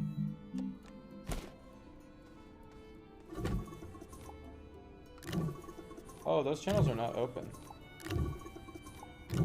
Okay, sit in Oh, there's so many channels. I don't know, sit somewhere in there. Sit in an unlocked one. Pleb, maybe pleb. Can I move Rectal Talk down here? Okay, now I'll drag in 2 plebs.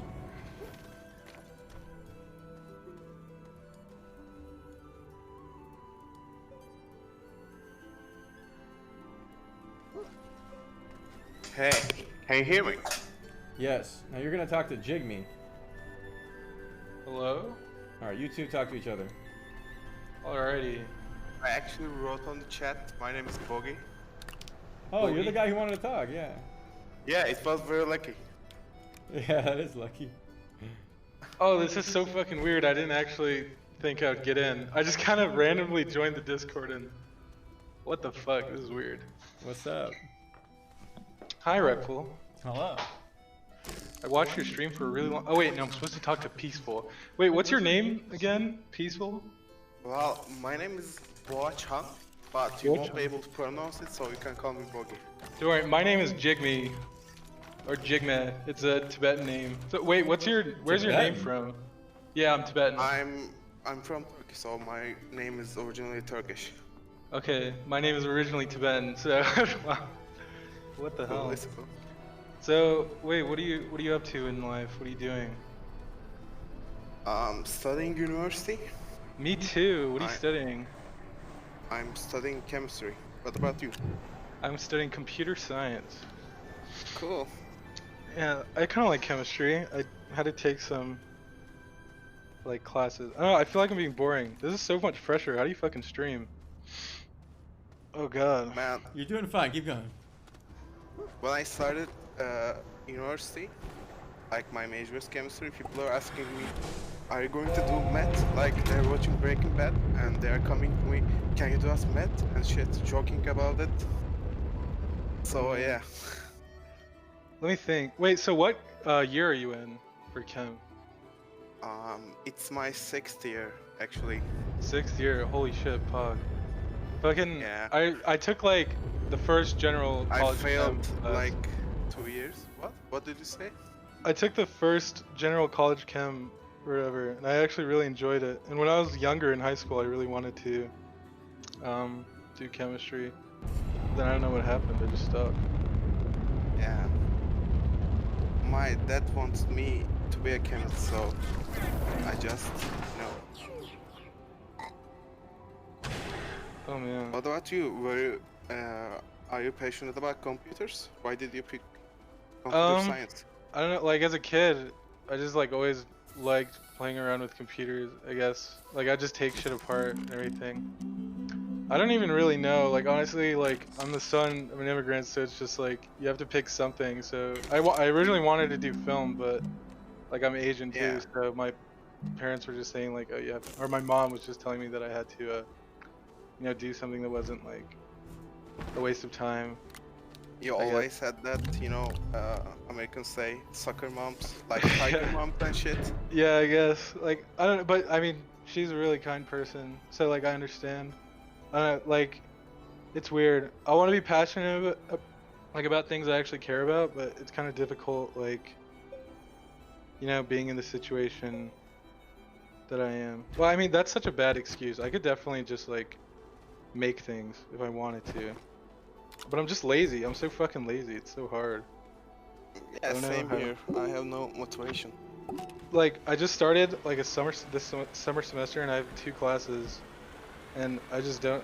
I don't even want to get up. It's so boring, and it's all online too. And I just want to like go to actual lectures, but I have to fucking stay home all day. I don't know. It sucks. Where are you living actually? Are you from the United States? Yeah, I live in Colorado. Oh, fucking when Byron came here, I can't remember when, but like when Corona was blowing up in the U.S. I remember he came to Colorado or something, and I was like, holy shit, do I actually try and like IRL stream? Yeah, it was like 3 months ago. Yeah, I really wanted to Byron come to Turkey. like he went to Greece, I think. Yeah. Like it's so close, like 1 hour of shipping. I don't know what to say. Boat, yeah. My 1 hour by English boat. is not that very good, so. Yeah, damn. I don't know. Chemistry. Oh god. Wait, so what are you doing in chem now? Like, are you on organic chem, or like what are you studying in chem right now? Well, I didn't choose my, what to major in chemistry right now. But I'm probably going to study in organic chemistry. Yeah, that stuff just gets scary. Like so much. Yeah. I don't even know. I don't even remember most of chem. It's really talk to, while Redfall is streaming. It's really talk about the topic. No, I really like how streamers always find something to talk on. They'll just It's look fuck at yeah. just Yeah. following It is hard, right? I just can't wrap my mind to it. Do I look at chat? Can chat give us like something to talk about? I could drag 2 more people in and we could listen to them talk. Maybe. Sure, go. Okay, let's do Bernard the dinosaur. And Majesty, you're rude, by the way. In Why? chat. Fuck you. let's do Kimon. Alright, Bernard.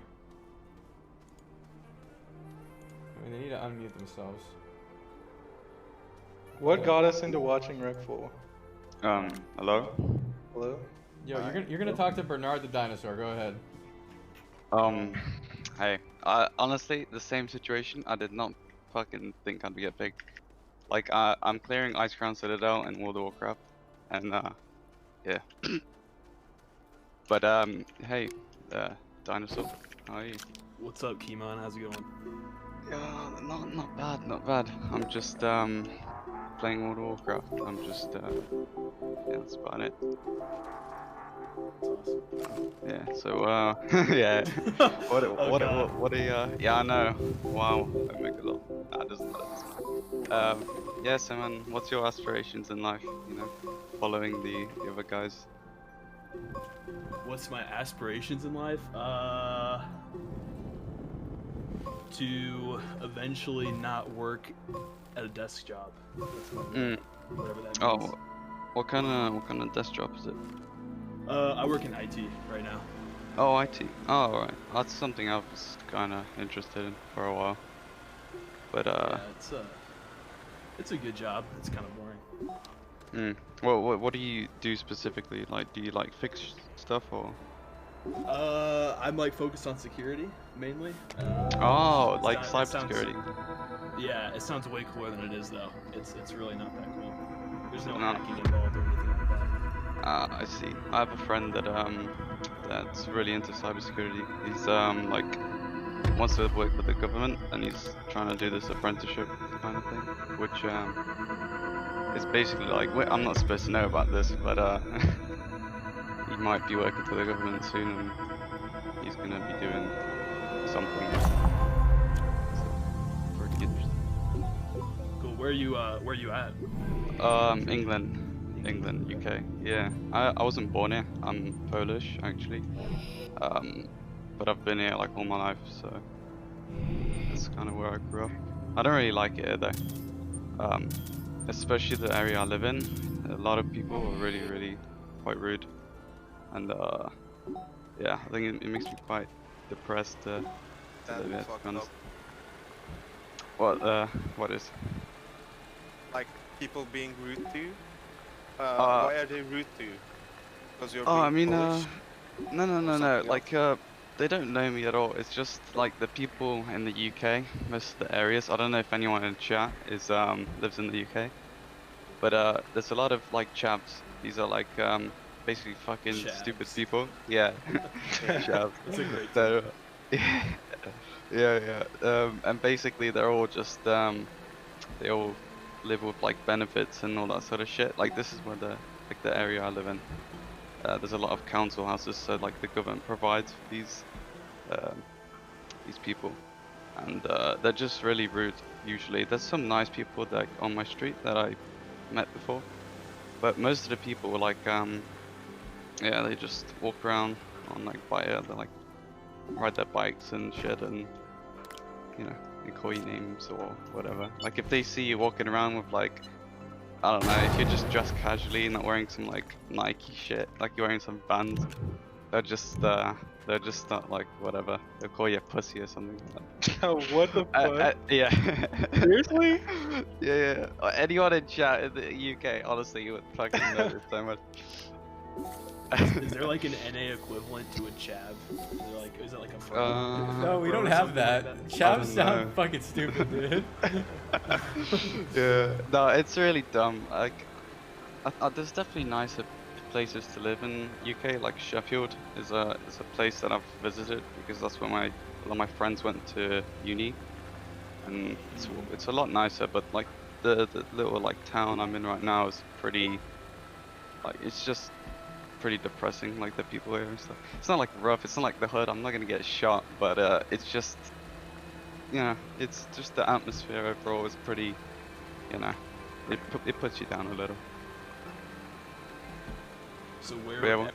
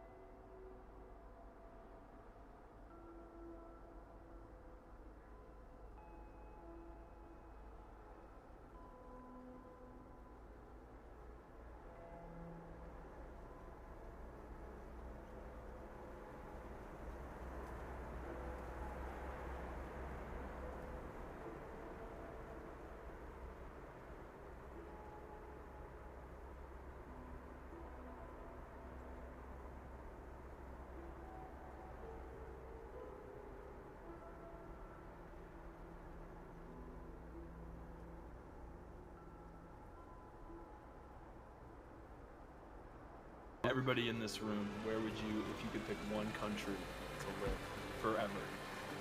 You can't move. You move there and you're stuck there for the rest of your life. What country?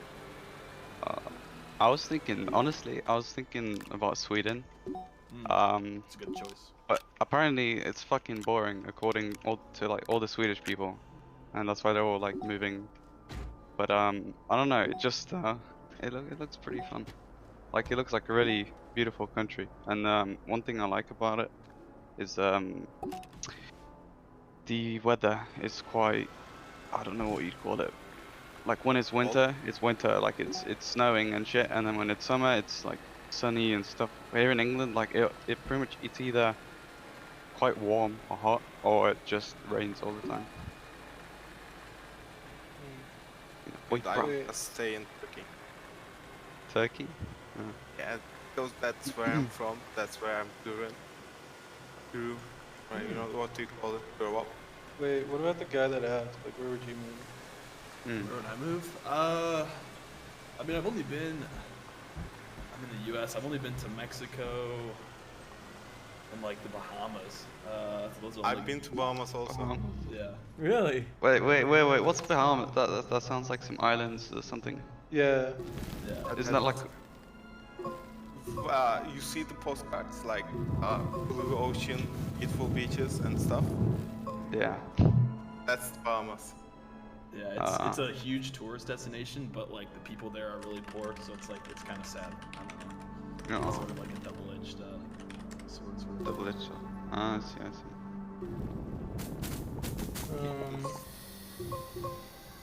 I don't know where I'd move.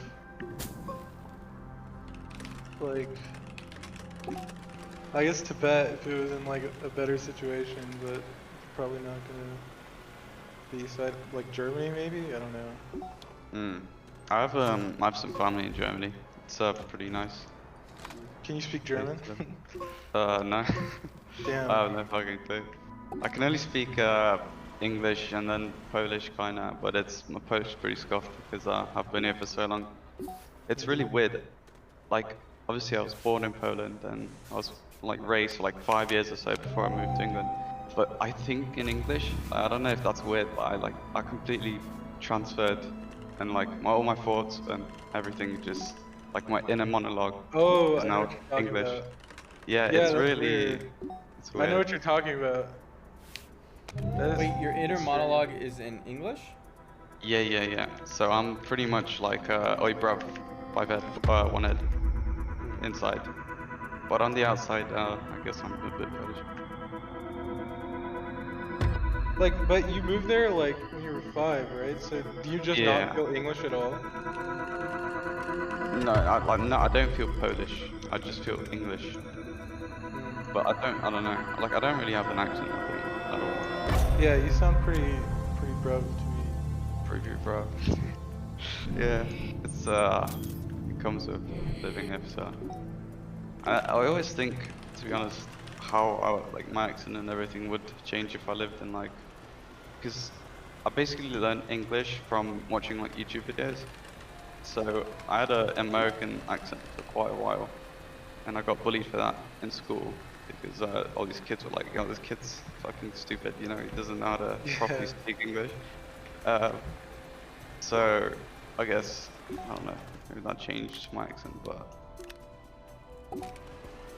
now I'm just annoyed, bro. But not like a chavvy. There's a lot of like, I don't know if you know Slicker. Like his accent in English, in England, is quite chavvy. That's how most of the chavs sound. But yeah, I don't sound like that. Can you like attempt to sound like a chav for everyone?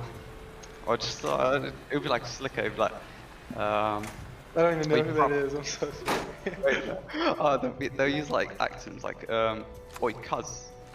Yo, let me tap that. I don't know. They'll just use a lot of really dumb, made up words. Whatever. I'll add one more person. I see someone named Anal Orc. Maybe this could be a bad idea. Let's see. He's muted. He'll unmute in a sec. Hello. going on? weird. What's up, Anal Yo. Art? What's up, man? Oh my god, this is messed up. Tell us about Hello. yourself. Well, I'm from Long Island, New York. I just graduated from college about a year ago, and now I'm working at Home Depot. Nice. Congrats. What'd you study?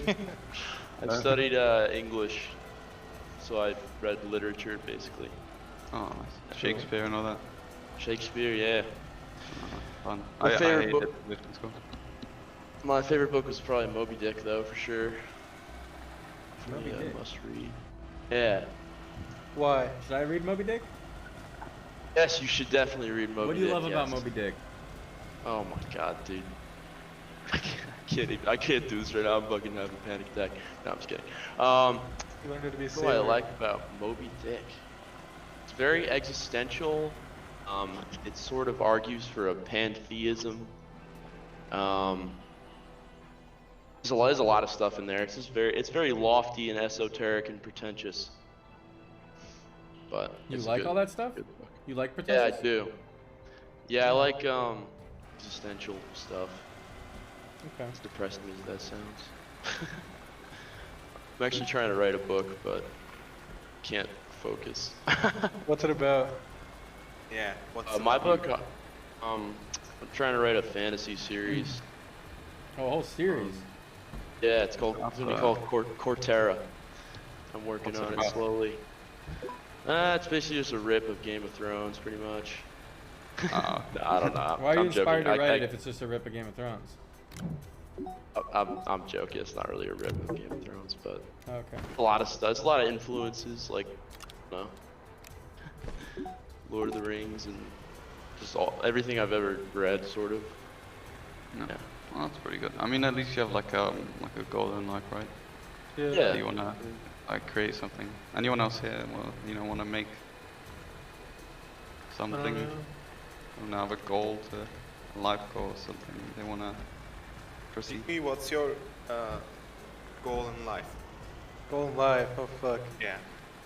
I think be financially secure and then just be able to do whatever the fuck I want. So if I just want to like, I don't know, make something, then I can just make it. Like if I want to make a birdhouse, Being for example. financially secure is overrated, to be honest with you. Like, well, obviously you can have all the money in the world and you'll be fucking sad. You just have to like, I don't know, find something that'll make you happy, I guess. Forehead. So maybe if making like fucking birdhouses is easy for me, forehead, and I have fun, maybe I'll just make birdhouses and go to work. I know. I mean, that's what you like, yeah. Like, being happy in life, I think it's really overrated. Like, you have to find what you want to do in life, like your life goal. I think your life goal shouldn't be being happy or, I don't know, being peaceful all the time or some shit. Like, do you want glory or something, or like, do you want to do something No. for the human race? Then Yeah. what should it be? No. I mean, no, but like that's kind of what you want to feel, right? You want to feel like you've done something in life. Because like right now, for example, like I'm 19, right? And I'm just kind of sitting and playing a fucking 15-year-old. You're young, dude. Yeah, but I still feel like, I don't know, like I need something to sort of latch on to, right? To feel some kind of glory. Because if But like, whatever you do doesn't, like, I don't want to sound chody and existential, but like, whatever you do doesn't really matter. Like, you should do something personal. You yeah, know? I mean, that's like, what I mean.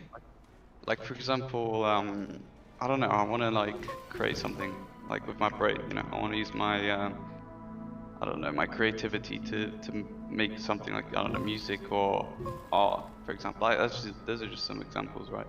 Yeah. And that will make me feel good because I feel like I'm creating something for others, and that those other people are good because they feel good because of what I've made. And I think like it doesn't matter if I'm rich from that or poor, or like as long as someone's affected by it, I think I'd be quite happy with that. It's like, because I think like the way I feel when I listen to like some really good music, right? Like I don't know, you listen to like your favorite band or singer, and you're like, oh wow, this song is really like powerful. It makes you feel a certain way, and like I feel like I want to have that sort of impact on someone's life. somewhere Yeah. in my life. Obviously, right now I'm not really doing anything. Yeah, but at least you have a lot of desires and you know what you want to do. You know that you want to do something that affects other people in Yeah. that way. But I feel like you just get stuck there. I feel like I used to Yeah, be like yeah, that, and then you that's just where I like am. you're like, I don't know. I just become so lazy. It's like, That's where I am like right now. It's like I don't know what to do. Like I've like school-wise, like I've kind of done all the school stuff. I didn't go to university because it's like I don't want to be in debt for something I'm not like completely sure I want to even do. yeah. So right now I'm just kind of working like a part-time retail job, right?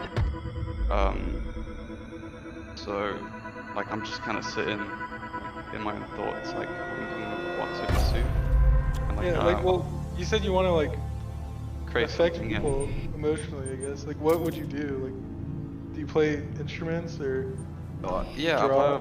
I started to learn how to play guitar, right? But like I'm not really that good at it, and I think a mindset that I have right now, which I feel like a lot of people probably do as well, that are in like similar shoes, is that it's like is it a way like a waste of time? Because like I might not even become good at a guitar, or even if I do, think about all the musicians who like That's with. I make mean, there's stuff for. 7 billion people. With anything you do, there's gonna be someone better. You gotta just do it. Yeah. To find your niche, your crowd, people that enjoy your stuff, you know, like, I don't know. There's somebody out there that's gonna resonate with whatever you make, and that's just the people you have to find. But like making it there, because I feel like I have an all or nothing sort of mindset where it's like, it's either I really commit to something and try and try and try, or just don't bother because like I won't be as good. Right. After that. Like I had a band in college, and like we used to throw like basement house shows and stuff, and like we got like pretty well known in the town, but like it never went any further. And now we all went our separate ways and stuff, and now I'm trying to start up like a new band, and it's just like I feel the same way about like what should I be focusing on, creativity or like finding a practical career, you know what I mean? It's like really hard to balance those two. Like So once you go down one path, you know, it's like that's the path you're set down. Yeah, and it's really hard to let go of that because you feel like you already put so much into it. Like there's a guy I work with right now. He's like 28 years old, which isn't old at all. But he's basically been like he was talking to me about his band, and he had this rock band that he was like a singer for, and he split up with them, and now he's like trying to make his own stuff. But he's been like working in retail for like years. Like he's been working there for I don't know, for about 11 years, and nothing's just changed, right? Like obviously he's trying to make his own music, but it's kind of scary to think that you can spend all this time and not really get noticed. And then Exactly. That's why it's Because probably time- better to have a backup plan, and not like Yeah, be in yeah. retail hell for the rest of your life. It's like time just passes, right? Like you're like, oh, let me just get this retail job. You're like, well, this is what I'm doing right now. Like I'm just doing this part-time job, but like when does this turn into like 5 years and I'm still doing it? You know, that's a scary thought. It's terrifying, man. It's pretty. Like I don't know. Obviously, it's the same thing with like my friends going to university and stuff, and I'm just not really doing that. And like obviously self-esteem drops a lot when your friends are like, you know, fucking 5 heads doing all this math shit, and you're just sitting here looking. Yeah. It's pretty funny, but yeah. I guess, you know, I am 19, and every time I talk about this to anyone, they're like, "Oh, you're so young," but then true. they say like, "Oh, people are like 28 or 30 and they still don't know what to do." But then that's the point, like, you know, time flies, and you need something, you know. And that's kind of my biggest fear in life, is just never doing anything. Why do you let people affect you that way? Like people doing some shit or being great at life, like going to Harvard or Oxford or anything else, like accomplishing that, and you're looking at them and you're thinking like, what the fuck I'm doing in your life, like what I'm doing. I don't think you shouldn't feel bored like that. Mm. Well, I that's think like hard, every- man. Yeah, It's hard I to think not. every people is special in their own way. Like, if you would be in my spot, like, I think you're probably going to do the same thing. Like, if I was in your spot, I would probably do the same thing, like working in your Home Depot and shit. Yeah, I work a minimum wage job at like this. It's like GameSpot for UK basically. And like the people I work with is really nice, but yeah, it doesn't pay much. There's not much to it. But yeah, I get what you mean. It Well, is. I feel like you always compare yourself to like your peers, right? Mm. Yeah. How could you not? It's just you do it. I mean, We need some positivity in here, boys. Yeah, too real, dude. okay, Come okay. on. Let's talk about what we want to do, dude. Yeah. Okay, What I've we already wanna said what I wanna, big impact on the world, blah blah. You guys Okay, go. Grateful, can you moderate us? Like, give us a Socratic name seminar us, and dude. talk and shit. Give you guys a topic? Yeah, no, Yeah. just Oh. give us a topic and say, Jigme, you talk, Keeman, you talk, Tul, you talk. Oh Like, man, say, too much work. Micromanagement. We're giving them free content, man. What the fuck? They're just sitting there. No, but there's so much Or different chat can do content. it. Wait, somebody said add me, I'm positive. Maybe I'll add this guy. How do I scroll his name up? Let's see, right click. Move to... Okay, I added you. Wait, I thought I did. Oh, wrong room. Hello? Peaceful. Are you positive? Hi. How about that? His pick looks positive. That's fine. Oh, he looks very happy. Happy, positive. Tell us about it. Actually, I used to be a negative asshole. But I was had a really bad addiction to pain pill. So I went to rehab and turned it around. Now I'm all about positivity, trying to be. Rehab worked, huh? It actually did. It's weird, like.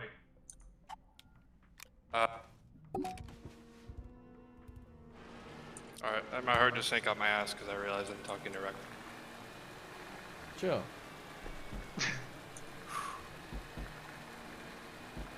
So Yeah, what man. advice do you have for those that maybe are negative overall? So, like, say you're in a situation where, like, say you get in an argument with somebody, and what I tell myself is I just realize, like, man, this really doesn't matter, because as soon as this conversation is over, like, I can either walk away in a pissy ass mood and let it ruin my day, or just be positive. Forehead. Actually, a lot easier to be positive than to walk away and be negative. Like, I mean, What about You are your life in general? Are you positive about? yeah. That's what I was gonna say. That? Life in general. Yep. Just like day to day, things you're doing. Are you excited? Are you motivated? So I was also one of those people who, if everybody around me was like happy and laughing, I just couldn't. I don't know why, I just couldn't. My medicine helped a lot, but I tried to, like, and I was also one of those people who thought everything was cringe. You know what I mean? Yeah. It's like all of chat. So Pepe hands. I try, like, it's so hard to explain. Dude, Maybe I'm not.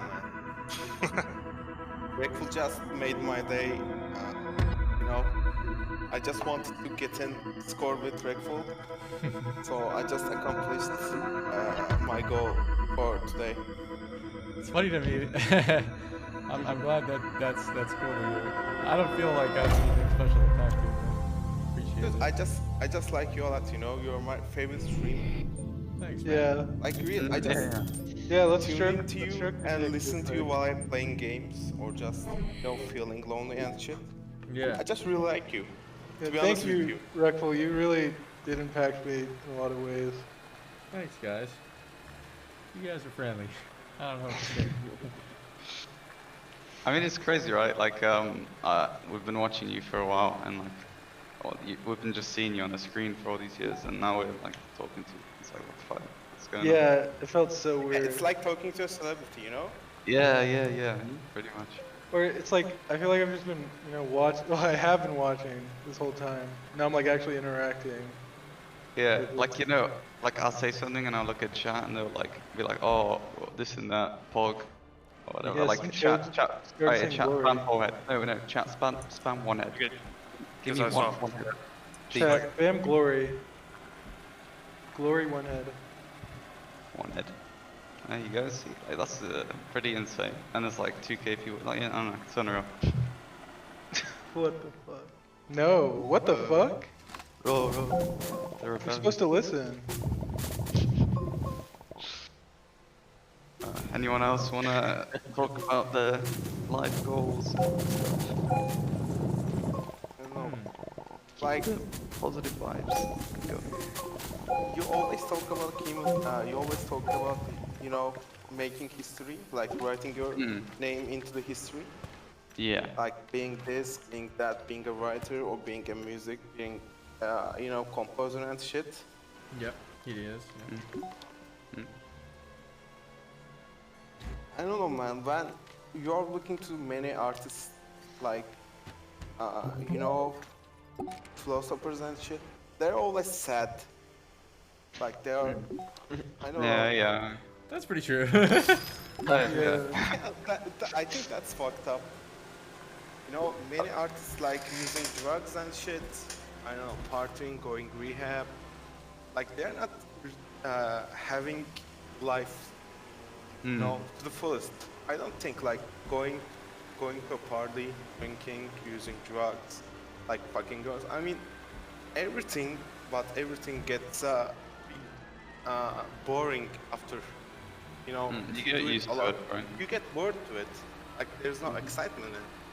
Yeah, I mean like that's Drake will understand this a lot. Yeah. I've realized, for me at least, the most important thing in life is just to have good friends around.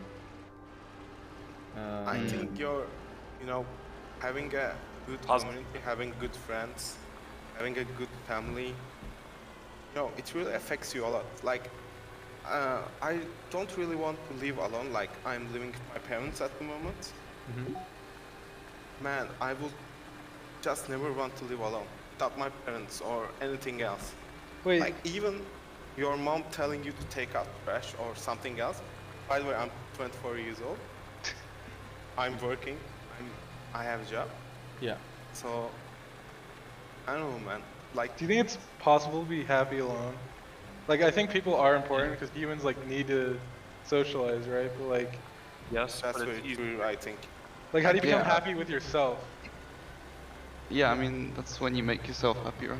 That's like a lot of like the point in life, I guess, in a way, to be able to live on your own and make yourself happy.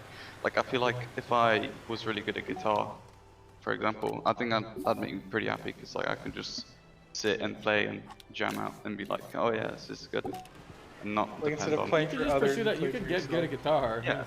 It sounds like Yeah. you're questioning whether you can. If you put time into it, you will get good at it. Yeah, it just. Yeah, it takes time. Let's see. I think A lot of finger pain. A lot of And finger pain. calluses.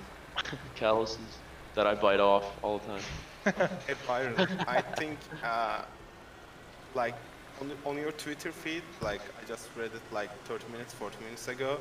I just tweeted a video about, showing your second house. Like, I need some friends and shit.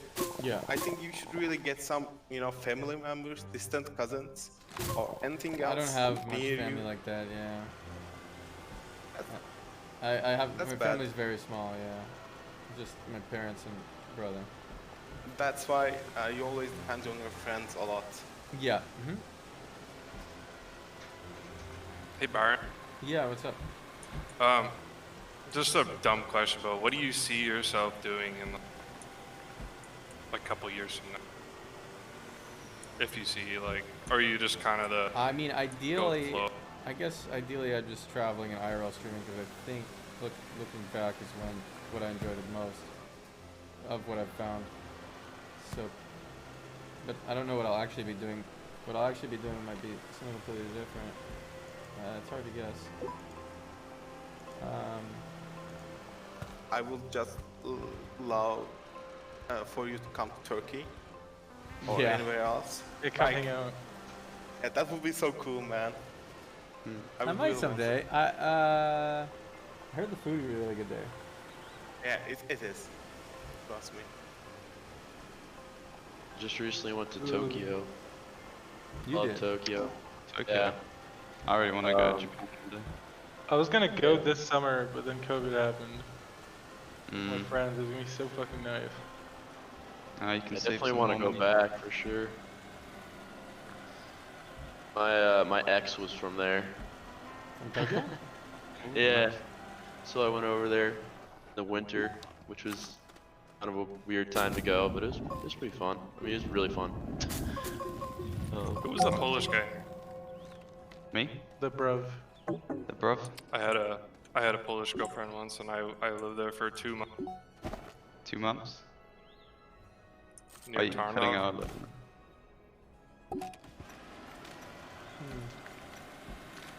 How did you find it when you lived there? My dad trains horses, and Oh, yeah. he Interesting. lives on a ranch there, or lived on a Hmm. ranch there.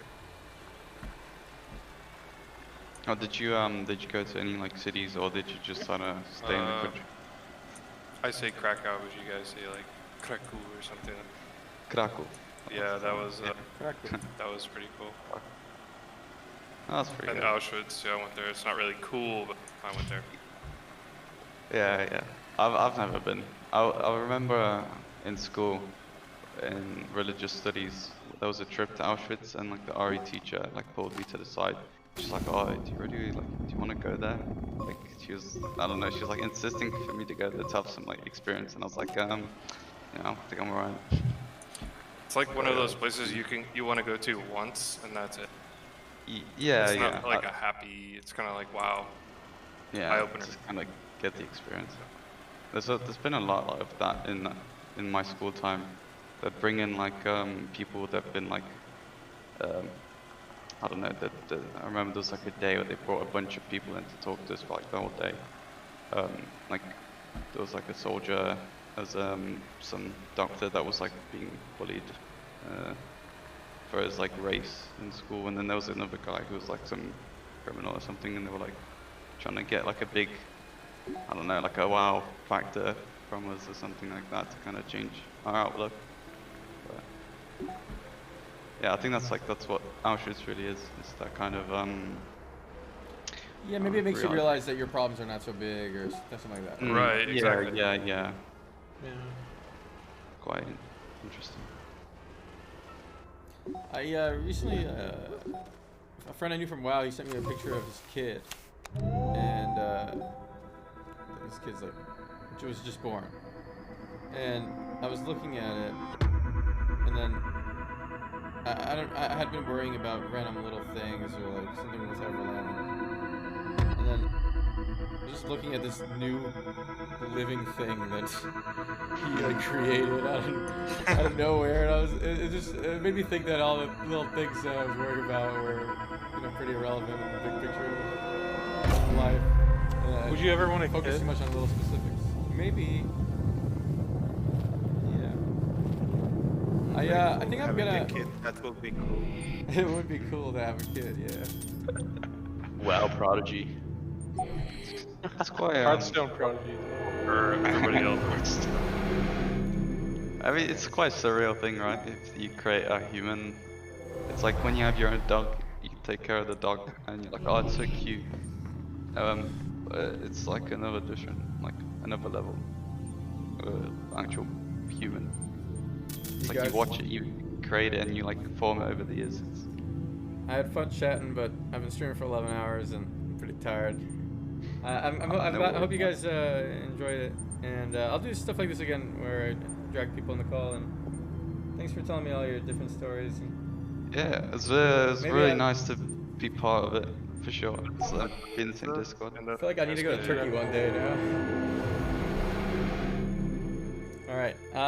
See you guys. Chat, say bye to all of them. Man. Bye, chat. Bye, Jeff. Oh, Bye, sorry. bye. Chat. Bye, everyone. Nice meeting you. Bye, guys. Alright. All right, chat. I hope you guys had a nice day. I'm gonna go offline. I guess I'll try to find something to watch for a tiny bit before I pass out.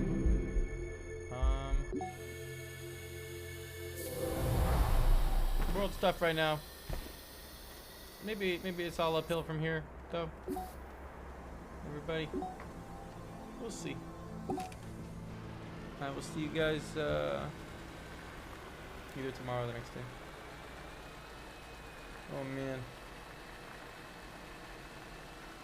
If